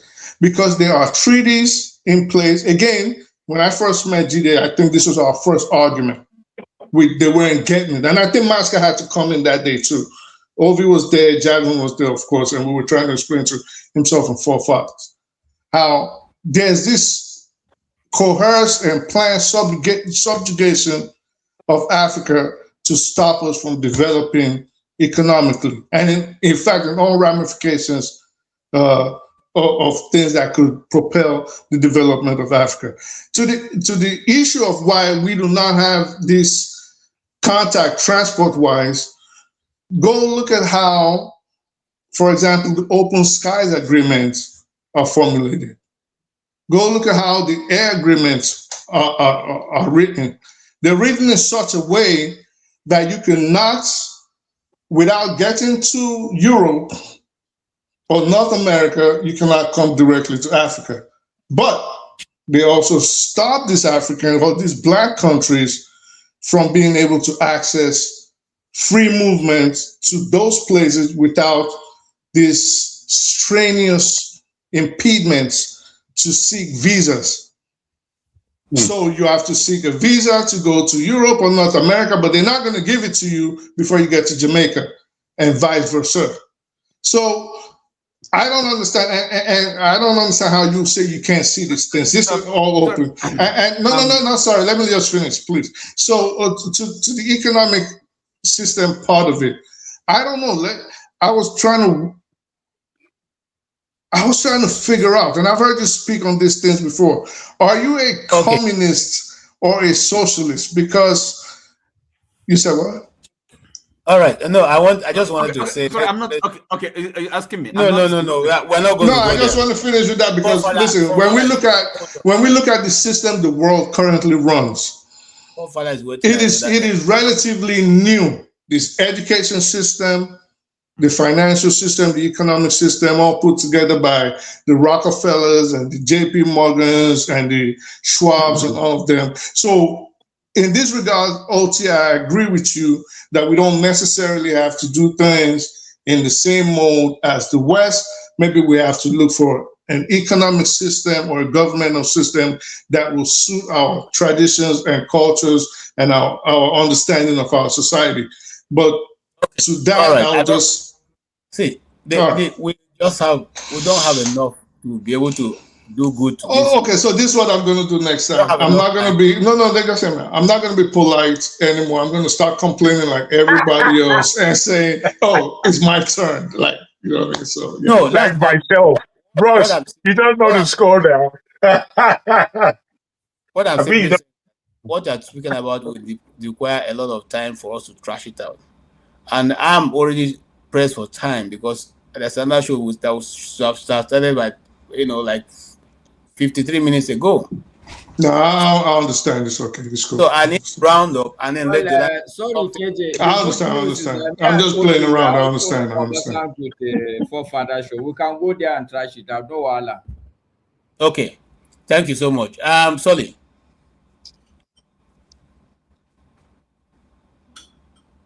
Yeah, sorry.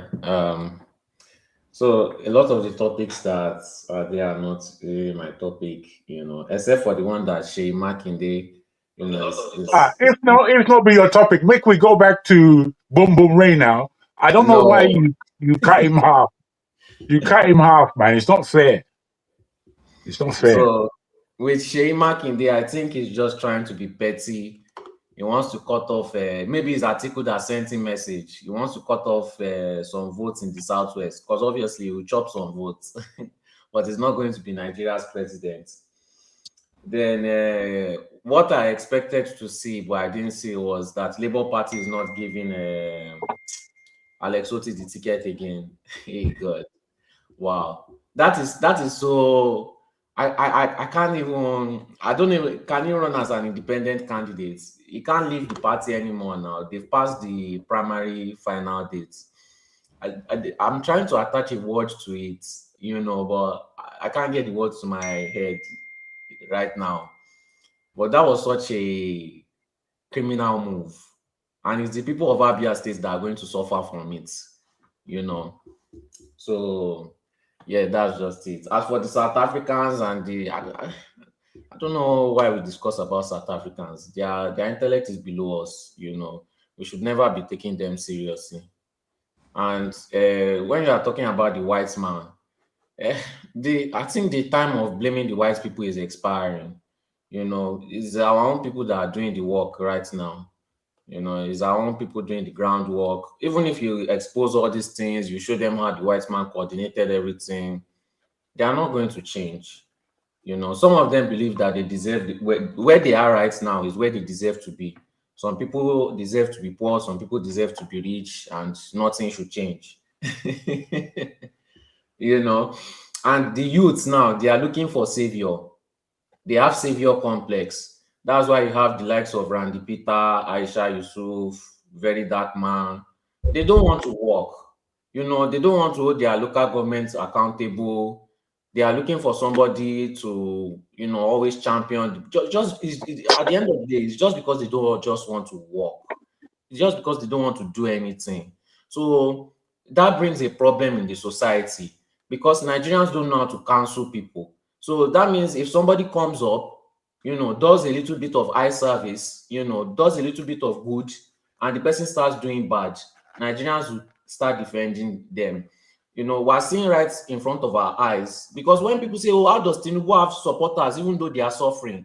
Yes, because Tinubu did good for them once, and Nigerians cannot cancel anybody. So no matter what bad Tinubu does, they will always support him. And that is what you are seeing in Very Dark Man. Nobody wants to hold anybody accountable just because of small eye service. So Nigeria is not changing anytime soon. But is Nigeria going to be destroyed? Is Nigeria going to crumble? No, definitely not. Nigeria has always favored the rich. Nigeria has always favored people that are connected. If not, England will not be investing so much money in Nigeria.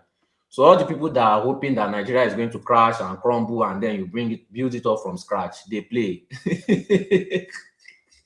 Rich people are enjoying Nigeria so much right now. All their property and their net worth is just increasing in value.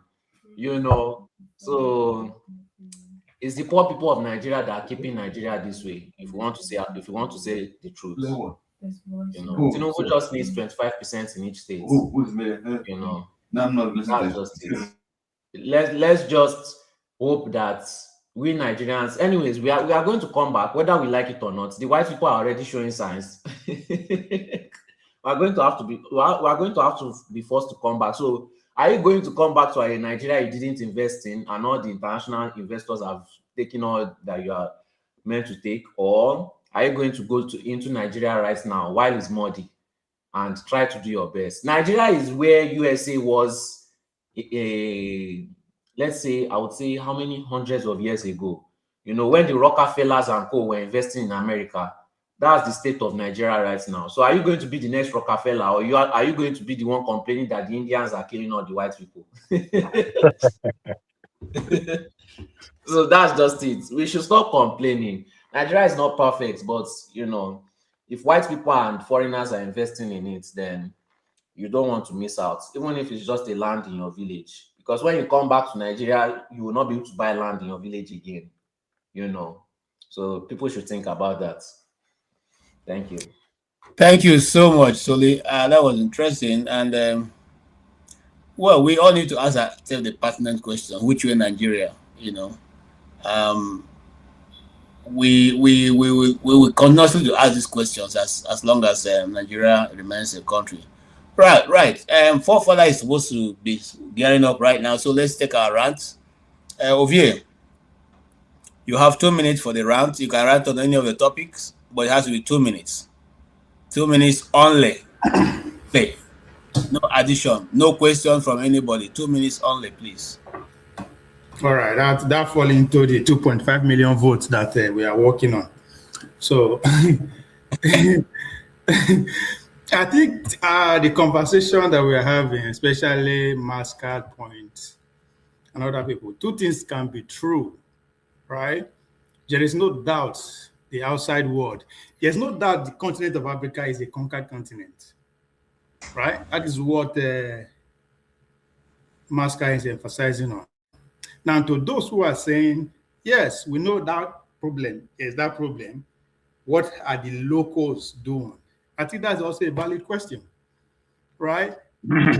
Majority of Nigerians don't understand the dynamic you are introducing in Mascard, right?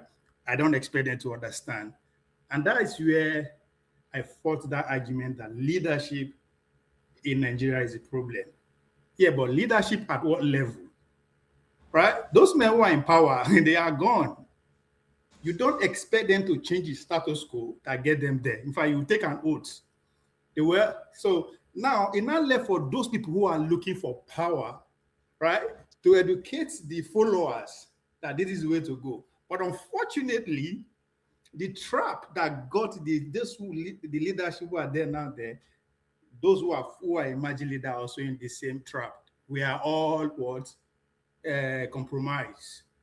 When I say we are all of us will stay for in diaspora.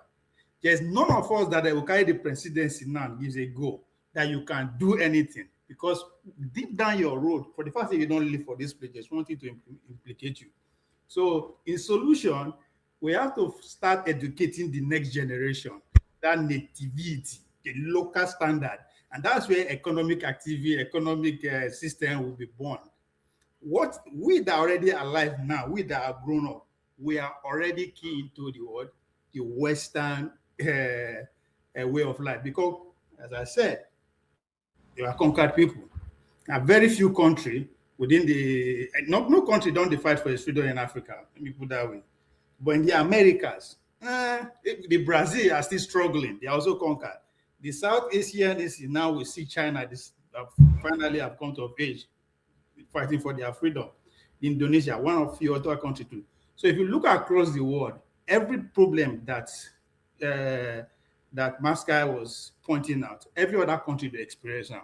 But it just depends on how you deal with it, which now brought the issue of the locals. How do you deal with it? Can we hold our leaders responsible? I think what is Jaguin is also saying, right? Because we are not in position to fight the Americans away from our shores. In fact, I'm not sure if Ghana say if they won't invade us, we could fight them off, right? So we have to start thinking locally.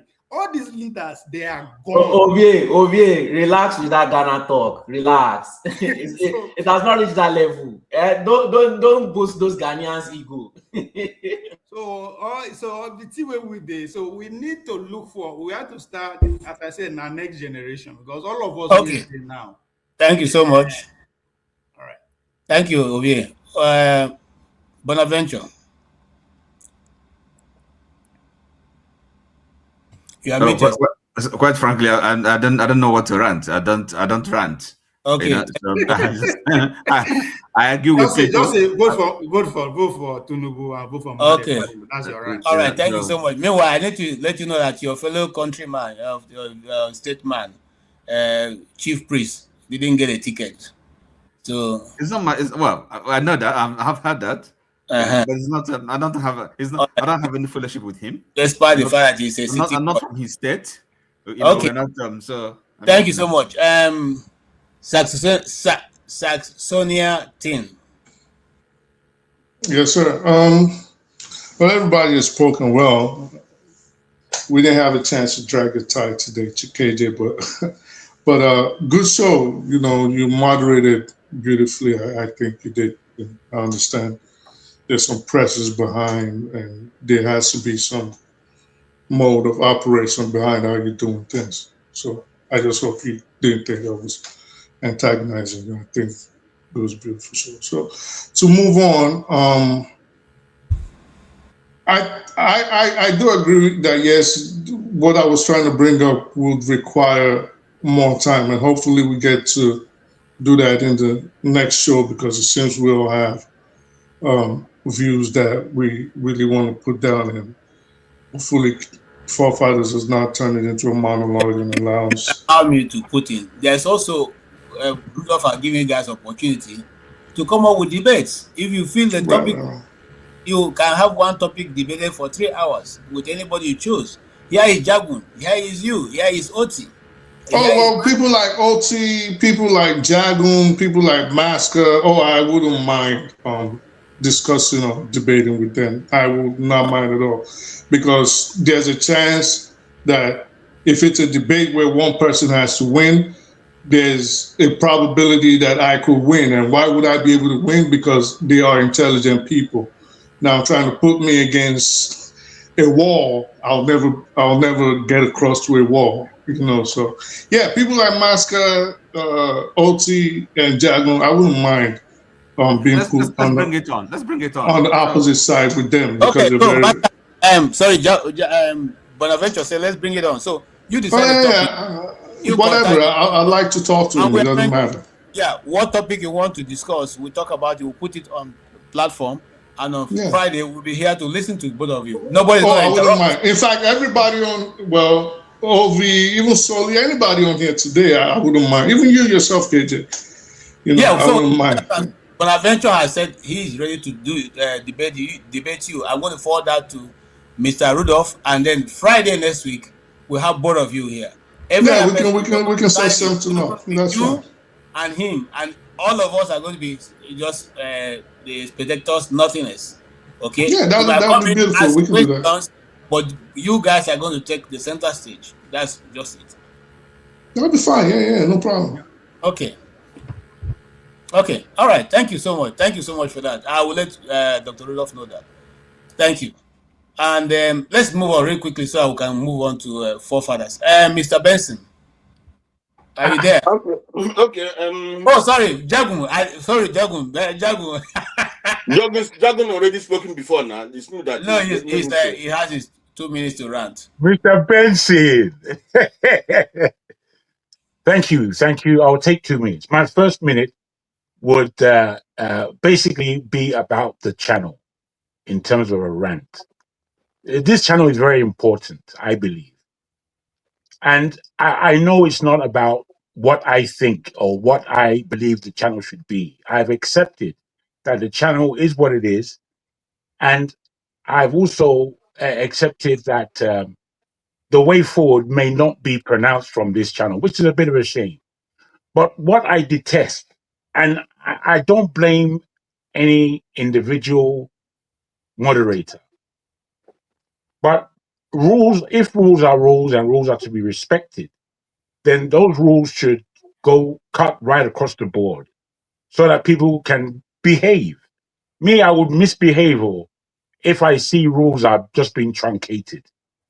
The fact that a moderator, and I don't call you out here, KJ, but most moderators, although we're just human beings, we can accept this, but most moderators behave in accordance with their own spirit, as opposed to be following the law or the rules or just being fair.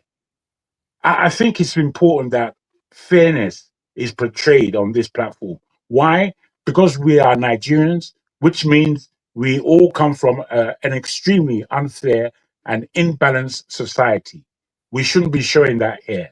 That's my first rant. My second rant, my goodness, I might have forgotten. My second rant is, yes, I do believe I've forgotten, so please move on. Sorry about it, only one side. All right, thank you. Benson. Okay, my ranting is this. Nigeria is not a violent country. Some countries are violent, like South Africa, they are a violent country. And it being violent doesn't mean that they don't have law. They try to keep to their law. And they don't want people to come and they break their laws. Even they can break it, it's their country. But in Nigeria, the citizens don't break the law. People who break the law in Nigeria are their leaders. There are so many preferences in Nigeria. which makes us not equal. That is why we are going where we are going. People are giving preference to do whatever they want to do, but others are not. There is too much nepotism in Nigeria. There's too much tribalism in Nigeria. Nigeria, for me, doesn't behave like a country that wants to move forward. The nepotism in Nigeria is too much, and that is why things are not going well. Common and Nigeria, for me, I don't know, because even common election, you can't organize common election. Today, people are talking about they know Tinubu is going to rig the election, and even if you rig the election, what will happen is that, and people keep quiet. So if we cannot rigging the election, if the election are being continued to be rigged, tomorrow we are blaming the white, we are blaming this, we are blaming that. How would they see? How would the country move forward? We don't know what we are missing by not bringing good leaders. If a good leader, or if people, not even a good leader that are people choose to rule them, if they are not given the opportunity to rule them, then that means it's a problem. We can't move forward.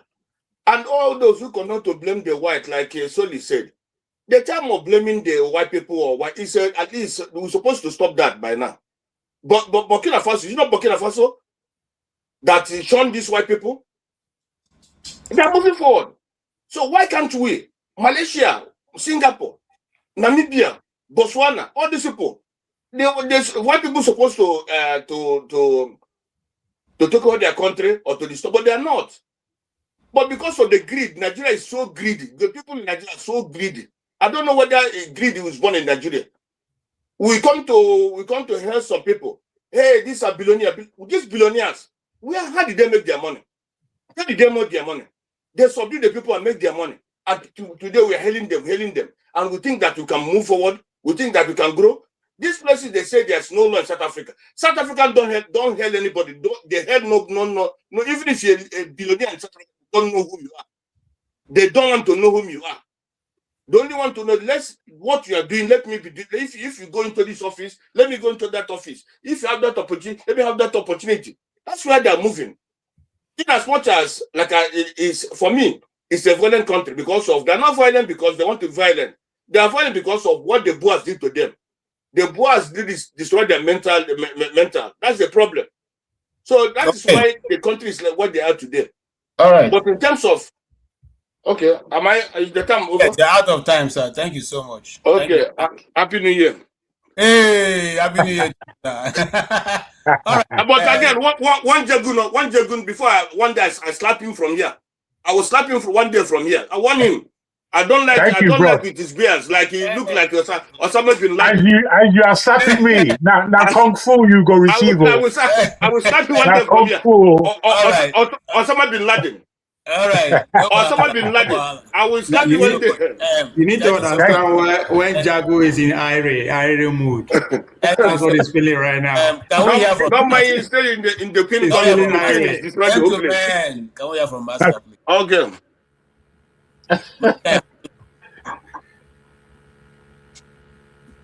Hello, KJ. Did you call my name? Yes, I said you have 2 minutes. Okay. Well, I think I'll just cycle back. There's a very good analogy Boom Boom Ray gave, which I think every single Southeasterner can relate to. The excuse is that the people that are political leaders in the Southeast, what do you normally call them now? They are hoisted upon imposters. They are imposters. This is the same. There's nothing different here. There's nothing different. It's as simple as the guy put it. It's like there's somebody inside your house. You go and light fire somewhere. You off it. You go and sneak into another corner. Put fire there. The man is inside your house. If you don't fish that man out and understand that he's a dangerous imposter, you're wasting your time. That's what I don't need 2 minutes. That's where I will stop. All right. Spot on. Thank you so much. Sully. 2 minutes. I thought we were done with our rounds and we're just closing up. I don't just campaign for the goal, campaign for the cause. 2.5 million. Well, my own campaign is towards 2031. You know, I don't see anybody defeating the incumbent right now. You know, Hallelujah. No, it's not hallelujah. Oh. So who's your pick for 2031? Well, I would say that APC is going to, you know, once Tinubu leaves that position, every man for himself, you know, and people will be very angry, very, very angry. People will want to revenge, not like the revenge of 2020 October NSAS, this thing, and that they just forgot about it. People are not good because Tinubu is going to win this election any means possible, and he doesn't care who sees them. They are going to do it bare face in front of everybody. So Nigerians are going to want to fight for their votes in 2031. And you find that funny and perhaps interesting? It's interesting because Nigerians and are funny. And funny? Yes. Good. It's funny. You shouldn't be blaming me. Go and blame the people that are not fighting for their votes, that are looking for savior to come and save them, instead of them to go and challenge their local government chairman. Currently, Nigerians are lazy and they want to outsource their savior to somebody else. They don't want to fight for their rights. If you think I'm lying, sorry, what do you mean by savior? Sorry. Okay, why are they looking for somebody like? No, let's discuss this. Why are they looking for somebody like VDM? It's called participation. Participation. What are they participating in? Cleaning gutter. Yes. They are participating in cleaning gutter. Political action. Okay, it's not it's rank. It's not a question. Let's have this discussion. No. Please, I beg you in the name of God. No. Please now. No, it's a rule now. You just chat for 2 minutes. That's all. We're closing the program. And that program is starting. You can go there and continue now. It's not done that way now, bro. Okay. All right. Thank you so much, Soli. We'll meet you on that program. Mr. John. KJ, it's nice to see you briefly and the fellow panelists. Any opportunity I have, I'd love to be with you as quick as possible. I don't have so much around than to say, but I think they should not waste money to campaign on Nigerian money for 2027. They should just use that money for the infrastructure somehow, instead of the campaign of a bloody campaign. No, there's no need for that. There's no those that believe that they have someone that will save Nigeria from all those politicians. I think that's being naive. None of them have a chance, and none of them have anything it takes to take us to the next level. At 2031, hopefully, but with all of that, I'm not hopeful. I believe the only way we go from here is for Nigerians to take their destiny in their hands and push back on those people that are mortgaging the born and the unborn Nigerians. Thank you. Thank you so much, Dr. John. How do Nigerians take? No, Mr. Oti, he's not going to answer that question. No, it's gone. Time for questions is over. All right, we'll come to forefathers. Forefathers, you're right. Yeah, thank you, KJ. Thanks for having me on the platform. Greetings to all the panelists, the chat, and the viewers. I guess I wanted to just start with some of the confusion that seems to be going on. I would have thought we are over this by now, because most of the people that are here are regulars on this channel. When we are talking about either blaming white people or holding ourselves accountable, which all should know by now that both can be true. I don't understand why we are still in this debate. We've been having it for years now. Both can be true at the same time. If somebody goes and robs you on the street, is that person responsible for it, or you are responsible for being there on the street? Both can be true. Are you going to say the robber that robbed you is not to be blamed? You should blame only yourself. It's like, why are we having this argument? It's like, this is sometimes, you guys hate me, but I don't know where, the reason why you hate me because you don't like to move forward. with your way of thinking. You don't want to learn anything. We've been talking about this for ages. This person will come and say it's white people only. The other side will say it's us only. No, it's two of them. Two things can be true. Depending on how you look at it. Let's be a little bit more informed about these things. We come here all the time. Jesus Christ. Regarding killing a terrorist leader, good thing that they were able to do it in terms of with the Americans, but it doesn't mean anything. We've heard of all these terrorist killing before. They kill Azaskawi, they kill these things he carries on, and they've never really defeated any terrorist group before. And we all know the solutions, but if we don't choose to do it, we will carry on like this Rofo method. And that's why Iran, with all the bombing they've done in Iran, they have more power supply than we have in Nigeria. We are not under sanction. We have not been bombed by you. Even UAE bombed Iran. UAE bombed Iran. Saudi Arabia bombed Iran. Israel bombed Iran. This is America bombed Iran. Everybody is bombing it, and they still have more power than us. God, I don't know where our own wahala started. The way, somebody, I think it was Django that said something about fairness. Our country, we don't understand that concept. And we talk about all this is every Saturday. We think people are listening. They are not listening. They are just the same. They do it everywhere. This platform, everywhere you go, you see that pattern repeat itself over and over again. They pretend as if they are not doing it, but I don't know why they even know they are doing it. The generation that came before us, I don't even know whether they even know whether they are doing it. They just do it anyway. You can see it on this platform when people, they ignore the ones that they don't like and they only allow the ones that they like to speak. Not based on anything, just based on not seeing them as maybe human beings.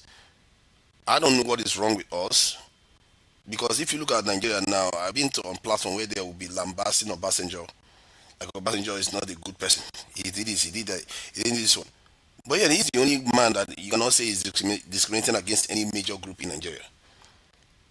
Why do we hate people that are trying to do the right thing by the country? We hate anybody that tries to do the right thing. We badmouth them. It's like we are our own worst enemy. Like I said before, where some people were telling me, "Oh, why are you in Igbo country when you are supposed to be in Nigeria suffering?" Yeah? They will tell you all this. That's the kind of stuff our people do. Why are you Christian Igbo? Igbo, they are not the problem. Are you going to say Anambra is not the problem too? Because you are the one that got yourself in the middle of. Why are you driving on the road when Anambra robbed you on the road? That's our attitude. We don't think. I don't know what is wrong with us. So it's like I watch. Sometimes I feel like, what's the point of coming here? Even they don't learn. They simply they don't learn. They just repeat the same behavior over and over again, like they are programmed to just think one way. Sometimes I feel like when our people live here, they never check anything again. They come back and repeat the same thing the next week. They don't say, okay, everything we discuss here, let me go and check this information. I remember I had a conversation with somebody, and I told him that Obasanjo, Babangida was from Mina, that it was Nupe. And he said, no, Babangida is not Nupe, Babangida is from Hausa. I said, no. All Nigerians know Babangida as from somebody from Nupe, that is from Niger Republic. This is Niger, this is state in Nigeria. And he said, Nupe. He said, no. Later on, I went and checked, and I found that actually Babangida himself claimed that he's Hausa, even if he grew up in Niger and as somebody from Nupe. But most of our people, they will argue with you like that, and they will never go and check. I took correction immediately because I knew that, okay, that guy had information that I didn't have. And sometimes that's why you shouldn't be careless about things that you don't know.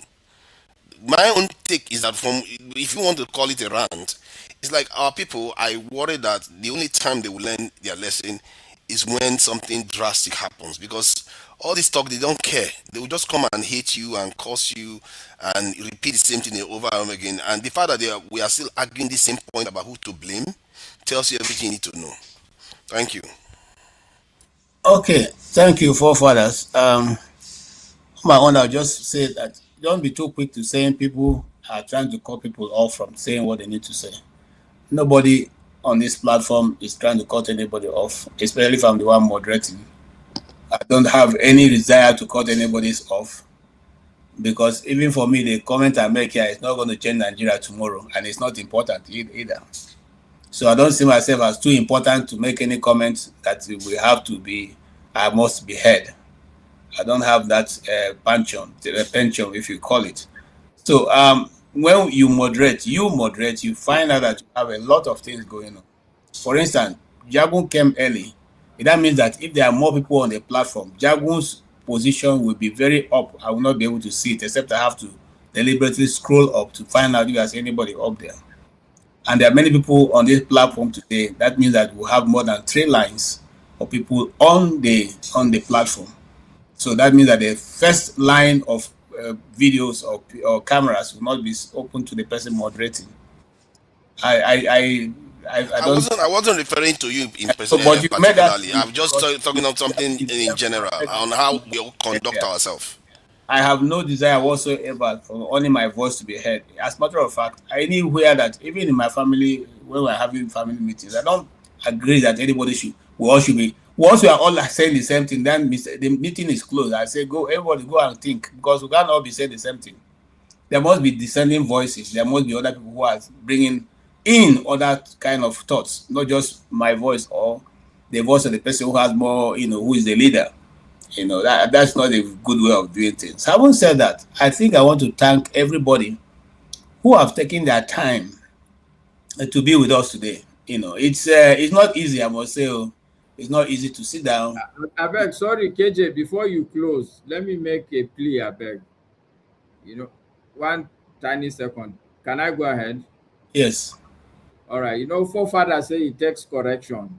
So we are begging him now, since he takes correction, that we, his listeners, we are not happy with the long monologue.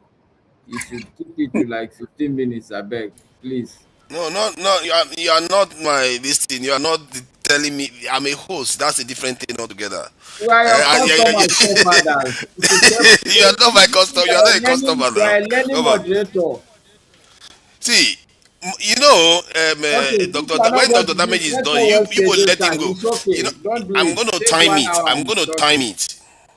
I'm going to time it next time. What I'm going to do is I'm going to time it the way Dr. Damage spends time and the way PS Morgan spends time, and compare it to myself. Because my suspicion is that the reason why people don't like me talking a lot because they disagree with me. Not because of the length of time. But we'll see. I'll compare it. So we'll see. I won't say that. I will leave you to go and find out for yourself whether he will change his style or not. I want to thank you, Father. Thank you, 2.5 million votes for, Disciple. I want to thank you, Soli. Thank you also, Maska. I don't know who Maska is laughing with, but whoever it is, I thank that person too, that you are laughing with. I was laughing with my daughter. So that's why I'm saying I thank your daughter also for making you laugh. I'm happy that I'm seeing you laughing. So it's not about it. If we're all laughing in this country, everybody will be happy. There's no problem. All right. Thank you also, Mr. Bonaventure Oti. You guys have been wonderful. I want to thank everybody who has been with us on the comment section. Oscar Blackstone, thank you so much. You gave us a cup of tea. Thank you. Thank you too also to my dear friend Kolata. Today is not here to criticize my tie, but thank you for being also there to give us something. We appreciate it. These things you give us help us to run the channel. I mean, Dr. Rudolph is the only one so far bearing the cost. I want to thank my uncle who said I don't have the, I want to read out one of my uncle's things. He said, KJ, someone gives you his platform to moderate and you are either too selfish or too lazy to put out the link. Uncle Pansa, I put out the link. If you didn't see it, not my fault. It simply means that you didn't see it. But I thank you also for the comments. It's quite educative, and I will take correction next time. I will put it out per second. And every other person who have been here, at Dr. Adama, you've been nice to help us make sure that people see the like. Thank you also. Thank you for everyone other person who has made comment, whether you made comment in favor or against, whether you made it in whatever way you made it, you help to push this program forward. Sorry, KJ. My apologies. See, let me make this announcement clear. if you are not going to come on my issue, don't come. See, if you are annoyed to hear me talk, don't come because my voice could irritate you even more. I will talk a lot more. The idea is that if you feel like this, what you want to hear here is enough, fine. The people that come on my channel, if you are going to come on my channel, know that we are going there to learn and we are going to speak with evidence and we're going to discuss things at the highest level possible. As a matter of fact, some of the highest level possible within our community ever. See somebody So criticizing government, autocratic governance. See the person, see him. Come on. Let's not do that. See. No, I'm not threatening anybody, not you. Why you say I'm talking to the viewers? Because the way I look at it is that we have an anti-intellectual culture, and this is why you don't see philosophers show up in Nigeria. I have proof of it now. Hold on. Where are the philosophers in Nigeria? Where are the philosophers in Nigeria? Hold on, Father. Everybody who comes here has his or her own way of viewing things. You can't say we have anti. No. That's not correct. I said we have an intellectual culture. KJ is quite right. Because there are no philosophers in Nigeria. There are no competent engineers on TV in Nigeria. No, I do not. Where are they? The philosopher. What are you talking about? Look at that. Are you a philosopher? Yes. Where are the philosophers in Nigeria? Here I am. I did not agree. We have a counter-intellectual culture. Do you know they even attack you for using ChatGPT? They attack you for using Google. It's like, why? What do you want me to do? Go and read them from a tablet, from a stone tablet. Father, it's not every time that you read Google or ChatGPT that what they're giving you is correct. If you even interrogate them, some of them tell you that what they're giving you is because of the way you put the question. So I understand that. So it's not because that you have done that means that every person. Look, I can beat my chest to say most of the people who have been on this program till they come here because of the knowledge and the level of discussion. So don't belittle it by what I say. No, let's not do that.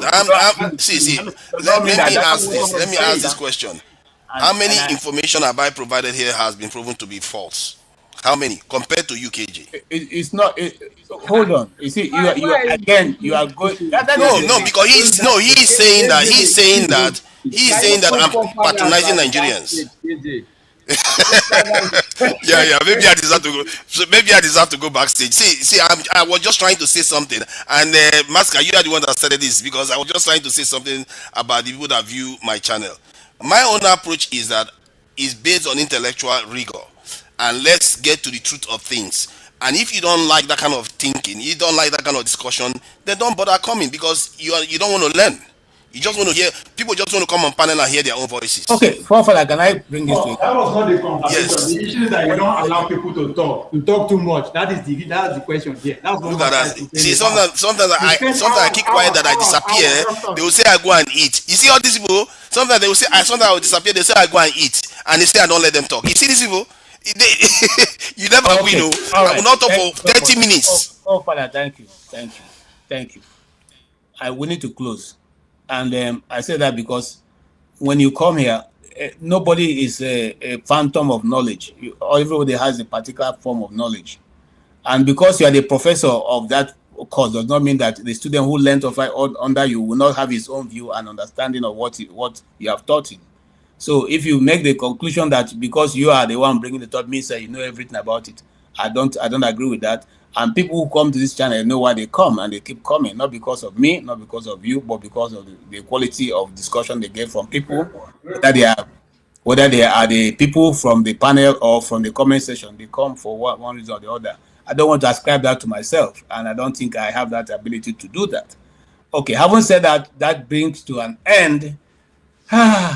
Hopefully, that we can now hand over and look forward to meeting with Forefather on the place where people now lock horns, bull to bull, head to head. At the highest level.